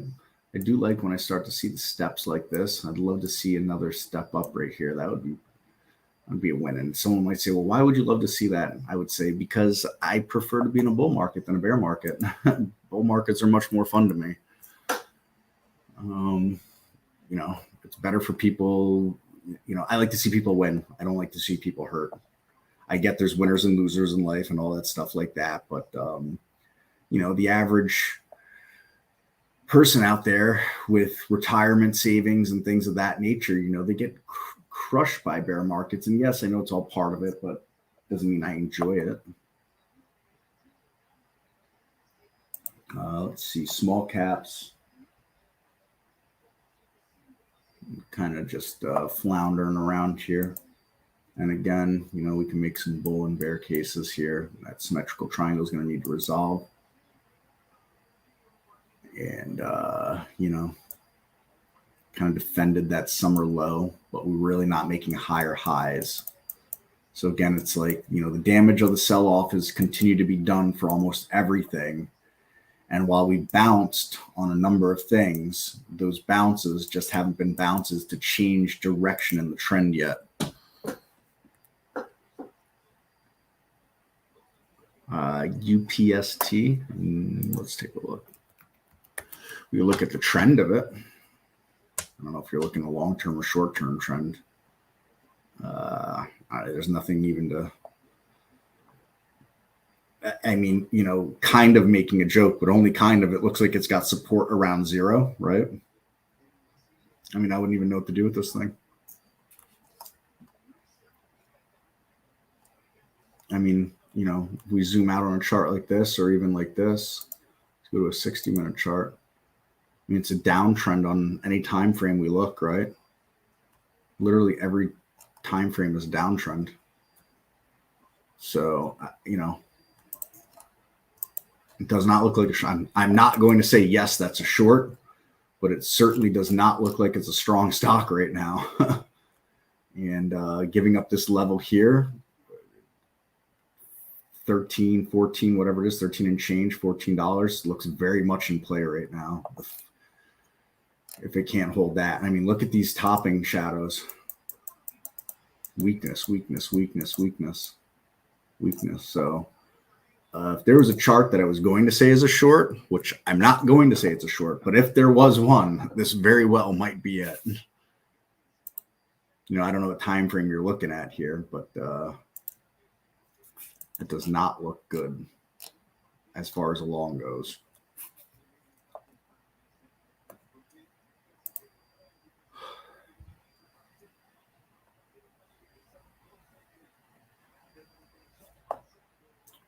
Let's continue to plow through. We've already looked at the SPY enough, but, you know, one last time because it's there. We've not broken this downtrend yet.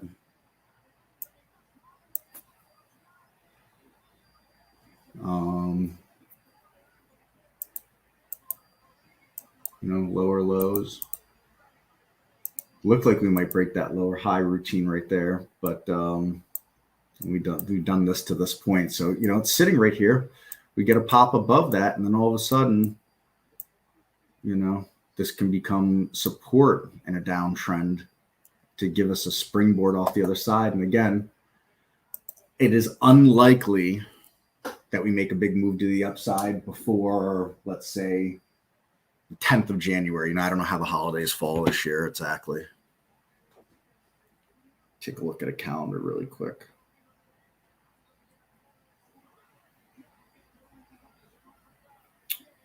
So let's see. New Year's. It's on a Sunday. Does that mean the market's closed on a Monday? I think the market might be closed Monday the 2nd.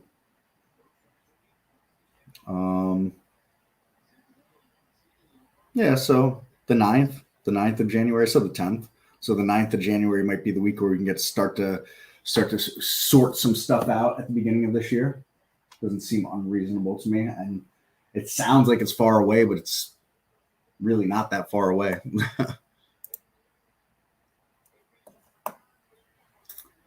So it's a SPY. The Dow, still the best looking of all the averages by far. I mean, let's draw a trend line here and let's mess around with it a little bit.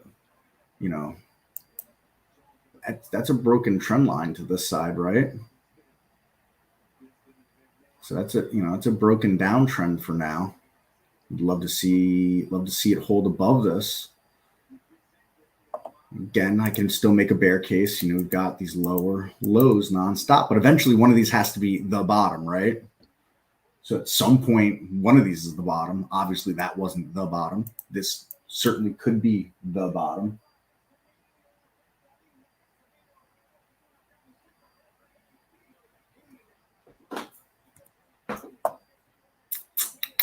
The Utes. What exactly is a Ute? Utilities. Not much love for the utilities on this sell-off. A lot of love on that bounce back, though, right? High charts, if you want to work, that would be great. Thank you. for your participation.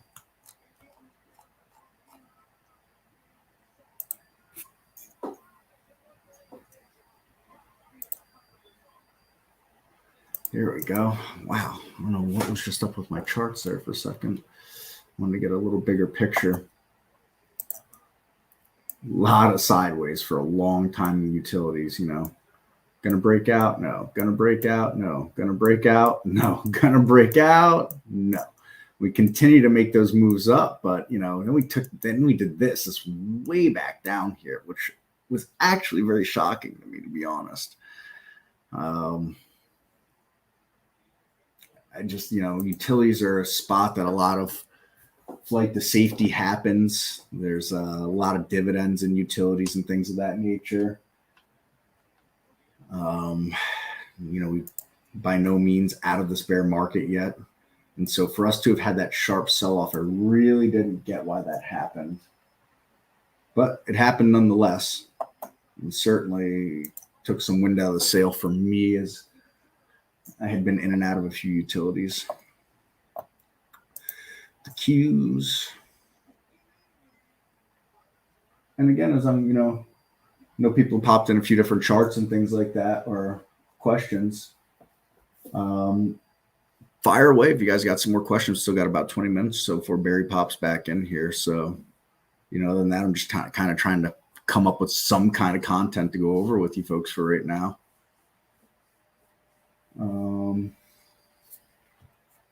The Qs still to me look like the worst of all of it. You know, much closer to these lows than those highs. We also know that the Qs, when they turn, they can really turn. So again, was this the bottom? We chop sideways for a little bit through the New Year's when we move up, or do we chop sideways for a little bit and we come back and test down here again? Could be any one.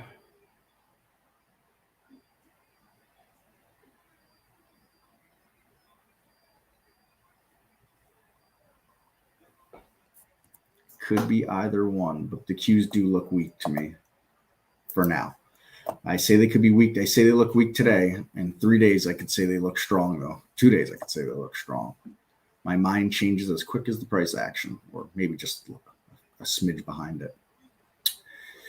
Biotechs. We haven't looked at a biotech yet. Running sideways after that move in the summer, right? So put this bottom in the summer, or really the spring, actually, because summer wasn't until like around here. Put a nice little bull move. Mostly sideways since then.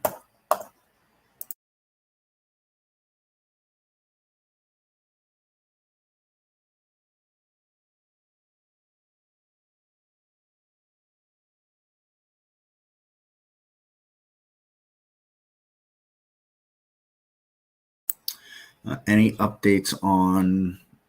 No, perfect circle. I wouldn't hold your breath. That's all I'll say.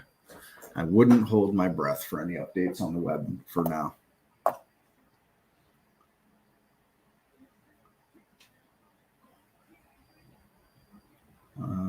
Continuing to move along. What else can we look at here? We talked about retail already. I guess we could healthcare.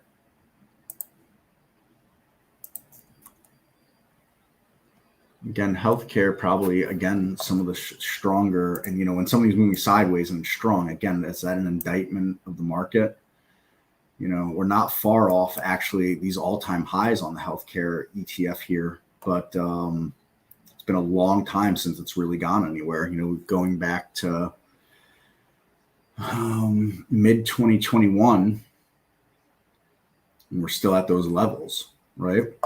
But it's been resilient. Even on these sell-offs, we've seen some bounces and defended this 120 level, which goes all the way back to the, I guess, mid-2021. Yeah, early mid-2021.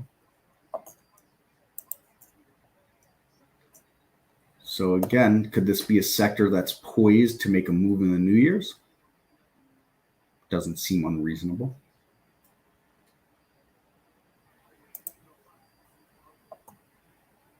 Consumer staples. What a bounce that this had. Kind of like utilities almost.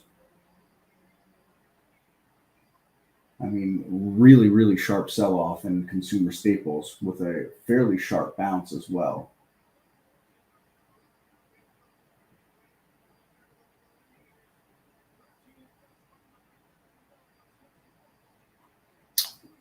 And again, finding a lot of these things here that have just not gone anywhere in a long time. So again, we look back to beginning of 2021 and we're still right around at those levels. We're not exactly far off all-time highs on this either, sitting at 206 and there's 215 on it, right?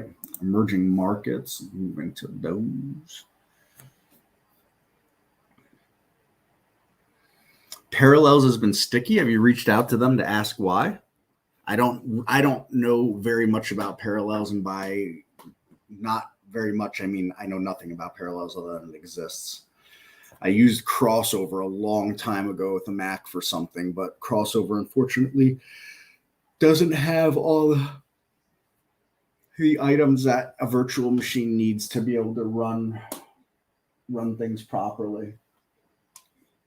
Emerging markets, again, another terrible looking chart.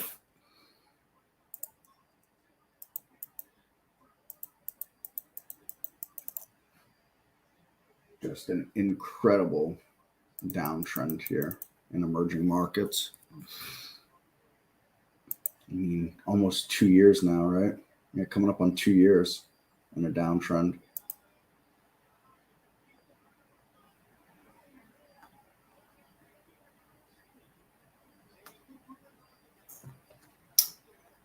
Pharmaceuticals, thinly traded ETF. But again,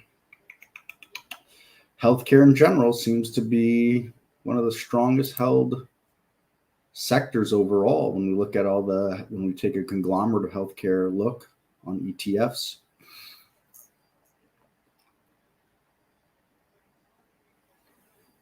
Same IBB here.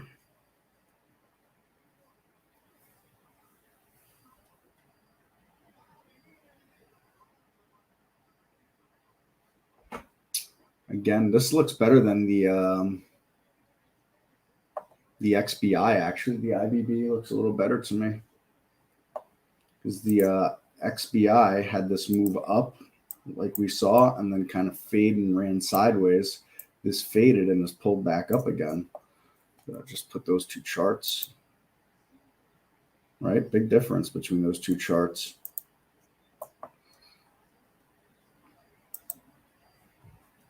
Interesting. And that kind of rounds us out here, folks. I mean, we're back to China at the top. I think I hit some more of the highlights on these. We can go over every single ETF. KWeb continuing to fade a little bit here after. But KWeb had a gap up and a go for a period, now is fading, where the FXI gap down popped and is fading, right? So let's put that FXI up again here. So we see the FXI gap down actually, and then moved up and is fading. Interesting.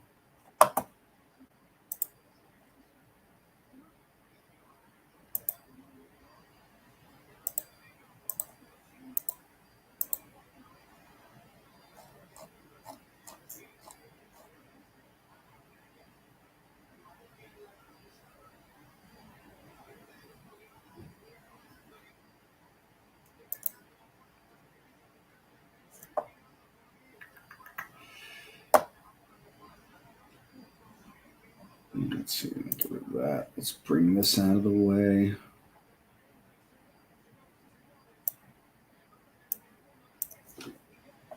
I'm gonna have to go through. I started going through my liked list, dropping a bunch of things off of it.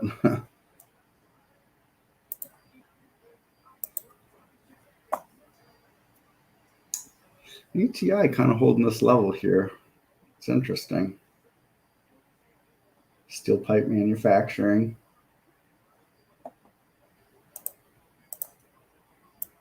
Got this descending triangle look that's going on here, but pierced through it a few times as well. I gotta wonder how long it can be pushed down on like that before it gives it up, right?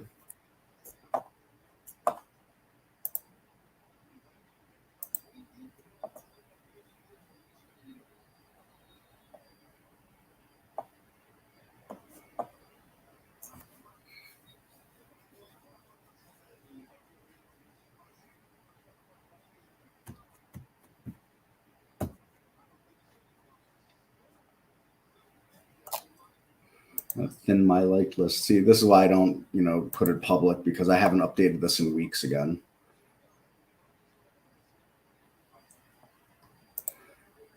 I'm still bullish Cheesecake Factory.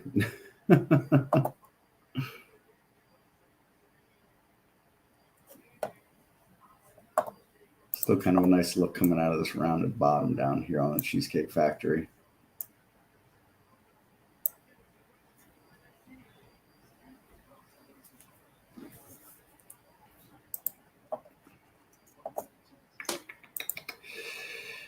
Well, LTHM, I won't lie, this shocked me here. Got above that 32 level I continually talked about. Actually, 32 is probably here. Made a big pop, an equally big fade on that. Kind of crazy.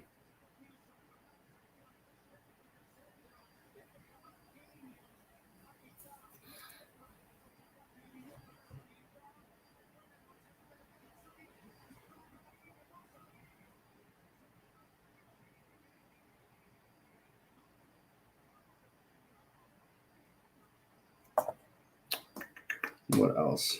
I guess that's it. The only thing green on my liked list here is, I think it's a biotech, right? Nope, energy. Go figure. There's actually an energy stock.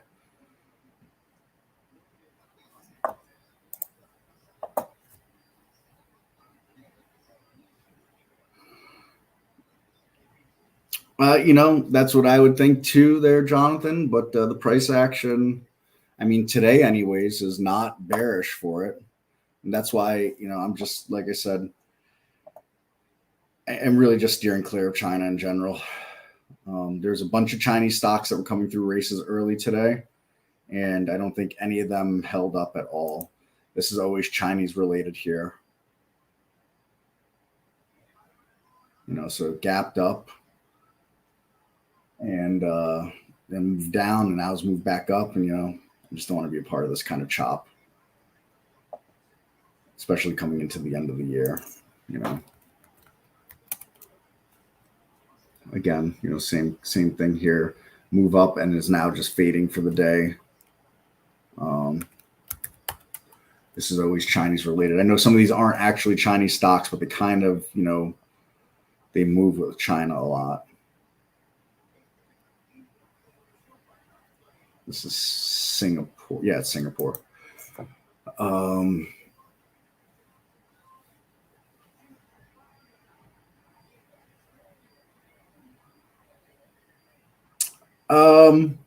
I mean, in theory, yeah, Jonathan, I guess they're back to work, but I don't think anybody's making any earth-shattering moves till through the new year. Again, the only thing that will, if some major event that's not foreseen happens, but that's what makes it, unpredictable. But there's no economic data that's going to come out and sway the markets at this point. There's nothing on the horizon that's going to really sway markets over the next couple of weeks. I think everything is in a holding pattern, more than less, until we get through the new year at this point. And then we start to get new sets of economic data and all that stuff like that. I think you'll continue to see the market volume consistently lower as the days go on. I mean, look at the volume today. Anemic, the volume today. This is a half day here, and we haven't even taken out the half day from Friday.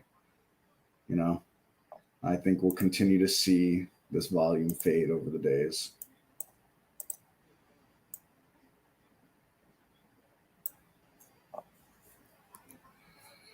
Yeah, I mean, FOMC, you'll get that day's worth of movement, and then you may drift one way or the other out of there, Patrick. But again, I don't think it's going to be something is going to come out that's going to shock the entire world. I think it's really going to be more than less priced in. I could be wrong. Powell could come right out and come out swinging one way or the other, and completely change what everybody's looking at or what everybody's thinking.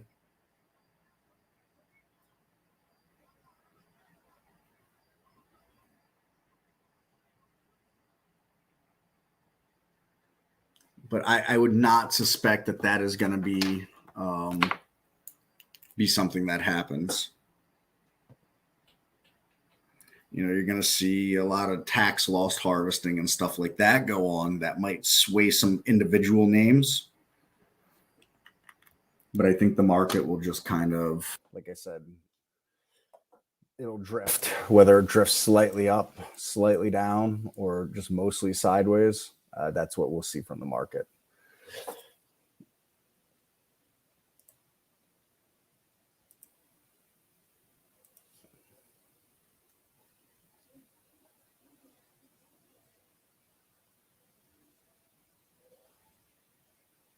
To measure volume, I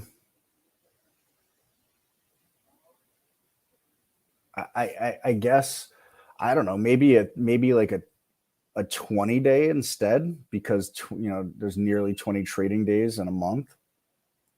Maybe go with that, Jonathan. I never thought about it. I mean, that's why I use this position or period low of 20 days, because I like that, the way it lines up with almost a trading month essentially.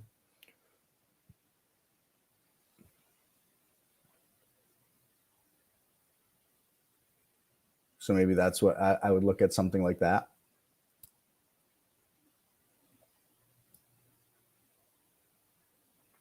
And instead of going with, I think there's probably like 23 trading days in a month or something, like generally speaking, but I would go with that 20, just because, 20 moving averages are fairly popular anyways.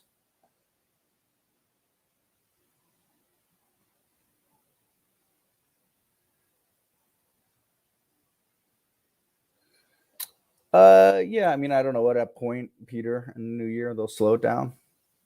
I can't imagine, I don't think they're going to do 4 more 75 basis point hikes, but,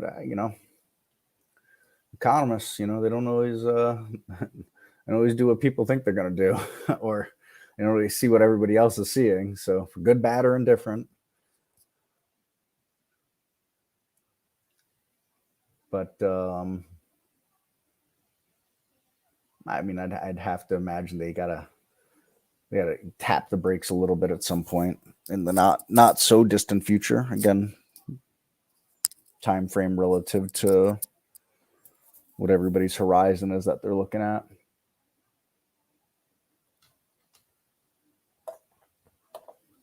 I'm just kind of looking, doesn't look like anything on the races here between the 2 different races I'm running. Whole lot of anything going on. I mean, OABI, I mean, these topping shadows, it's ugly looking chart. 500,000 shares traded. Nah. Nope. RLX, again, same thing. There's a lot of lackluster stuff going on here.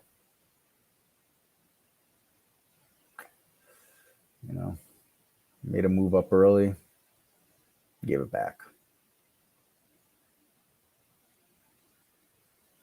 Didn't give it back in a hurry though, actually, especially for only 1 million in the float.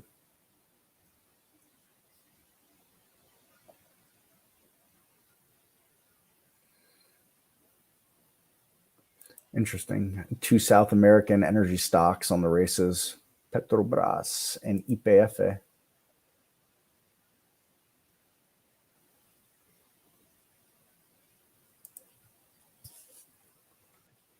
Michael, not Michael, but it's Chris. There you go. When I just turned you on, I heard 2 South American. I thought you were talking soccer or something. Well, no. 2 South American. I was waiting for soccer. Well, I did have the Brazil game on in the background here. Okay. Hey, you're supposed to be working 100% devoted to TI. Believe it or not, Barry, this is the only time in the couple of years I've now been around working with you that I have anything on the TV when I'm working. I almost don't even really ever listen to music when I'm working. I have to listen to music. I do have to. Otherwise, it's just too dead in my head. I don't know what it is. Like anytime I put music on, I end up always pausing it, stopping it, and turning it off for some reason, like very shortly after I put it on. Yeah, between either the phone going off or Sometimes when I'm in chat, like I want it quiet when I'm going back and forth with someone in chat for some reason. Right. CGTX, just a little pop here, Chris. Oh yeah, Little right pops. there on the race too. Yeah. I was just saying that it's just kind of lackluster day. I mean, more so than most Mondays. Mm-hmm. Okay, Perfect Circle was now completely banned from YouTube and anything else TI, okay? Perfect. Doesn't get his Justin Bieber tunes. Yuck. I couldn't even name one song by that kid. I'm sure he's lovely, but I couldn't name one thing by him. Yeah, it's funny, I mean, going way back, I saw him maybe for the first time. I think Cecilia and I were home New Year's Eve, and we tuned into one of those New Year's Eve programs Yeah. after midnight, and this is when Fergie was still the host of one of these things, and she Yeah. introduced this little Justin Bieber. He looked like he was like 2 years old, and and he was singing, but it was creepy as heck because he's got these like sensational looking women kind of all over him, and he looked Yeah. like he was about 2 years old. Like, yee, this is really. Show But that business was knows the no first time I'd bounds ever on even heard of him. creepiness. Yeah. Anyway. This is, Anyway. it's so funny. I just drew a line on CGTX on the daily chart, not even realizing, where the line was going to go. I just went to like what was the high of the day at that point, and of course, it lands right on $3. So, Yes. not saying that if it gets through, obviously, that if it gets through $3, it makes a run. But I mean, it's only 14 million in the float here, and your magic indicator is starting to move higher. Yeah. So certainly. Well, and I think I know I looked at this one earlier too, and one of the highs is 333. But if it ever really get going, then you see the next high is 627 on the. That's on the weekly chart. Yeah, but that was on the 8th of the 8th month. That 333 number there. Ooh, that's got to mean something. Obviously, I'll notify the press. Stop the presses. All right, Chris, I'll take over if you want. Sounds good, and I won't see you later for the other meeting later. I guess that's right. Apparently, that's canceled. So exactly. All right, Mr. Barry, you have a good rest of the balance of the day, and I'll talk to you somewhere in between. Take care. Bye. Bye. Okay, get my music going, and back in both rooms, guys. Back in both rooms. Just talking to Chris about CGTX. It just is a little pop. I know we looked at this earlier, and I think the next high was 333 on the daily chart, and that is for CGTX.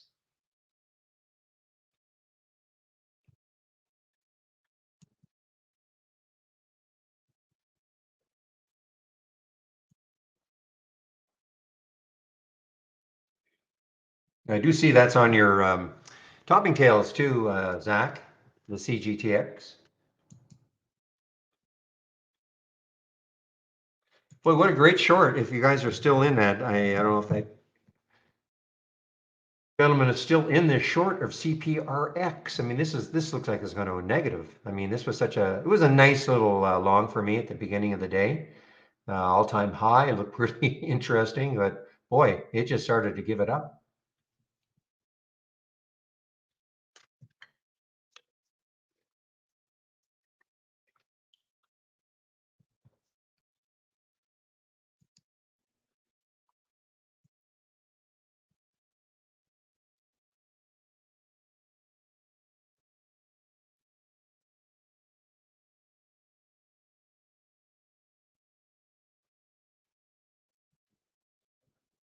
Okay, how is Man U is just kind of hanging tough. I'd probably put an alert at 22 for Man U, see if it takes it out.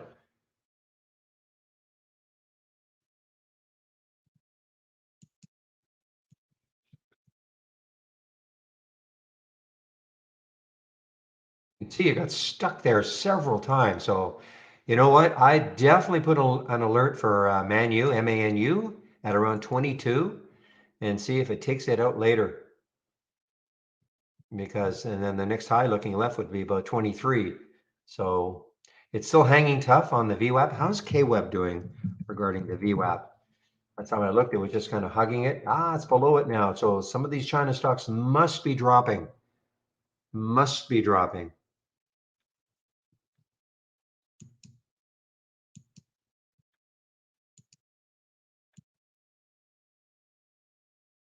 You know what, guys? I may short this thing if it gets down below that little low. That's 24.89. Okay, I'm talking about the ETF for China. If it gets below that 24, whatever, 24.89, it's now below the VWAP, and it's below, yeah, it's below the VWAP, 24.99, barely below it.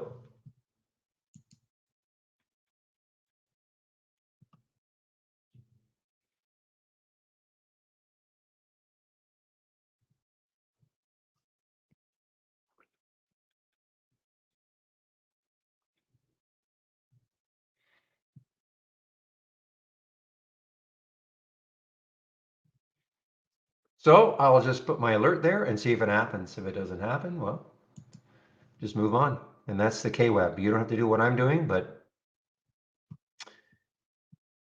I'm waiting kind of all day to see what happens with some of these China stocks. My guess is that TME is probably moving down. Yeah, I mean, it's still holding the VWAP. It is still holding it. It is not below the VWAP. So this is still reasonably strong. And that is TME.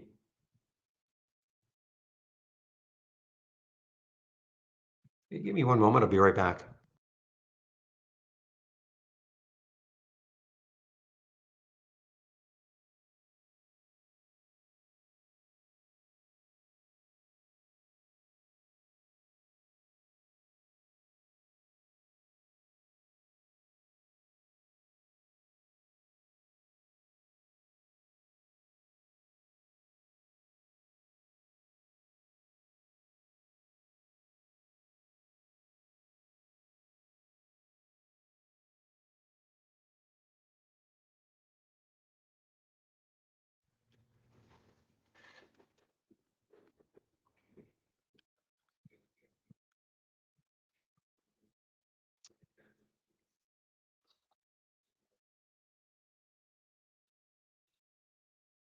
I was talking, this is one I probably would have shorted if I hadn't taken my break. ABCM, we're talking about this one just as I was taking my break. It was breaking down through the VWAP, ABCM. In fact, this one is really interesting now. Takes out 17. Look out below. I mean, this I know popped up on some, well, I don't know what the news is. I do not know what the news is for this ABCM. I don't see anything today. It's a UK stock. I just don't see any news today.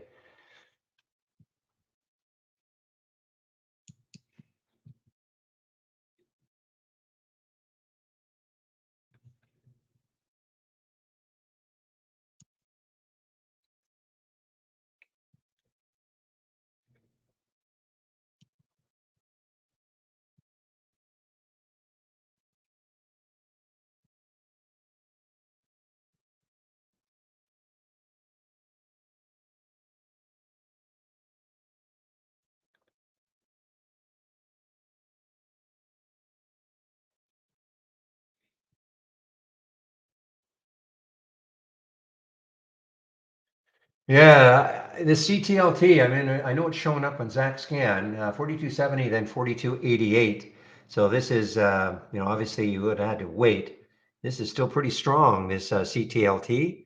Take a look left on the daily chart, and what do we see? Looks like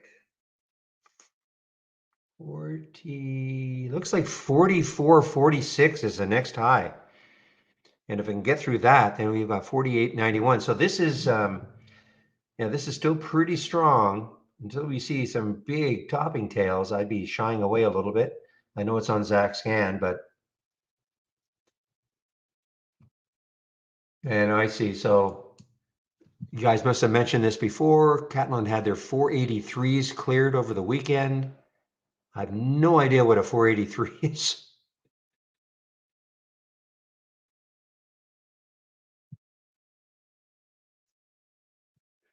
But I'm sure somebody will know what a 483 is.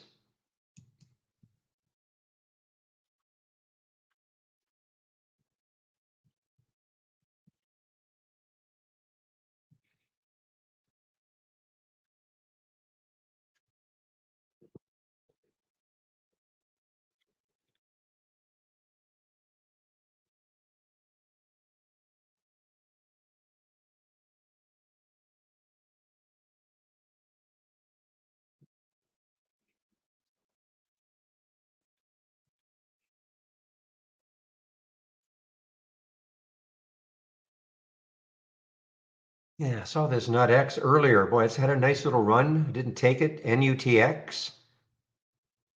Not a low float. That's right. This is a huge float, really, for a $3.50 stock.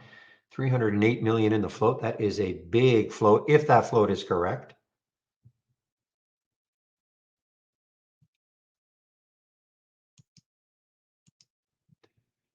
Let me just do a quick check to see what others have for that float. That seems like a huge float for that price of a stock. Yeah, I think it's the same. Definitely in the 300 million. So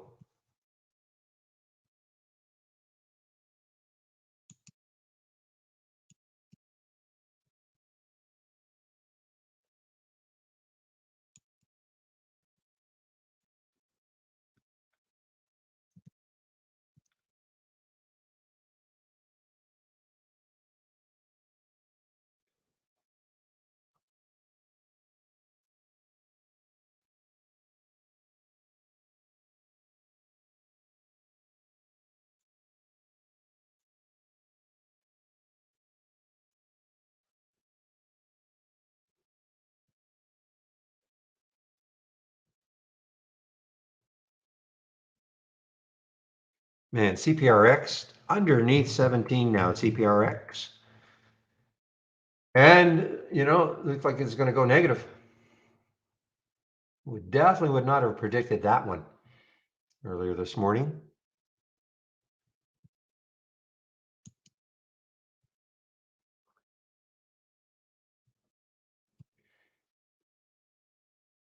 If it does go negative, I mean, the next low is 1639. That was Friday's low. And I'm talking about the CPRX.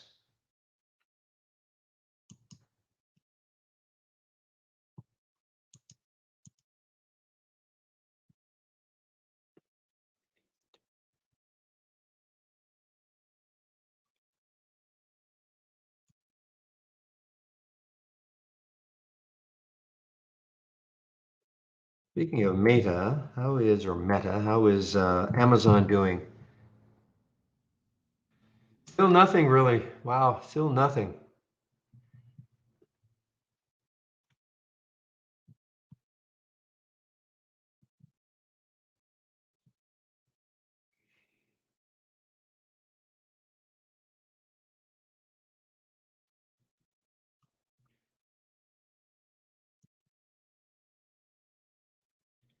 Still kind of strong, this CTLT.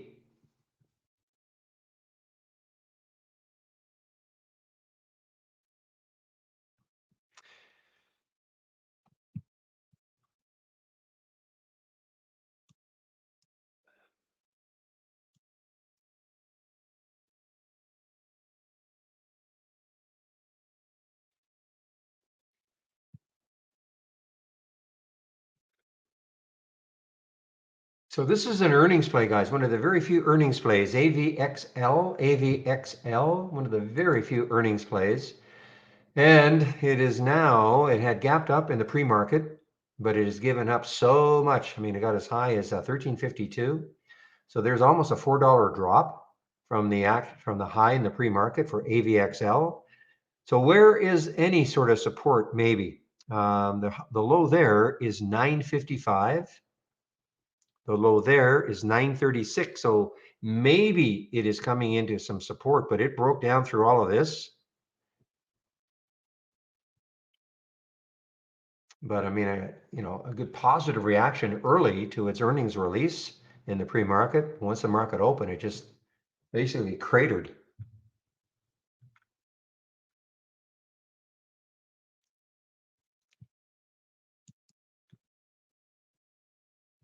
Ooh, PAGs now. Where's the next high looking left? Yeah, 1029 and then 1063. Boy, imagine if this were at 1063 or so right now for PAGs, PAGS. Then you've got all this room up here to 12, but it's, it's not there.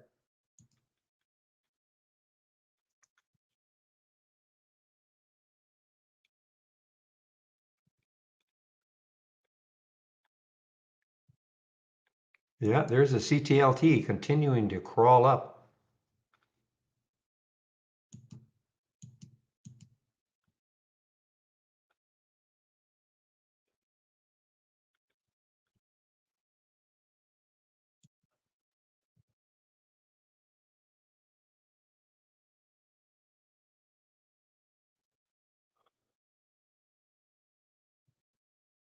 So yeah, CTLT is showing up in both the large cap gainers from the open and the biggest gainers from the open. Again, the difference is that got a couple of filters in here that are not in here. 500 million minimum market cap here and a 50 million minimum float here.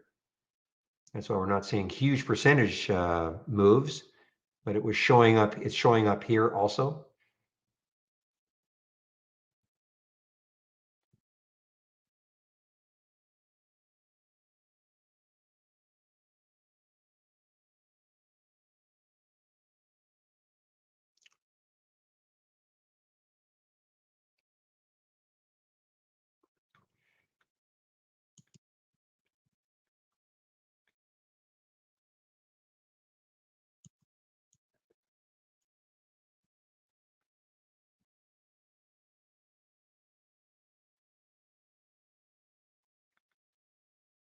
Okay, is CTLT tiring out yet?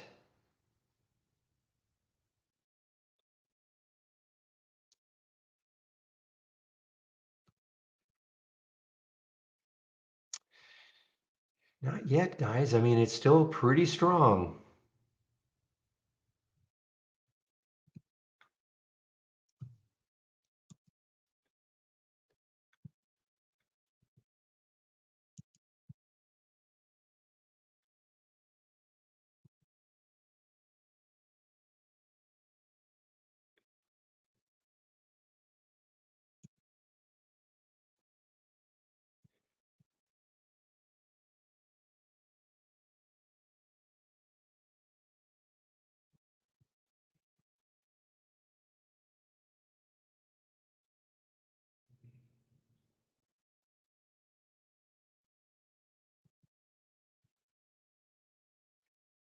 All right, ammonia or anonyma.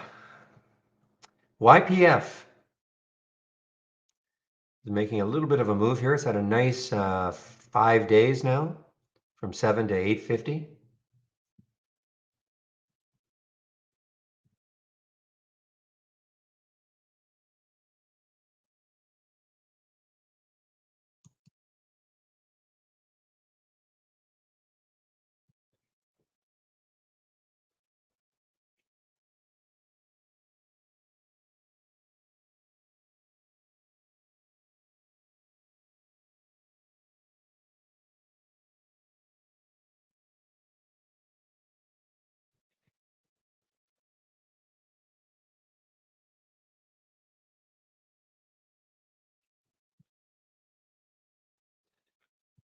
Well, guys, not seeing too much right now.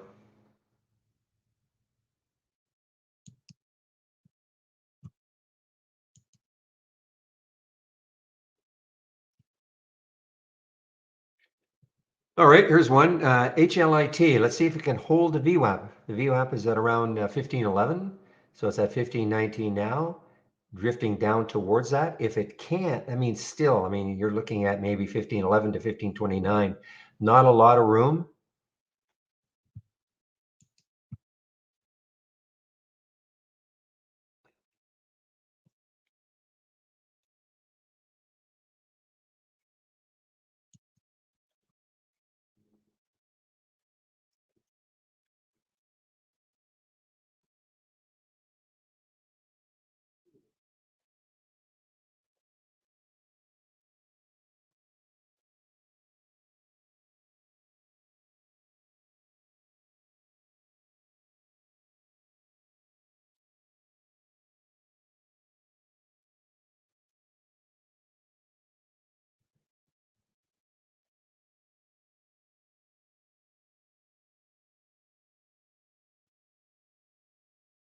50, 45. Okay, well, let's see if we can get up there. I mean, it might be a struggle to get up there, but I mean, the next high is 48.91. So, I mean, it does have room when you look at the daily chart. Nothing is stopping it from getting up to 45 other than finally some profit taking. And we're talking about the CTLT.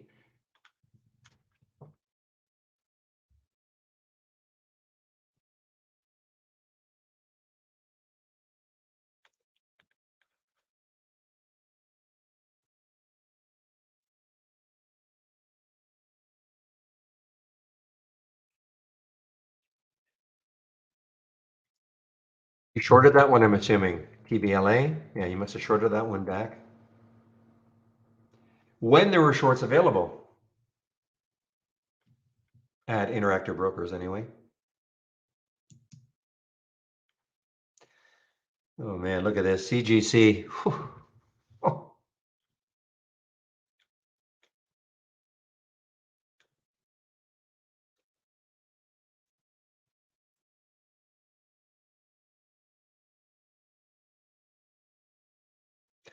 I mean, there's room to three. I mean, really, for the CGC. I mean, the next low looking left is right at it, I think, 337. And then down here is three. So I mean, there is room to $3 for CGC.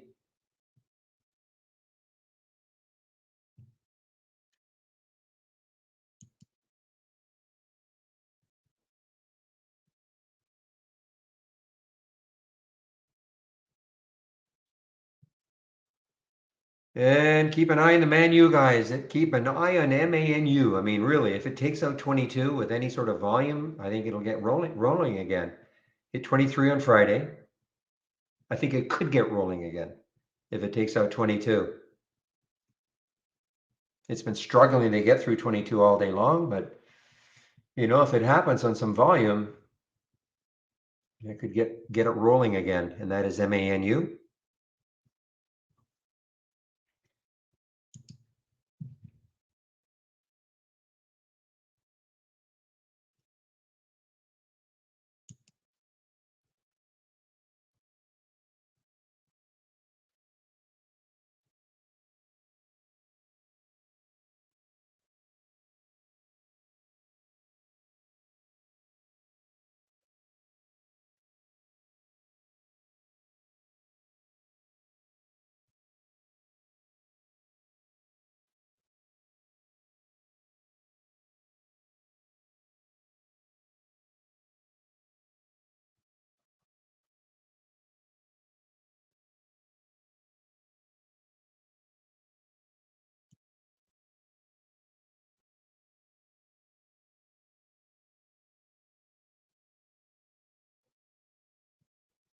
Well, here's another one, guys. PDCO just drifting its way down. Patterson Companies, PDCO.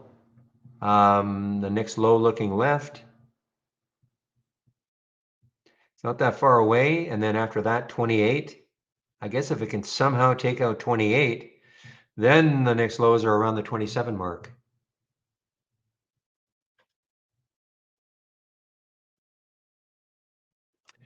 Sony is SNY, right? SNY?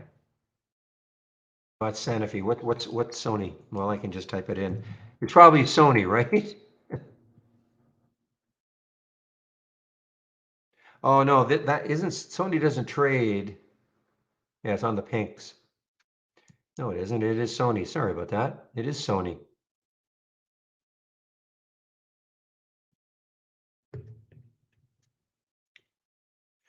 Hmm. The CTLT is getting closer to that 45 now.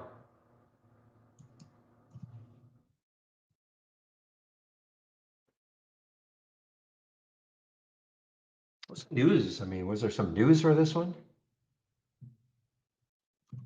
I don't see any. Oh, that's right. This is whatever this is. FDA cleared both the Belgium and Bloomington facility 483s. No warning letters at the facilities, which was a big overhang for the stock. Okay. All right. I guess, well, obviously good news.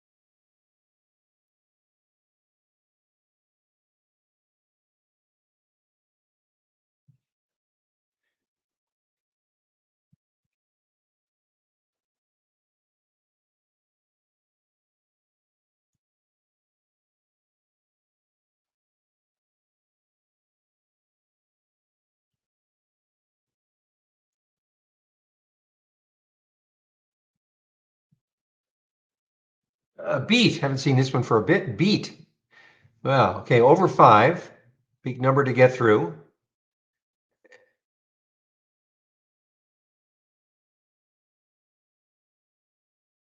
Yeah, see the next highs are 515 and 535. So again, just might be too tight to try to get through today.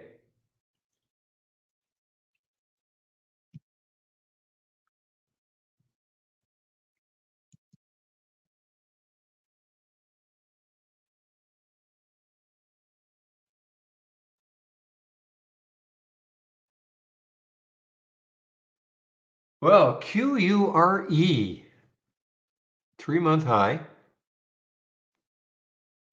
above Friday's high now, 27.48. So it's definitely above Friday's high. This had a great run. I mean, 21 to 28 in 3 days, three days plus today. So say 3.5 days.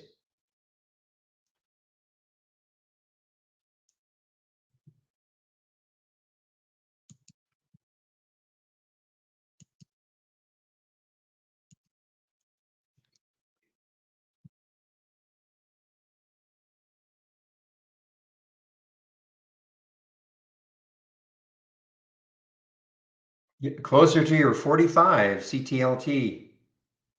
Look at Man U, guys. Look at Man U. This is starting to crawl up, and haven't talked about the histogram for a while. So what this black area, and again, you can talk to Michael Noss tomorrow. He's the originator of it. You can talk to him tomorrow. I can't tell you when it's going to be available. But the idea is that as these bars start to get bigger, it means that the bullish candlestick patterns are starting to get on a ratio basis more than the bearish candlestick patterns. So not 100%, of course, all the time. It's just an indicator, but it's kind of cool. He developed it, and I don't know if there's anything else out there like it that compares bullish candlestick patterns to bearish.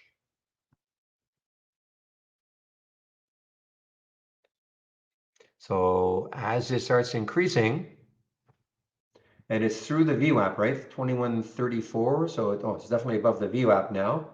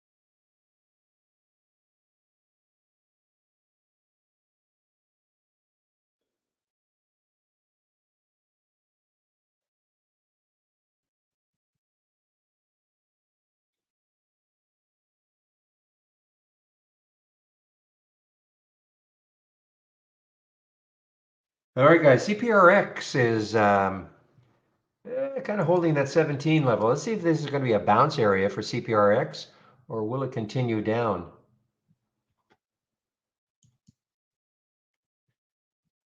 Whoa, CTLT getting closer to your 45. Zach. Interesting. No histogram information on this one, on the 15. I don't know what that means. On the 5, I'm going to ask Michael.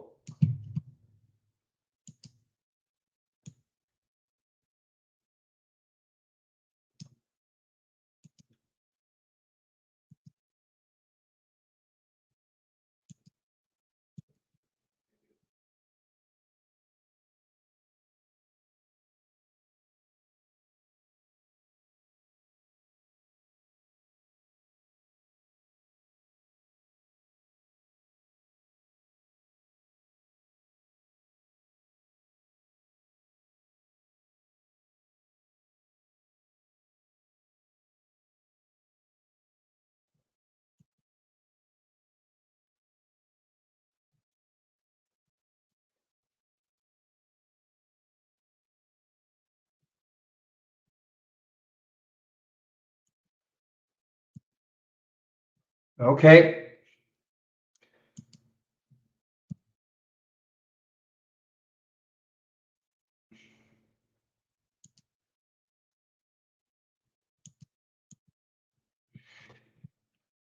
Okay, guys, the CTLT. I'm just waiting for one more. Okay.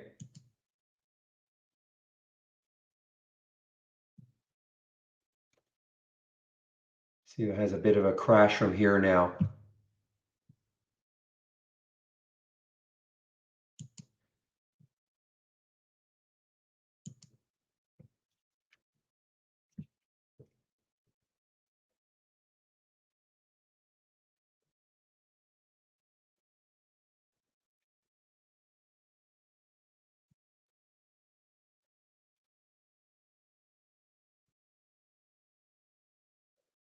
All right. Little move now. Now the next low looking left is 44.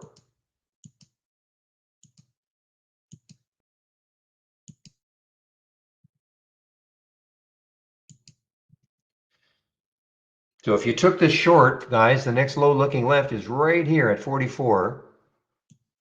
And that's for the CTLT.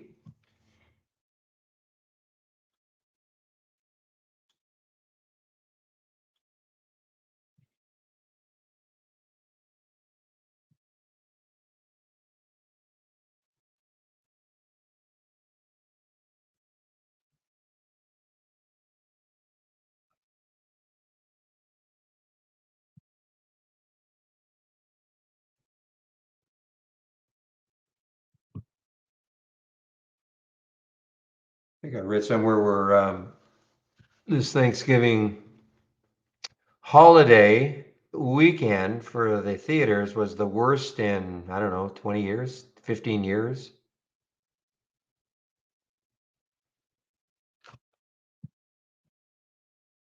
So there's AMC as an example.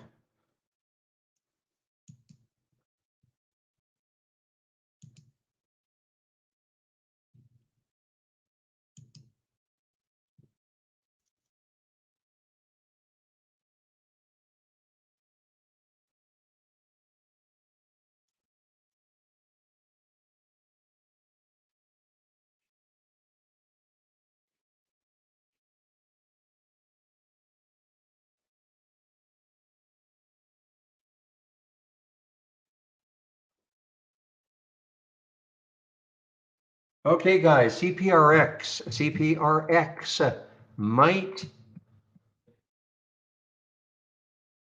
be ready to rock down again. What's the, again, the low is 1639, 1642. So there's about 40 cents to the next low.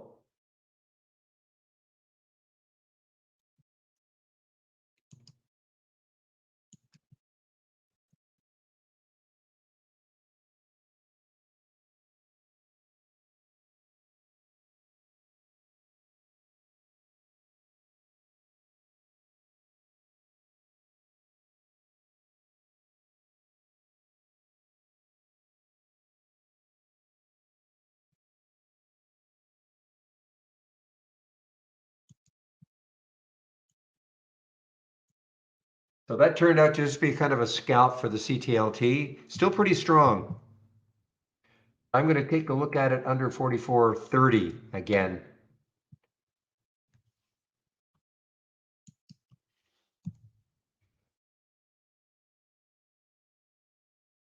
Big bottoming tail. It got close to the 44.10, very close. Oh boy, the Man U guys, the Man U looks really interesting. I mean, it's getting closer and closer to 22, but that happened once, sort of twice, sort of three times. So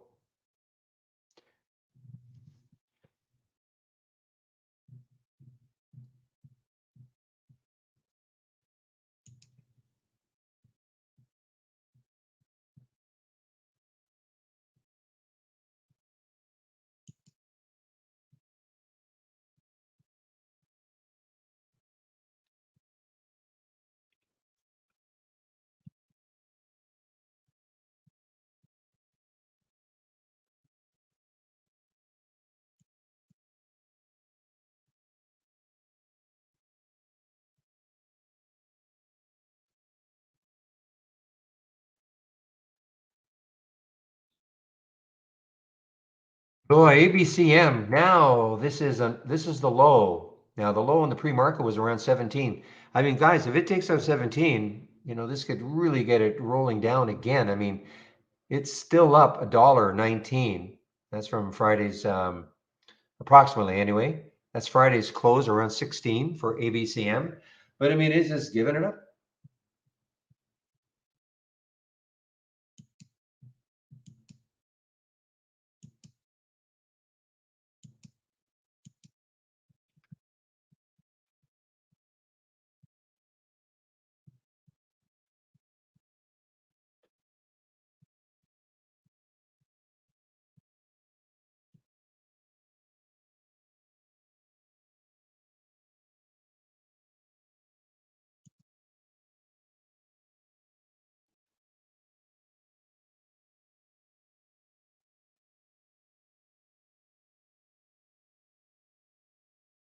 Hmm.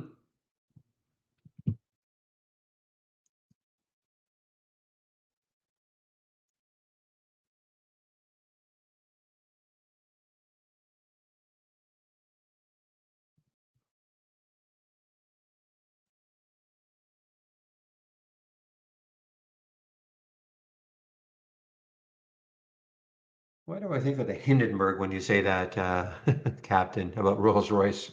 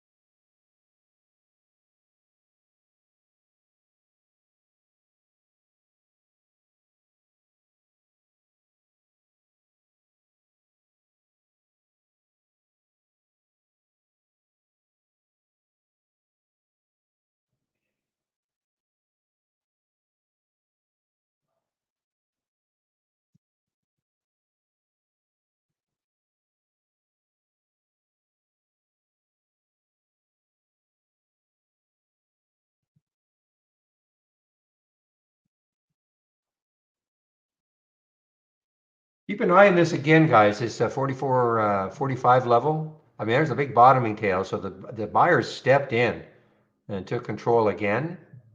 Well, let's see if to see a bigger breakdown.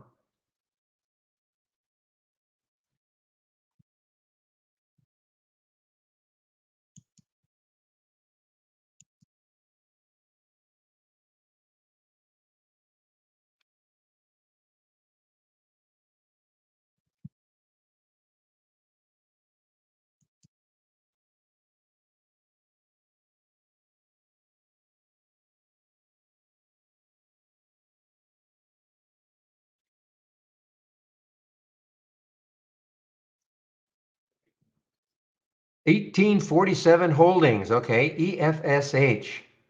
EFSH. Kind of an interesting. Let's see, where's the next high? 223 is the next high. Probably a low float. Yeah, 3 million in the float. Not very much volume.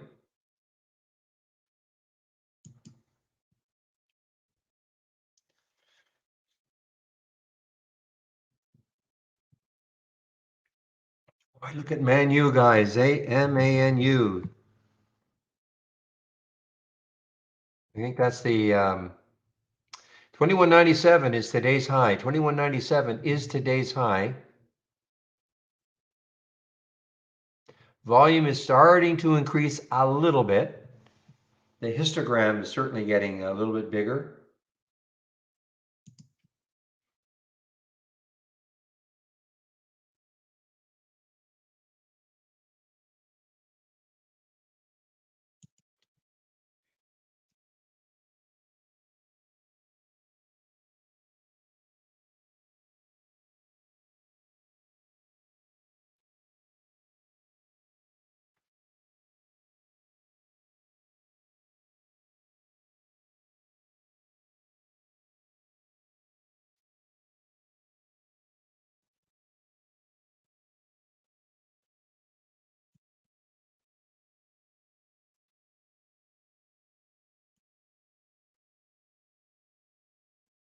There used to be. Yeah, I'm not looking to short this one though, of course, Manu. I'm not looking to short it. There used to be, comes and goes for Manu in Interactive Brokers. Wow, CTLT now through 45. Super strong.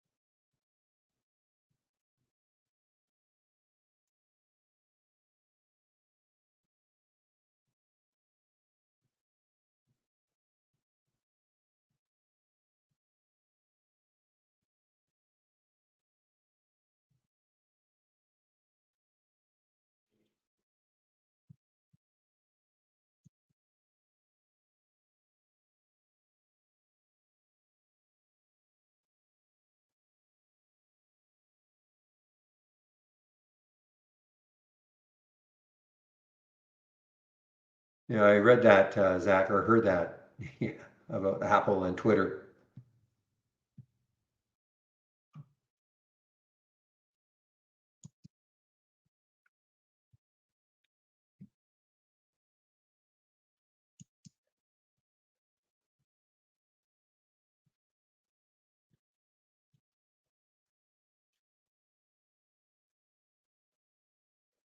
And I'm sure you're hearing 84 or $81 price target for CTLT from Morgan Stanley.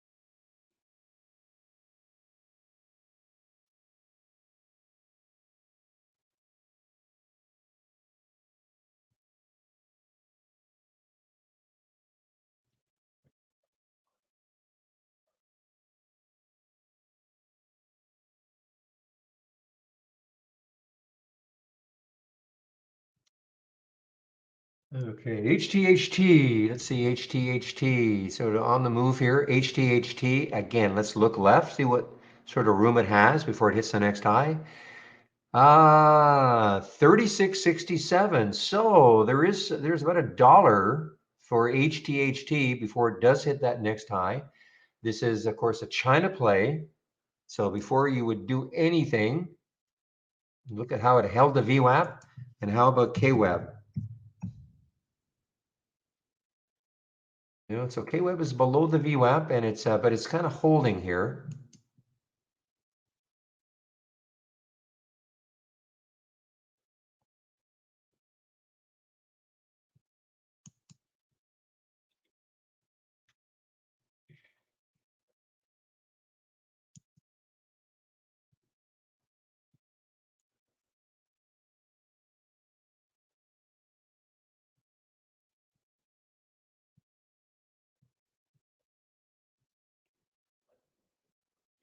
All right, guys, give me a moment. I'll be right back.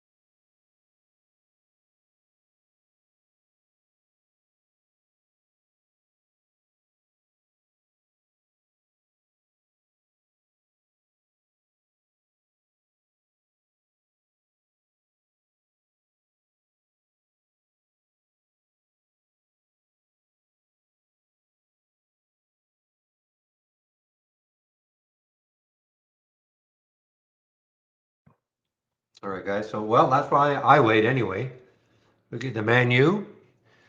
Was not going to take this unless it took out 22. I wouldn't look at it unless it took out 22. So let's see what happens here. There's the VWAP 2143. Will it bounce off the VWAP?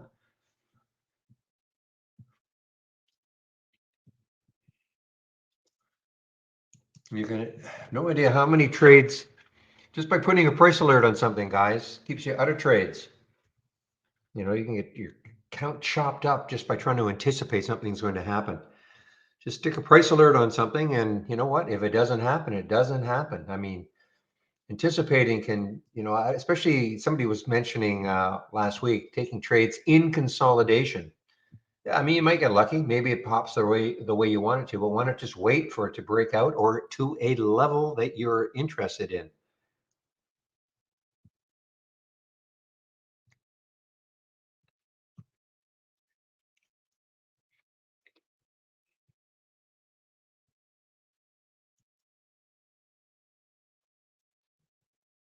All right, so this is showing up in Zach's scanner on a bouncing play, a bounce play. I haven't, that's the first one for me anyway in your scanner.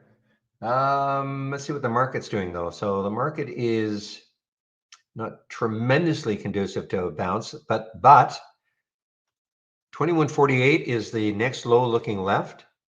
So that may hold it.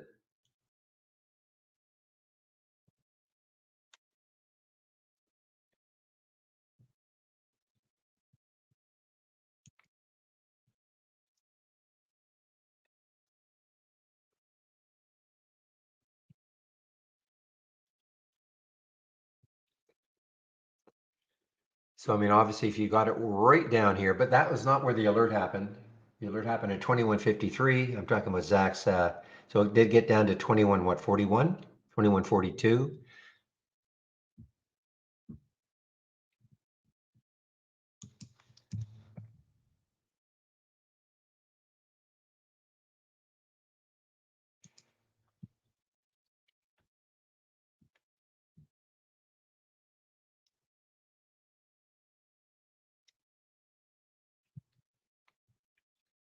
Oh, I haven't seen IC for a while. ISEE. Maybe trying to break out here. I mean, this was such a nice one for many weeks or, yeah, several weeks. It just held, but then all of a sudden it really sold off from 23 down to 16. Had a nice pop back up. I think it has some more news.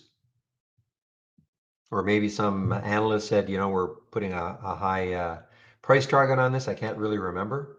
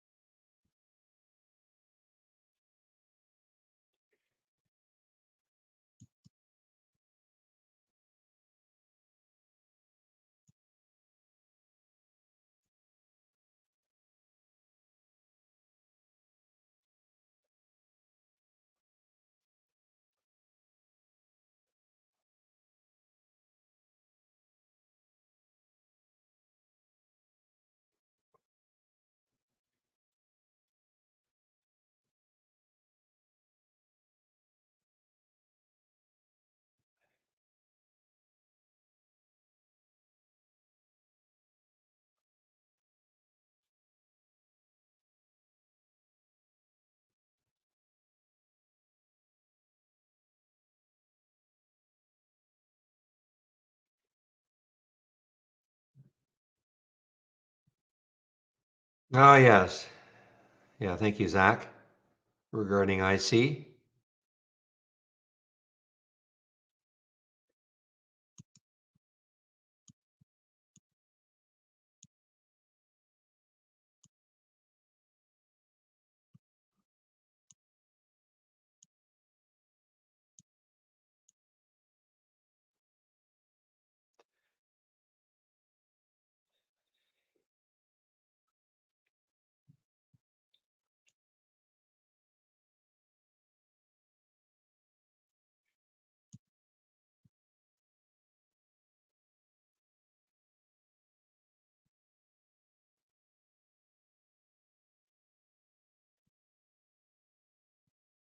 All right, guys. Well, listen, the longer this CTLT holds over 45, I may be inclined. I'm looking at the histogram for it, and I know on one chart it doesn't show anything. I don't know why. I asked Michael, he's not 100% sure.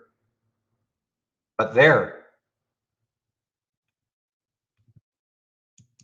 Man U right back up. Man U right back up after that sell off almost to the 200, sorry, the VWAP, almost to the VWAP, and now it's right back up. Histogram is increasing. But it tried. It got through 22 briefly up to 2202.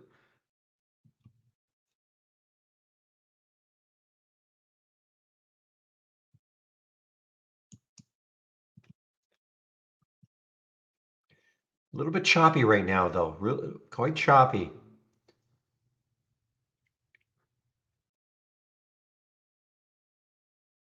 Those are 50-cent moves in a pretty quick period of time, short period of time.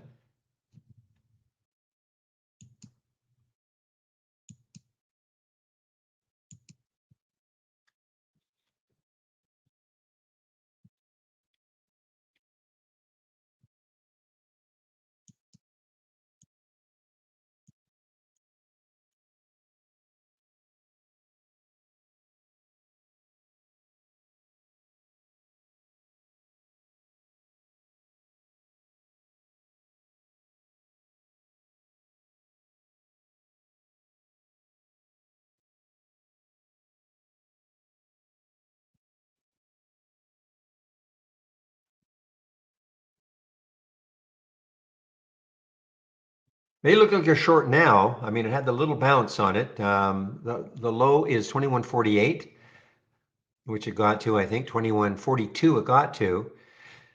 And then 2039. So you're right. I mean, that was a brief bounce for Ari. Oof.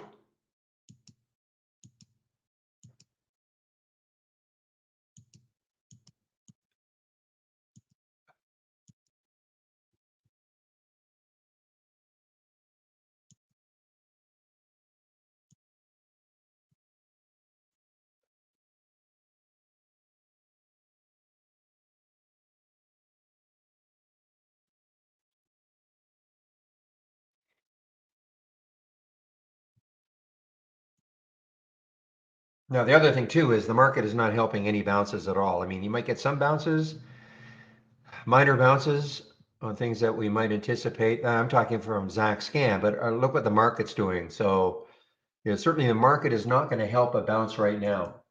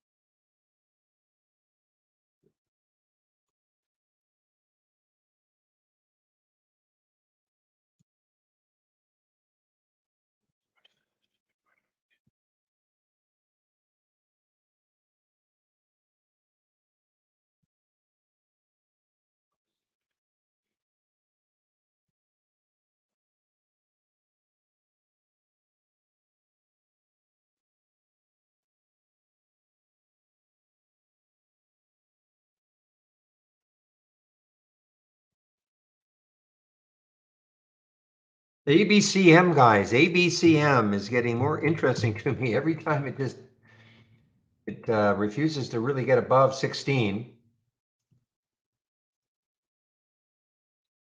I mean, there's the low in the pre-market. I mean, this has got a ways to run down if it wants to. I mean, there's just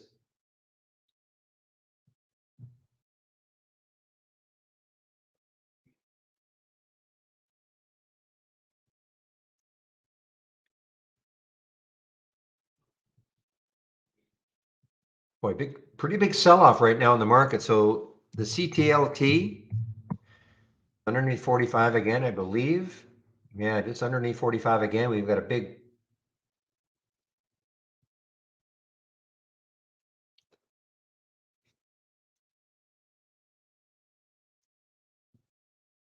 We've got a bottoming tail. We've got a topping tail.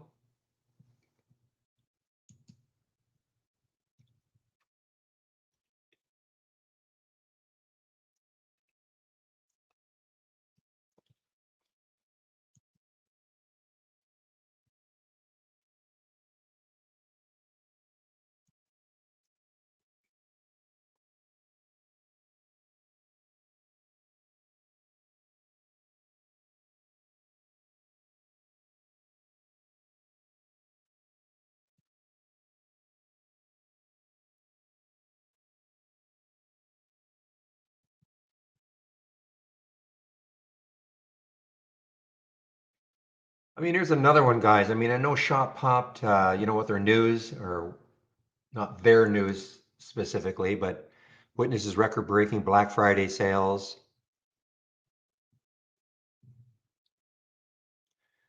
Cater to more than 7.9 million unique shoppers who purchase from a Shopify retailer. Okay, so I guess, but this looks pretty weak now.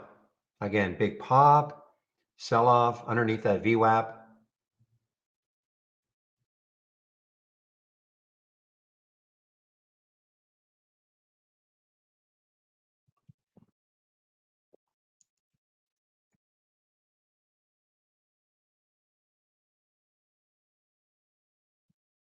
Boy, I'm loving the idea of shorting this ABCM. I'd like to see the spread tighten up just a little bit. 1694, 17.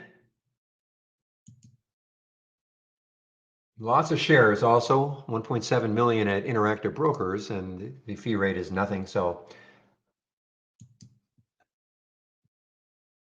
IJA.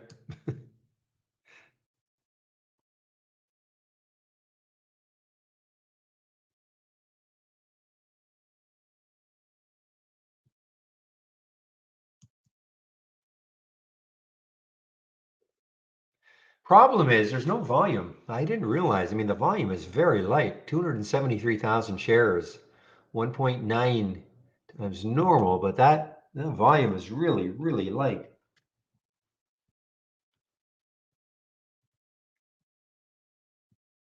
So stock trade, I'm not sure what you mean exactly. Post a cloud link for the watch list or trade setup.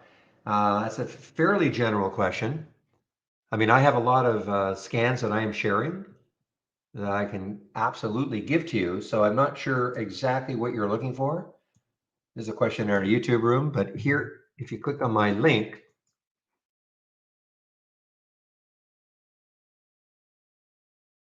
my homepage link,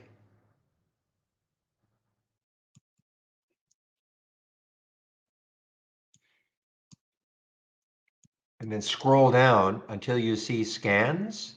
So here are the scans that I am sharing. So I'm not sure exactly what you're looking for, but these are the scans that I'm sharing. These are the two races that you see. This is what I use in the pre-market, actives up and down, but I have other scans that I'm sharing. Now, when you say trade setup, I mean, these are anything that you see here, these are ideas. So I don't know exactly what you mean.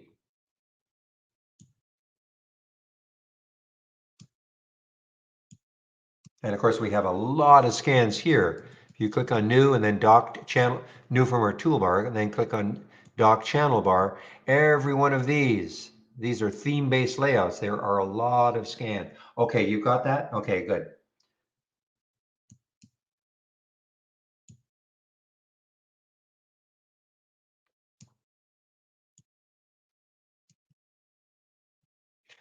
So, and guys, also remember this Black Friday. I know it says 00, but this code Friday 30 is still valid. Okay. So again, if you click on my homepage link, that code Friday 30 is still valid for 30% off the first month only or the entire year. So, and it may disappear tonight, 11:59 p.m. Eastern time. Okay. I don't know. Sometimes it will be one more day, but certainly no guarantees. So if you do want to get 30% off, first month only or the entire year, that code is still valid, Friday 30, all in caps. And again, if you do take out a subscription, I would appreciate it if you use my link, my homepage link, and then click on this. The room gets credit, and yes, I do get a little piece. So I do appreciate that if you do that.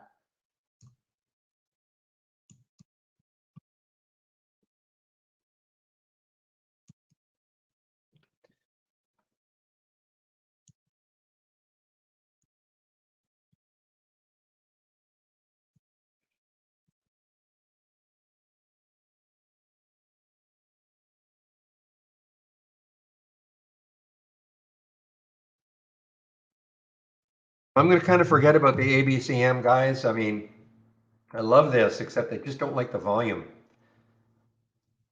It's just not a lot of volume. I didn't realize the volume was so light. 196 million in the float and only 273,000 have traded. Had the big pop in the pre-market. I still can't see any news. Still up for the day.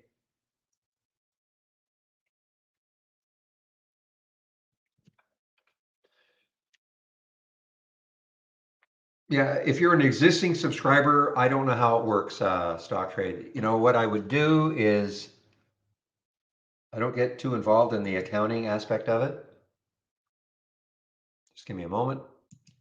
But I will give you a link and you can ask because I have no idea what your account is. I have no access to the accounts, okay? But you can click on the home page, give them your email. They can look up they can look you up, okay? And then they'll be able to tell you what may or may not be available, okay? Look up your account. That's what I wanted to say. So when you click on that homepage link, you'll see a little question and answers balloon will pop up. There we are, questions and answers. Click on that and then ask and say, hey, I'm an existing subscriber. Yeah, I just don't know. I'm not trying to duck it, but I just don't really know. So rather than mind saying, just like Pepe said, you got to check with them. But just give them the email that you use. Okay, guys, KWEB is getting weaker, so my guess is that most of the China stocks are starting to drift down. XPAV.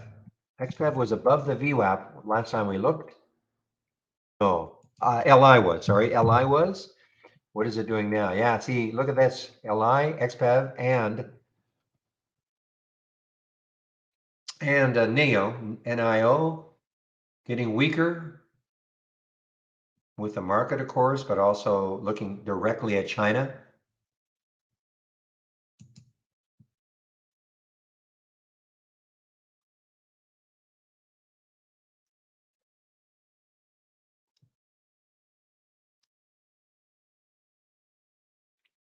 All right, guys, give me one more moment. I'll be right back.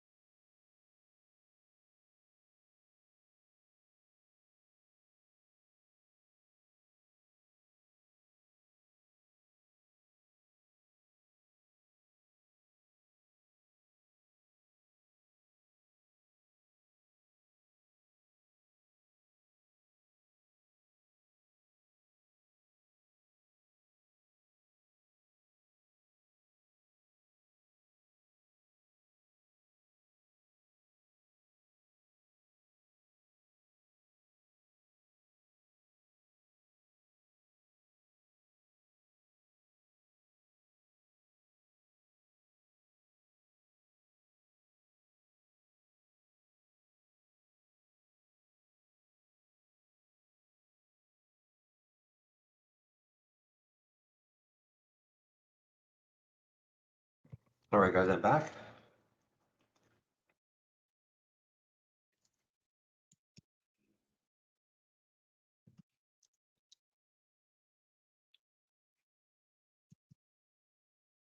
Ah, man, I mentioned this PSNY in the pre-market. So look at this big profit taking, I guess, right now for PSNY. I don't see any specific news on it. Had the great run, but look at this daily candle today, PSNY. Now, will 649 hold it? That is the next low looking left for PSNY. Oh, I even see it's on your bounce. I didn't see that, Zach. But I'd be a little reluctant to play too many bounces right now. Not with the market. 45 minutes down now.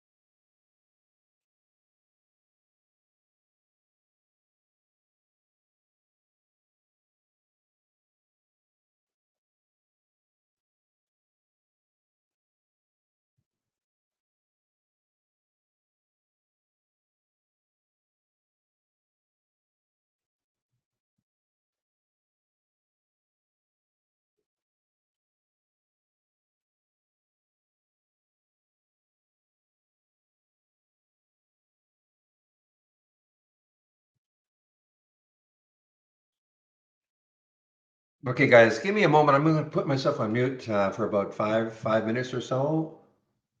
I'm going to answer a couple of emails here. So just let me. What time is it right now? 2:11. Should be back by certainly 2:20.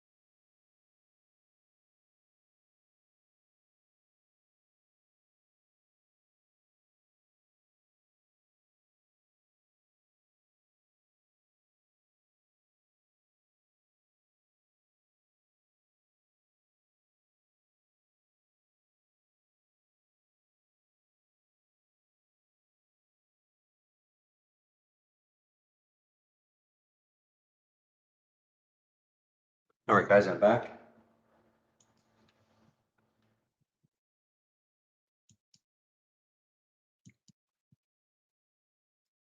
So CPRX now, I can't remember what I said. What's the next low looking left? So it's got a little bit of room, guys. Yeah, CPRX has definitely got some room now.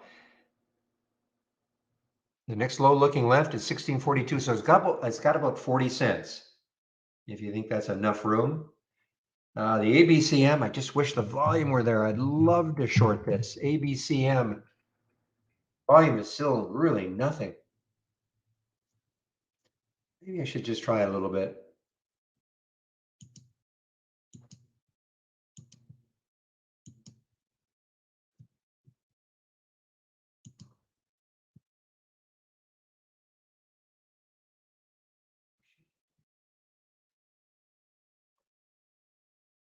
No, you know, I tried to stick a bit in between the 85 and the 91 in IB, and I didn't get it's just the volume. I just don't want to get burned on this.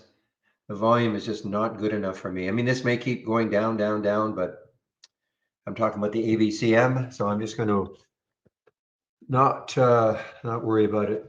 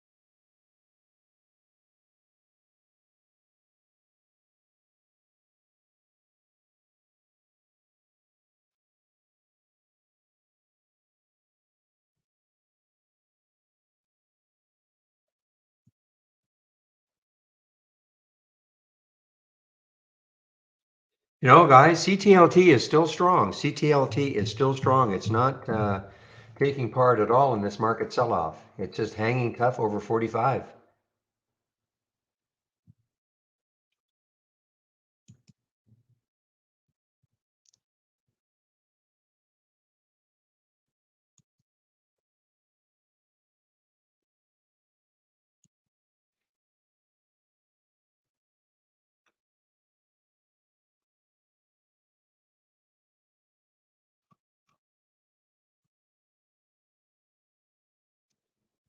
Yikes, look at Nordstrom's, JWN, JWN.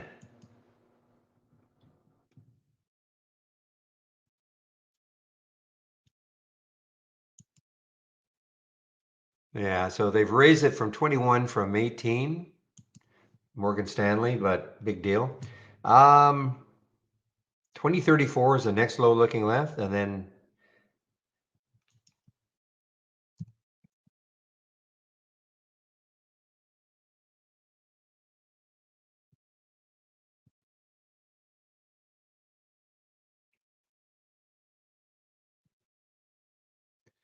cheap one, guys, UAMY, a very cheap one. Look at the volume coming in. Something's happening with this, UAMY. Very cheap one though.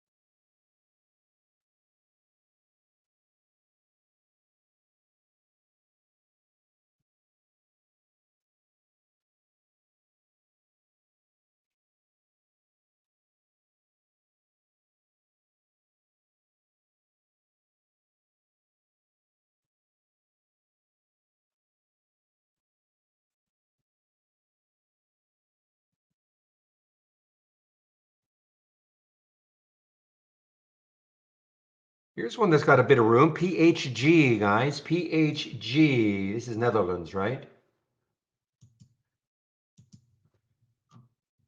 Yeah, so PHG's got a little bit of room underneath. Looking left, $14. Looks like 14 is the next area. So it's got a little bit of room underneath.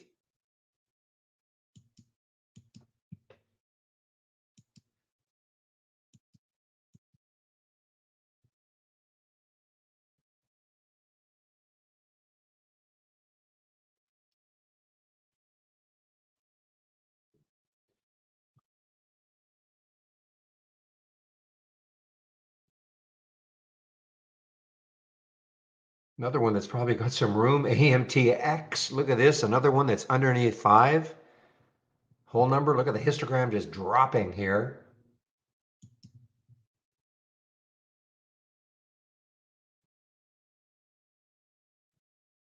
As the market continues to move down. But yeah, CTLT is still, relative strength, very high compared to what the market's doing.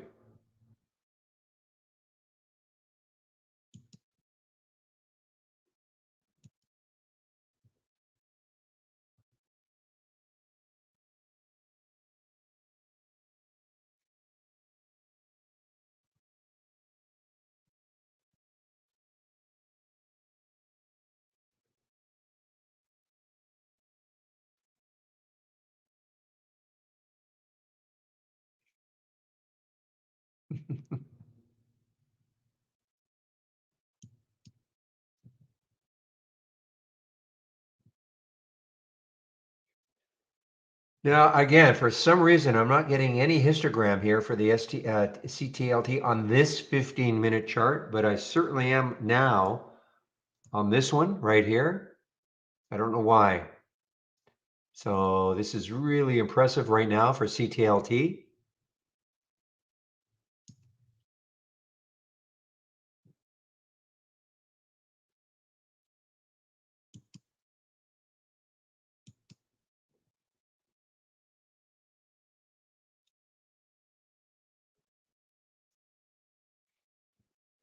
And you can ask Michael tomorrow. He'll be in the YouTube room tomorrow. All about the histogram, what the plans are. I don't know what our plans are, to be honest with it.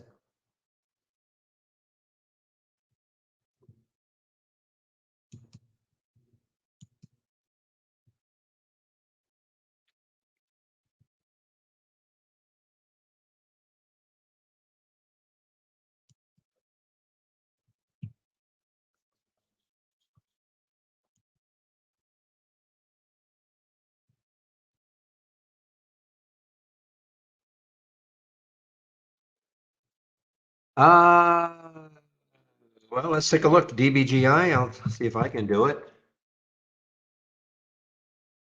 So you're trying to do a short on DBGI?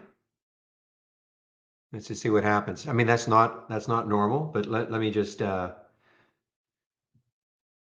where is the DBGI? Right here. So let's just see what happens when I try to do that. Oh, first of all, I got to be connected.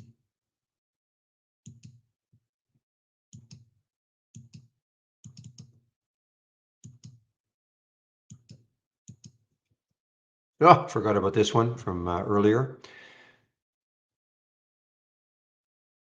This is again in the simulator. So DBGI, so you want to short it. 725, 729. So I don't know if I want to short 400 shares. I want to go in at the market, which would take me at 725. Now, understanding there are no shorts available at IB, but that shouldn't matter.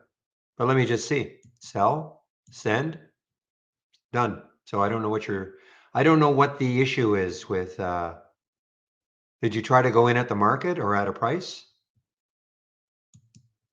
Because I just shorted, but I cannot short this one because there are no shorts available in Interactive Broker. So I could not do that really. In the simulator I can do it, but not a real account. Well, you saw what I did, Major. I just went right into the market, picked how many shares, clicked the sell button, and then sent it.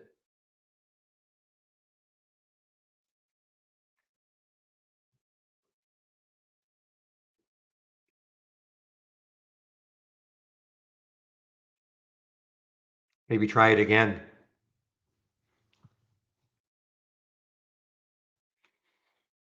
I'll do it again. There's DBGI. I'll go 300 shares,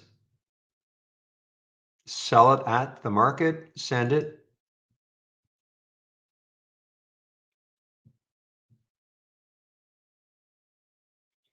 And there it is. So, it took a few seconds, but there it is. Certainly not preparing the order or anything like that. So I'm not sure what's going on your end. I really am not. I cannot duplicate it. How about other shorts? Anything else? Any other type of a short you might want to try?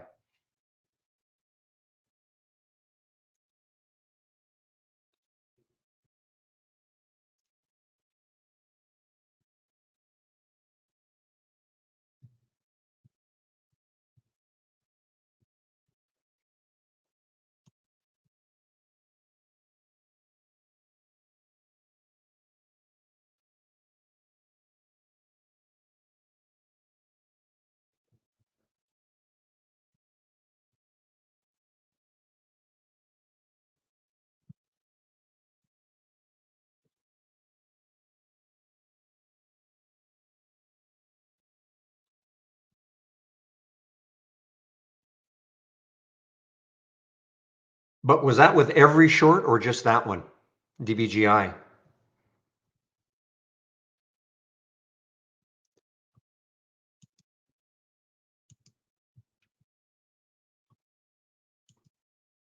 Yeah, try. Yeah.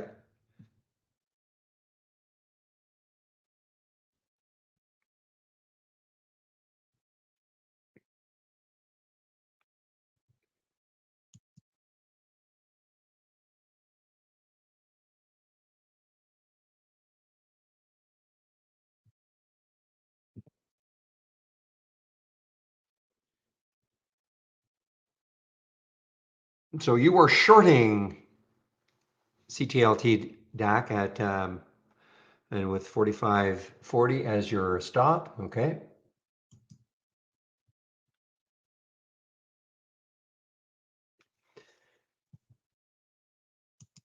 So let me know what happens, Major, on trying to short another one. It shouldn't matter at all, but as long as you're doing it correctly by clicking the sell button and then sending it.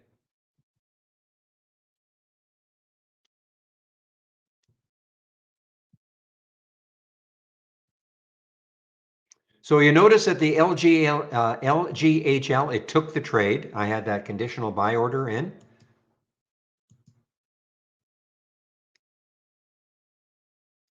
Well, that's really weird that it's happening on DBGI. I have no explanation. You saw me do it twice in the simulator. You saw me do it twice. So I have no explanation why that would be happening with DBGI. Well, you saw, or maybe you don't see my screen, because I took two shorts of it in rapid succession. Oh, okay.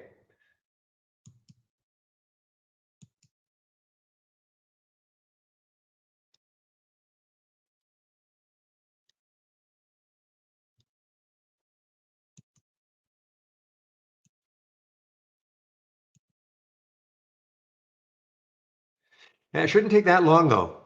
You saw how, I mean, it took the second one, the first one was almost instant. The second one took maybe, I don't know, 3 seconds.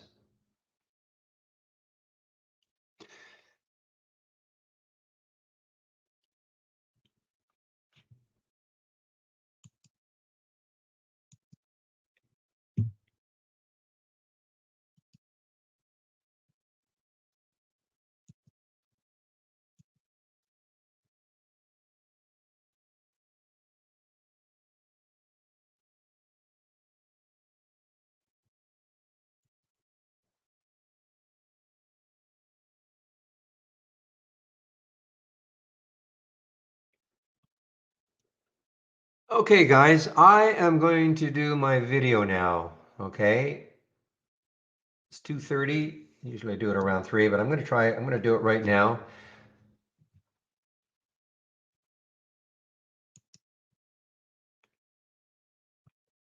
So let me just put that announcement in.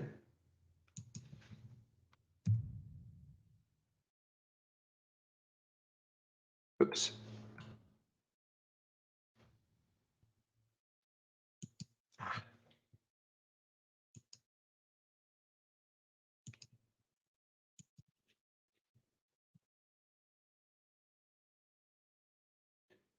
Yes.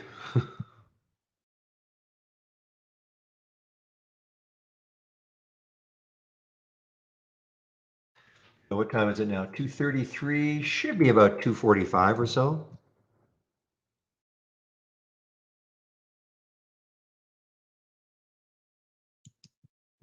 Okay, so I'm muting myself.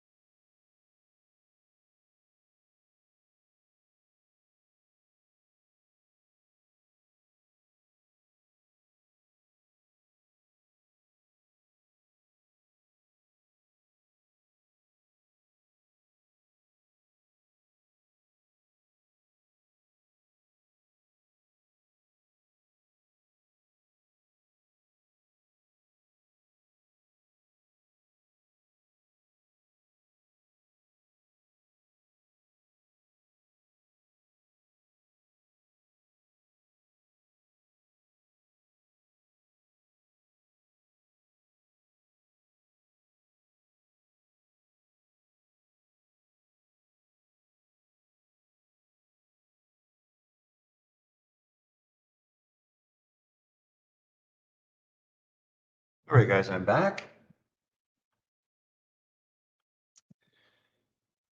Yeah, how'd you like to have a last name like Savant? The guy who's talking about Catalent, CTLT. I am a savant.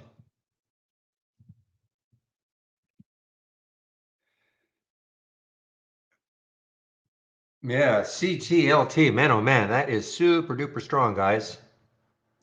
That is classical. I actually did my video on it because just pointing out, this is a classic counter trend trade because trend is down.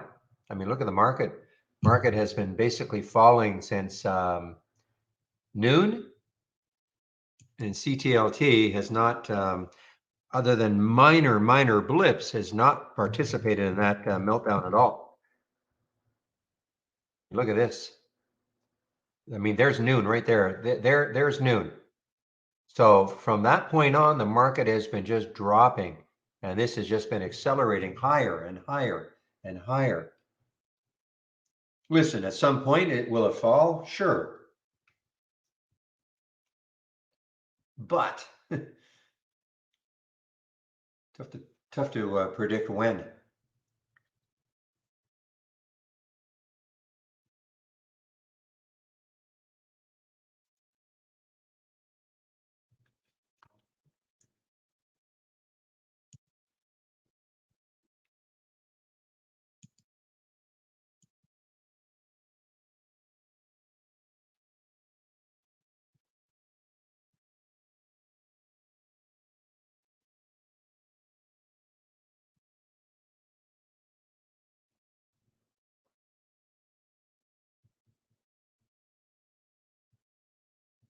Yeah, and it doesn't hurt that Morgan Stanley puts that big $81 price target.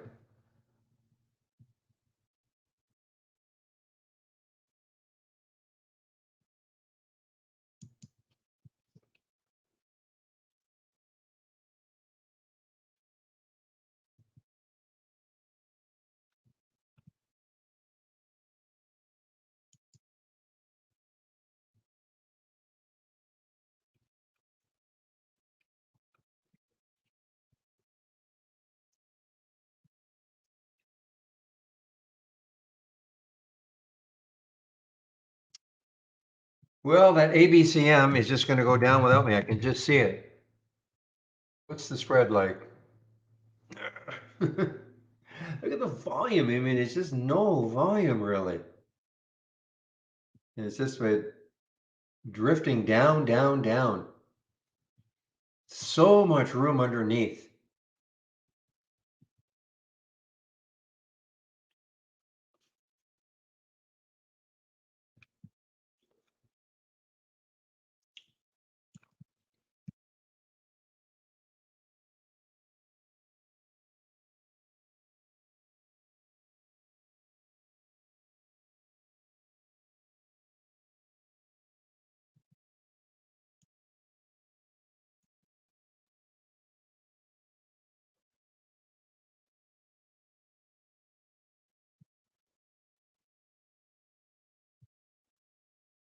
So, Casa, was that you last week that gave that link to the gentleman who talks?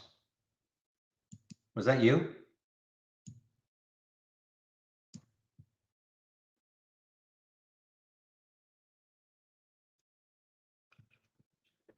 Or was that Cam? It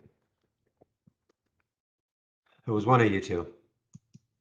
That was you, Casa. Okay. So, how much longer? Any idea?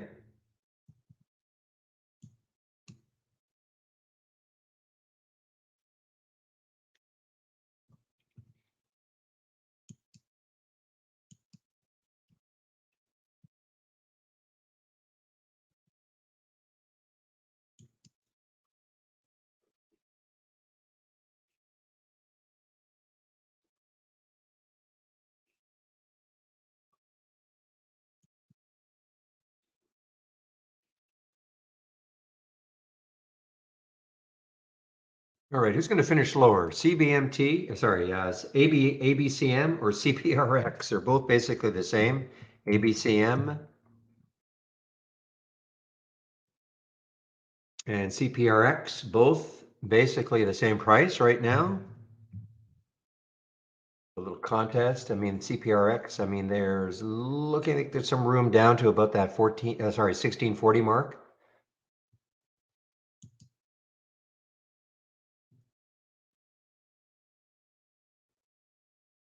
Okay, thanks, Casa.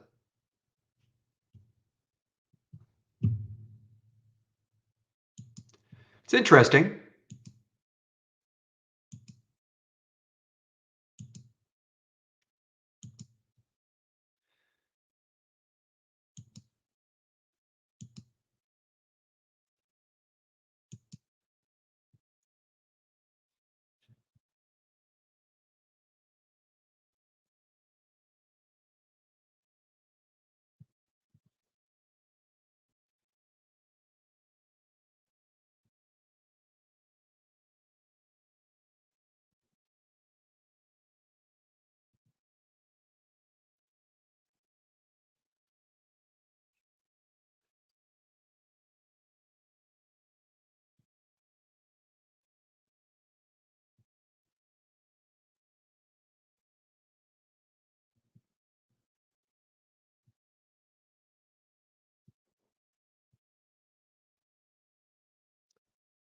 All right, guys, 2:48. So typically what I do is at around 3 o'clock, I'll put myself on mute. I'm still here. I will answer any questions. I'll hop back on the mic if there's a question. So, absolutely feel free to ask questions. All of the rooms will be open until 3:30.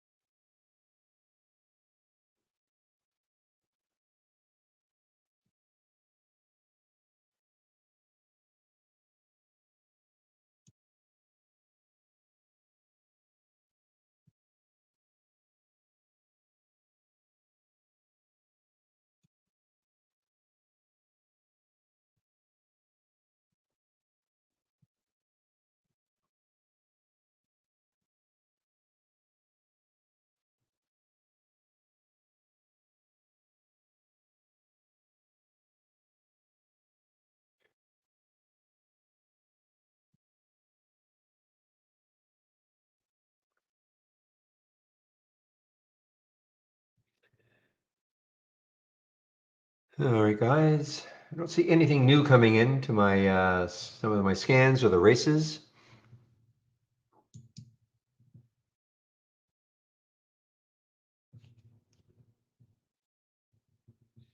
How's KWeb doing, China? How is it doing? Yeah, kind of snoozing a bit here. So probably most of the China stocks are doing this.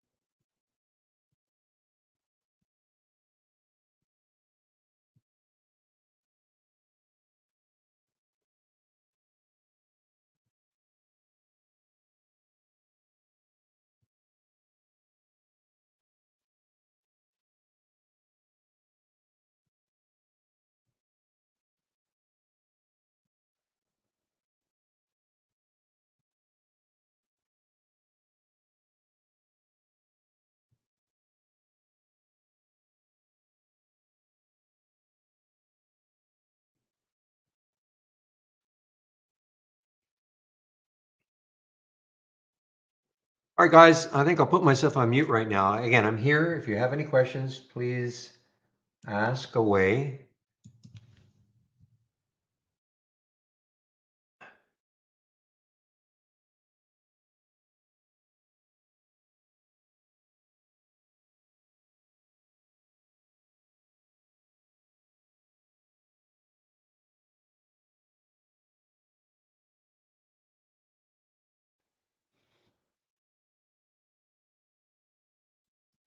Okay, so I'll put myself on mute, but again, I'm here. Again, feel free to ask me a question if you have any.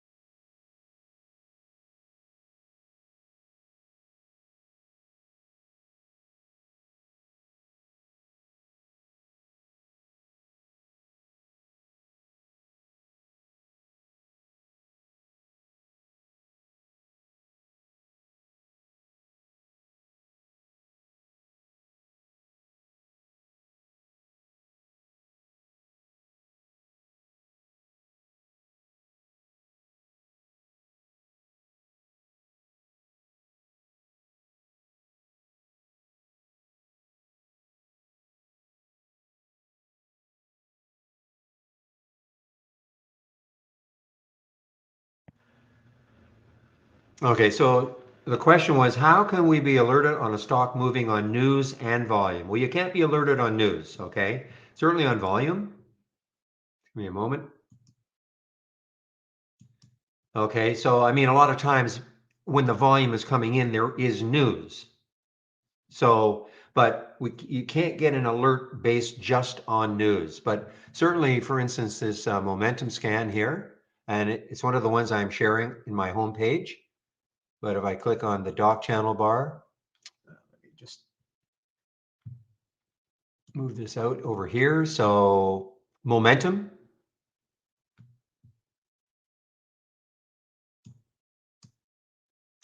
So this is the momentum scan. So this is what it's doing. If I right click, configure, and click on summary, you see the volume in the last minute is at least 1,000% of normal, and the last 5 minutes is at least 400% of normal. Okay, so that means the only way you're going to get an alert is it's moving on volume.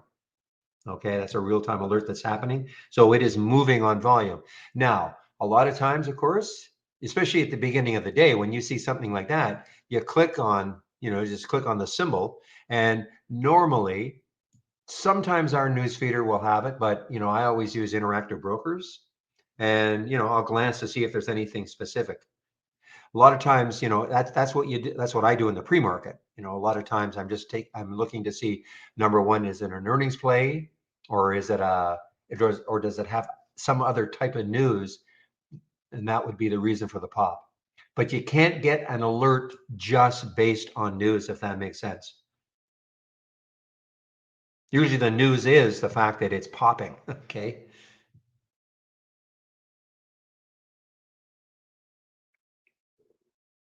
Does that make sense?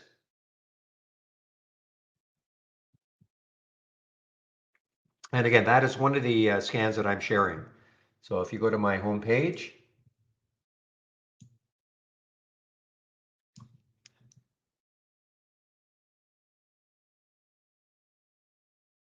again, if you go to my homepage and click on that link and scroll down until you see scans, click here, and there it is, momentum. Okay, that's basically what I just showed you.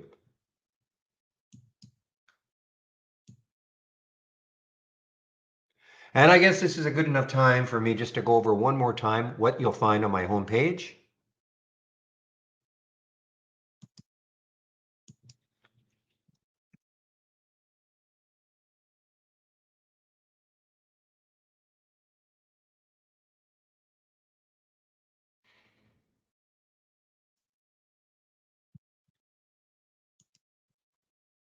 So that promo is still valid. It is still active. The Friday 30% off the first month only, or the entire year. I'll show you what it means. So we do have the 4 plans. So we have an annual premium and an annual standard. So the premium would be 2,000 less the 30%, bringing it down to 1,400 for the year. And the standard brings it down from 1,000 to 700. Now, if you don't, you have to really be sure you want an annual, because once you have an annual, there's no real refund. So you can always start off with a monthly 118, 228, less the 30% for the first month only. If you maintain a monthly subscription, this is what you will pay going forward. But if you take out, say you took out a monthly today, and then within 30 days, you thought, you know what, I'd really love to have an annual, we'll honor the 30% discount. No, there's no news column. No, there's no way to have a news column. I mean, no. There's so many things that could, if you had a news column, I'm not trying to dissuade it or anything like that, but so many things can come into news that really you don't care about. You're looking for the sensational news, and yes, every now and then you'll see the sensational news, but a lot of times, even if you had, there's news on companies seemingly all day long, you know. But anyway, to answer your question, there's no way to have a news column, no.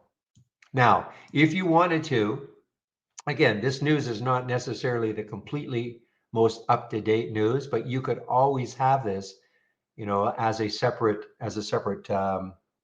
separated out. So for instance, I could click on new, and then where are we? Single stock window, and then click on the news tab. Okay, so now I see the news all the time. So when I click on an alert, I'll see the latest news as we have it. Okay. But I'm not trying to tell you this is the latest breaking news.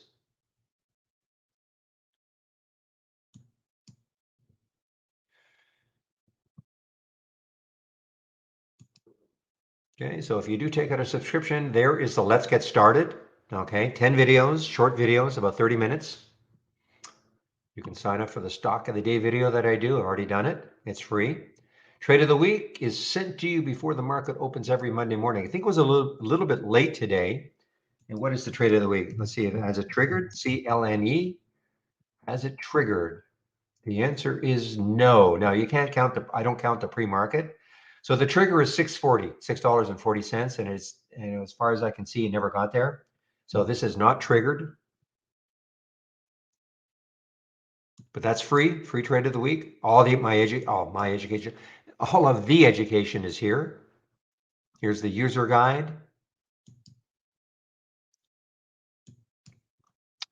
There's that getting started again. Here is all about alert windows, top list windows, and stock racing, and more in the user guide, of course. But you should know about those three things first.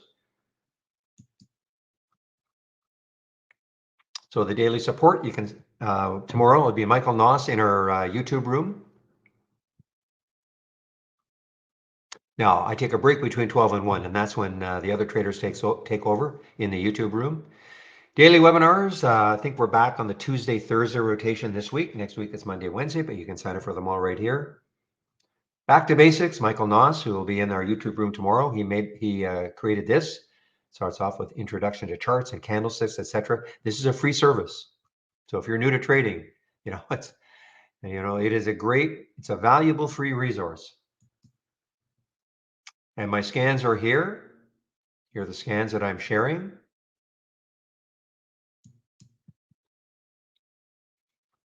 And so just one last time, if you are going to take out a subscription, it really, to give the room credit, the room is free. So to give the room credit, if you use my link, my homepage link, and then click here and then take out the subscription that way, that helps the room. And yes, it helps me also.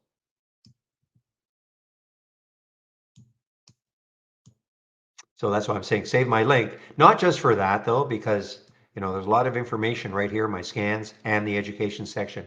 What I've tried to do is summarize most of what you'd find on our website, but I think in a maybe a better managed way.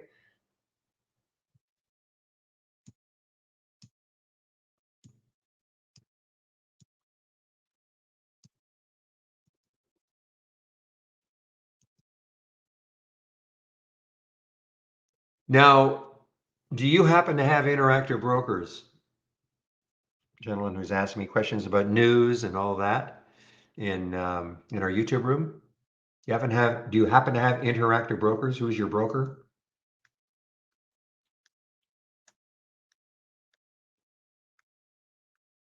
The reason I ask is that, I use IB's headline news. I mean, it's pretty darn good.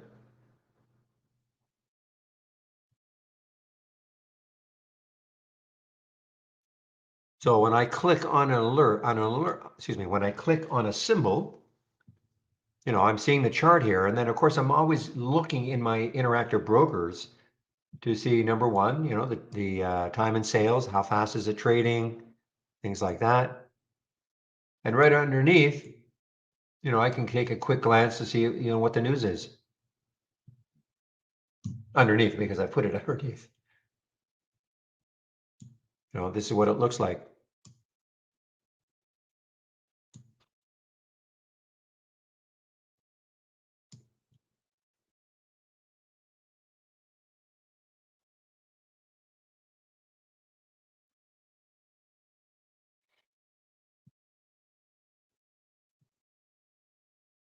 So I'll put myself back on mute. Again, I'll Hop back on if there is a question.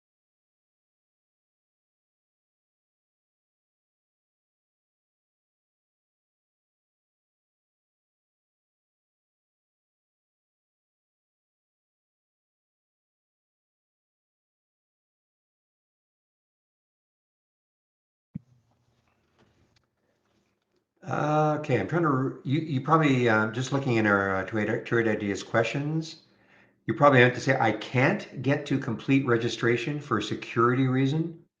Not sure I know what you mean.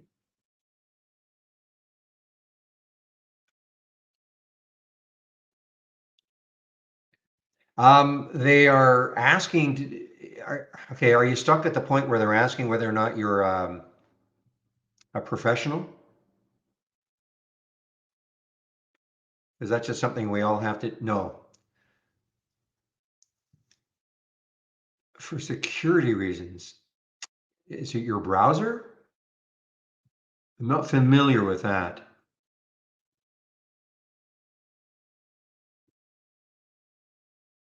I can send you to our homepage, okay? And I'm sure somebody will be able to help you. So, because I'm not 100% sure I know what you mean by for security reasons. I mean, is that something internally for your computer or your work or?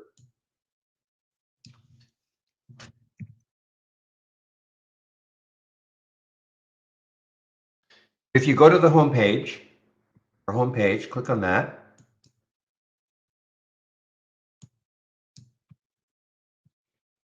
Okay, and the questions and answers pops up. Just click on that and then ask the question, and say you're trying to sign up. Maybe give them your email address because they may be able to see up to what point you've been able to sign up. Okay, and they may be. I'm sure they're going to be able to help you. And if you want to use my link, that'd be nice. If you're going to sign up, you can tell them that.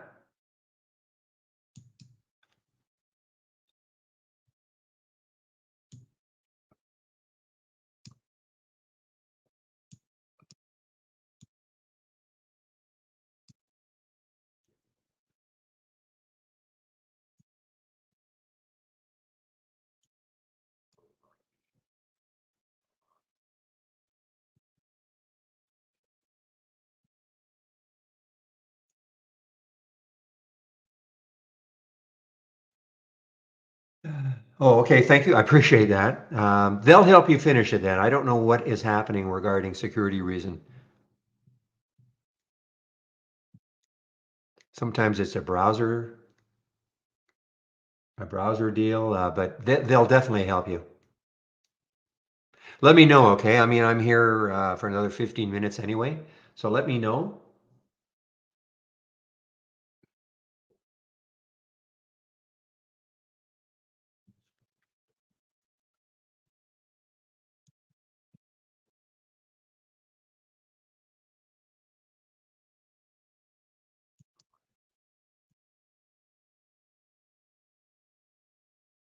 Just to put another stamp on the news issue that you were talking about, gentlemen in our YouTube room, you know, the question actually was, could we even have a column, one of our column headers for news, and just to say yes or no? Well, there's probably news almost every single day about a stock. Okay, I mean, I'm maybe exaggerating. So it's not a matter of, so if you saw there's news and it says yes, but a lot of the news doesn't really matter. It could you it's I'm not saying it would be a complete waste of time just to know that there's news, having a yes, because just because it would say yes doesn't mean, oh wow, that must be awesome news then. There could be all sorts of little news about a company. Most companies probably. Yeah, I was going to I think, Pepe, yeah, using Chrome, that can be a browser issue, couldn't it? As far as the security reasons, what little I know about stuff like that.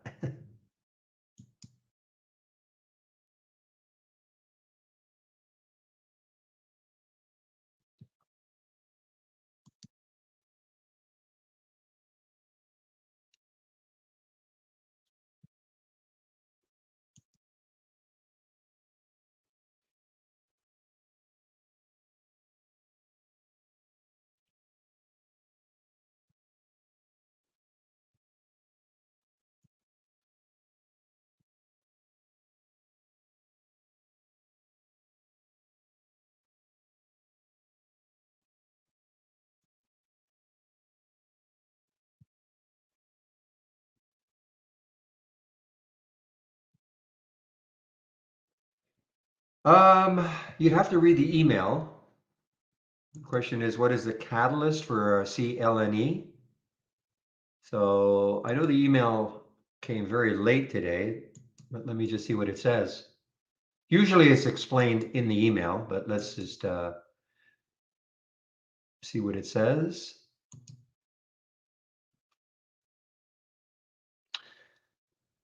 So the major market seems to be settling in and trying to build a base. This week, we're going to keep it simple and look to buy support rather than buy momentum right now. The constant macro rotation of different sectors makes it hard to find follow through on a simple breakout. So the 50-day simple moving average is a general level of health for daily stock charts. I don't have this. I don't have the 50 on my charts. Buying off support levels is a safer play than chasing momentum in this type of environment. And so saying CLNE seems to have found a solid level where the 50 and the 200-day moving average are flat and holding the line. Well, you can see, yeah, you can see that 200-day moving average is flat. Okay, so that's the reason, but it did not trigger. Remember, it did not trigger. The trigger is above Friday's close at 640. So it did not trigger. But that's what the email says. So that's all I can really say about it.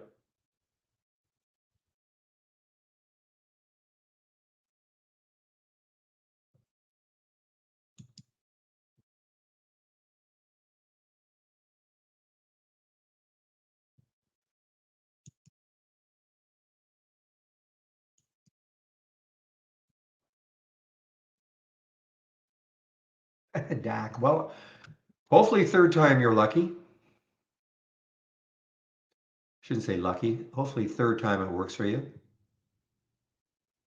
You've been putting some pretty tight stops on that stock.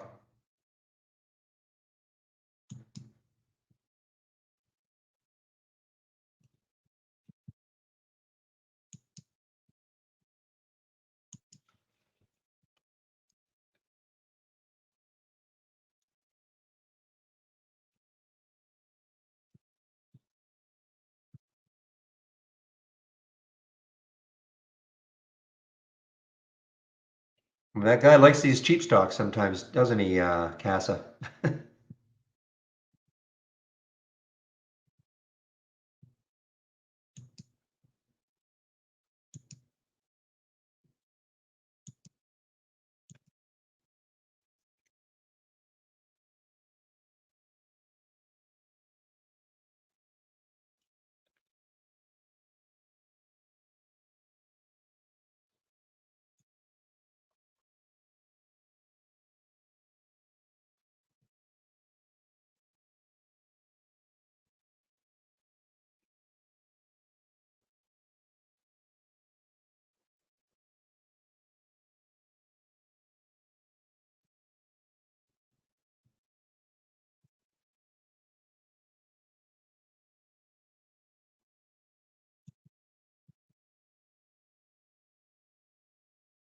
All right, guys, we're getting close to the end here.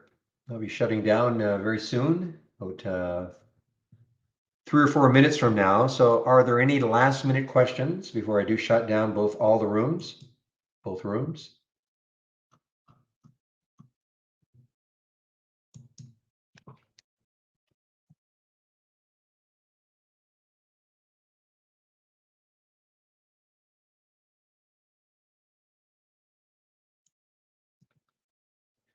And I forgot to mention earlier, usually I'd make a little introduction to people who are new to the room.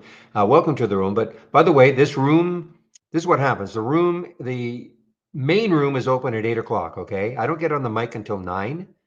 The YouTube room opens around 9.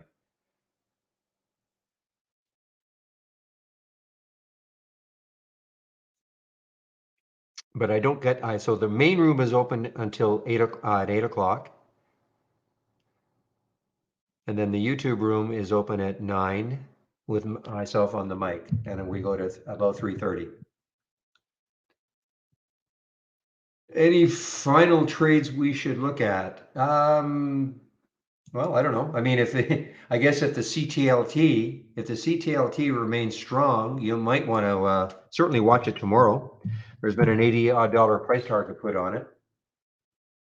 You know, the next high looking left is around 48, 49. So it's been strong all day. Probably watch this tomorrow. But as far as taking a trade right now, I don't typically, do too much. I'm not like a big power hour trader.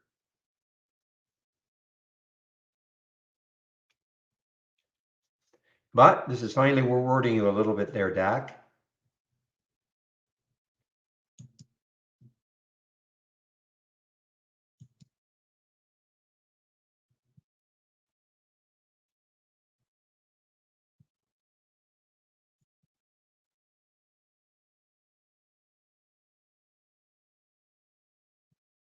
This took forever, but I guess this wasn't a bad one from the AI. A short of check at 360. It got down to 309 before it popped back up. But it took forever, probably several hours before it finally did have a nice move.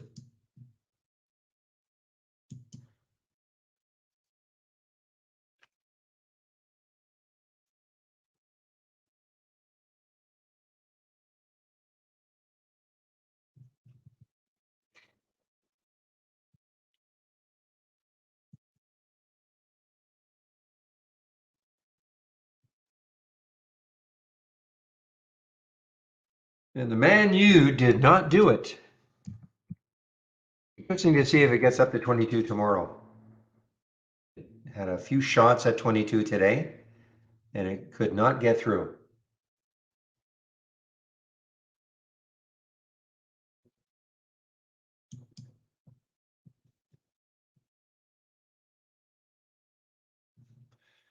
DLO. Remember DLO? So this, this could be interesting tomorrow. We've been watching this one for several days after the big, well, especially this big down day, but it's had, decent recovery. Today's the first day that hasn't really had like a pop. Maybe tomorrow this might start to give it up again. That's the DLO. Remember, the low down here is almost $9. So these are, things that maybe watch tomorrow.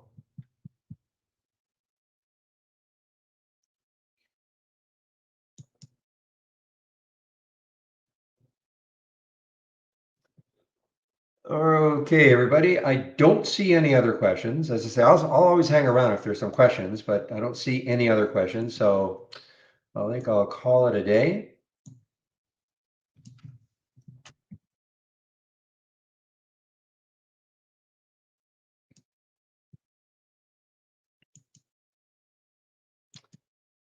And just getting my script into the room. All right, everybody. So thanks again for all the help all day long. I'll open the rooms tomorrow at 8 o'clock Eastern time. So have a great evening and we'll see you tomorrow. And I'll shut down YouTube now also.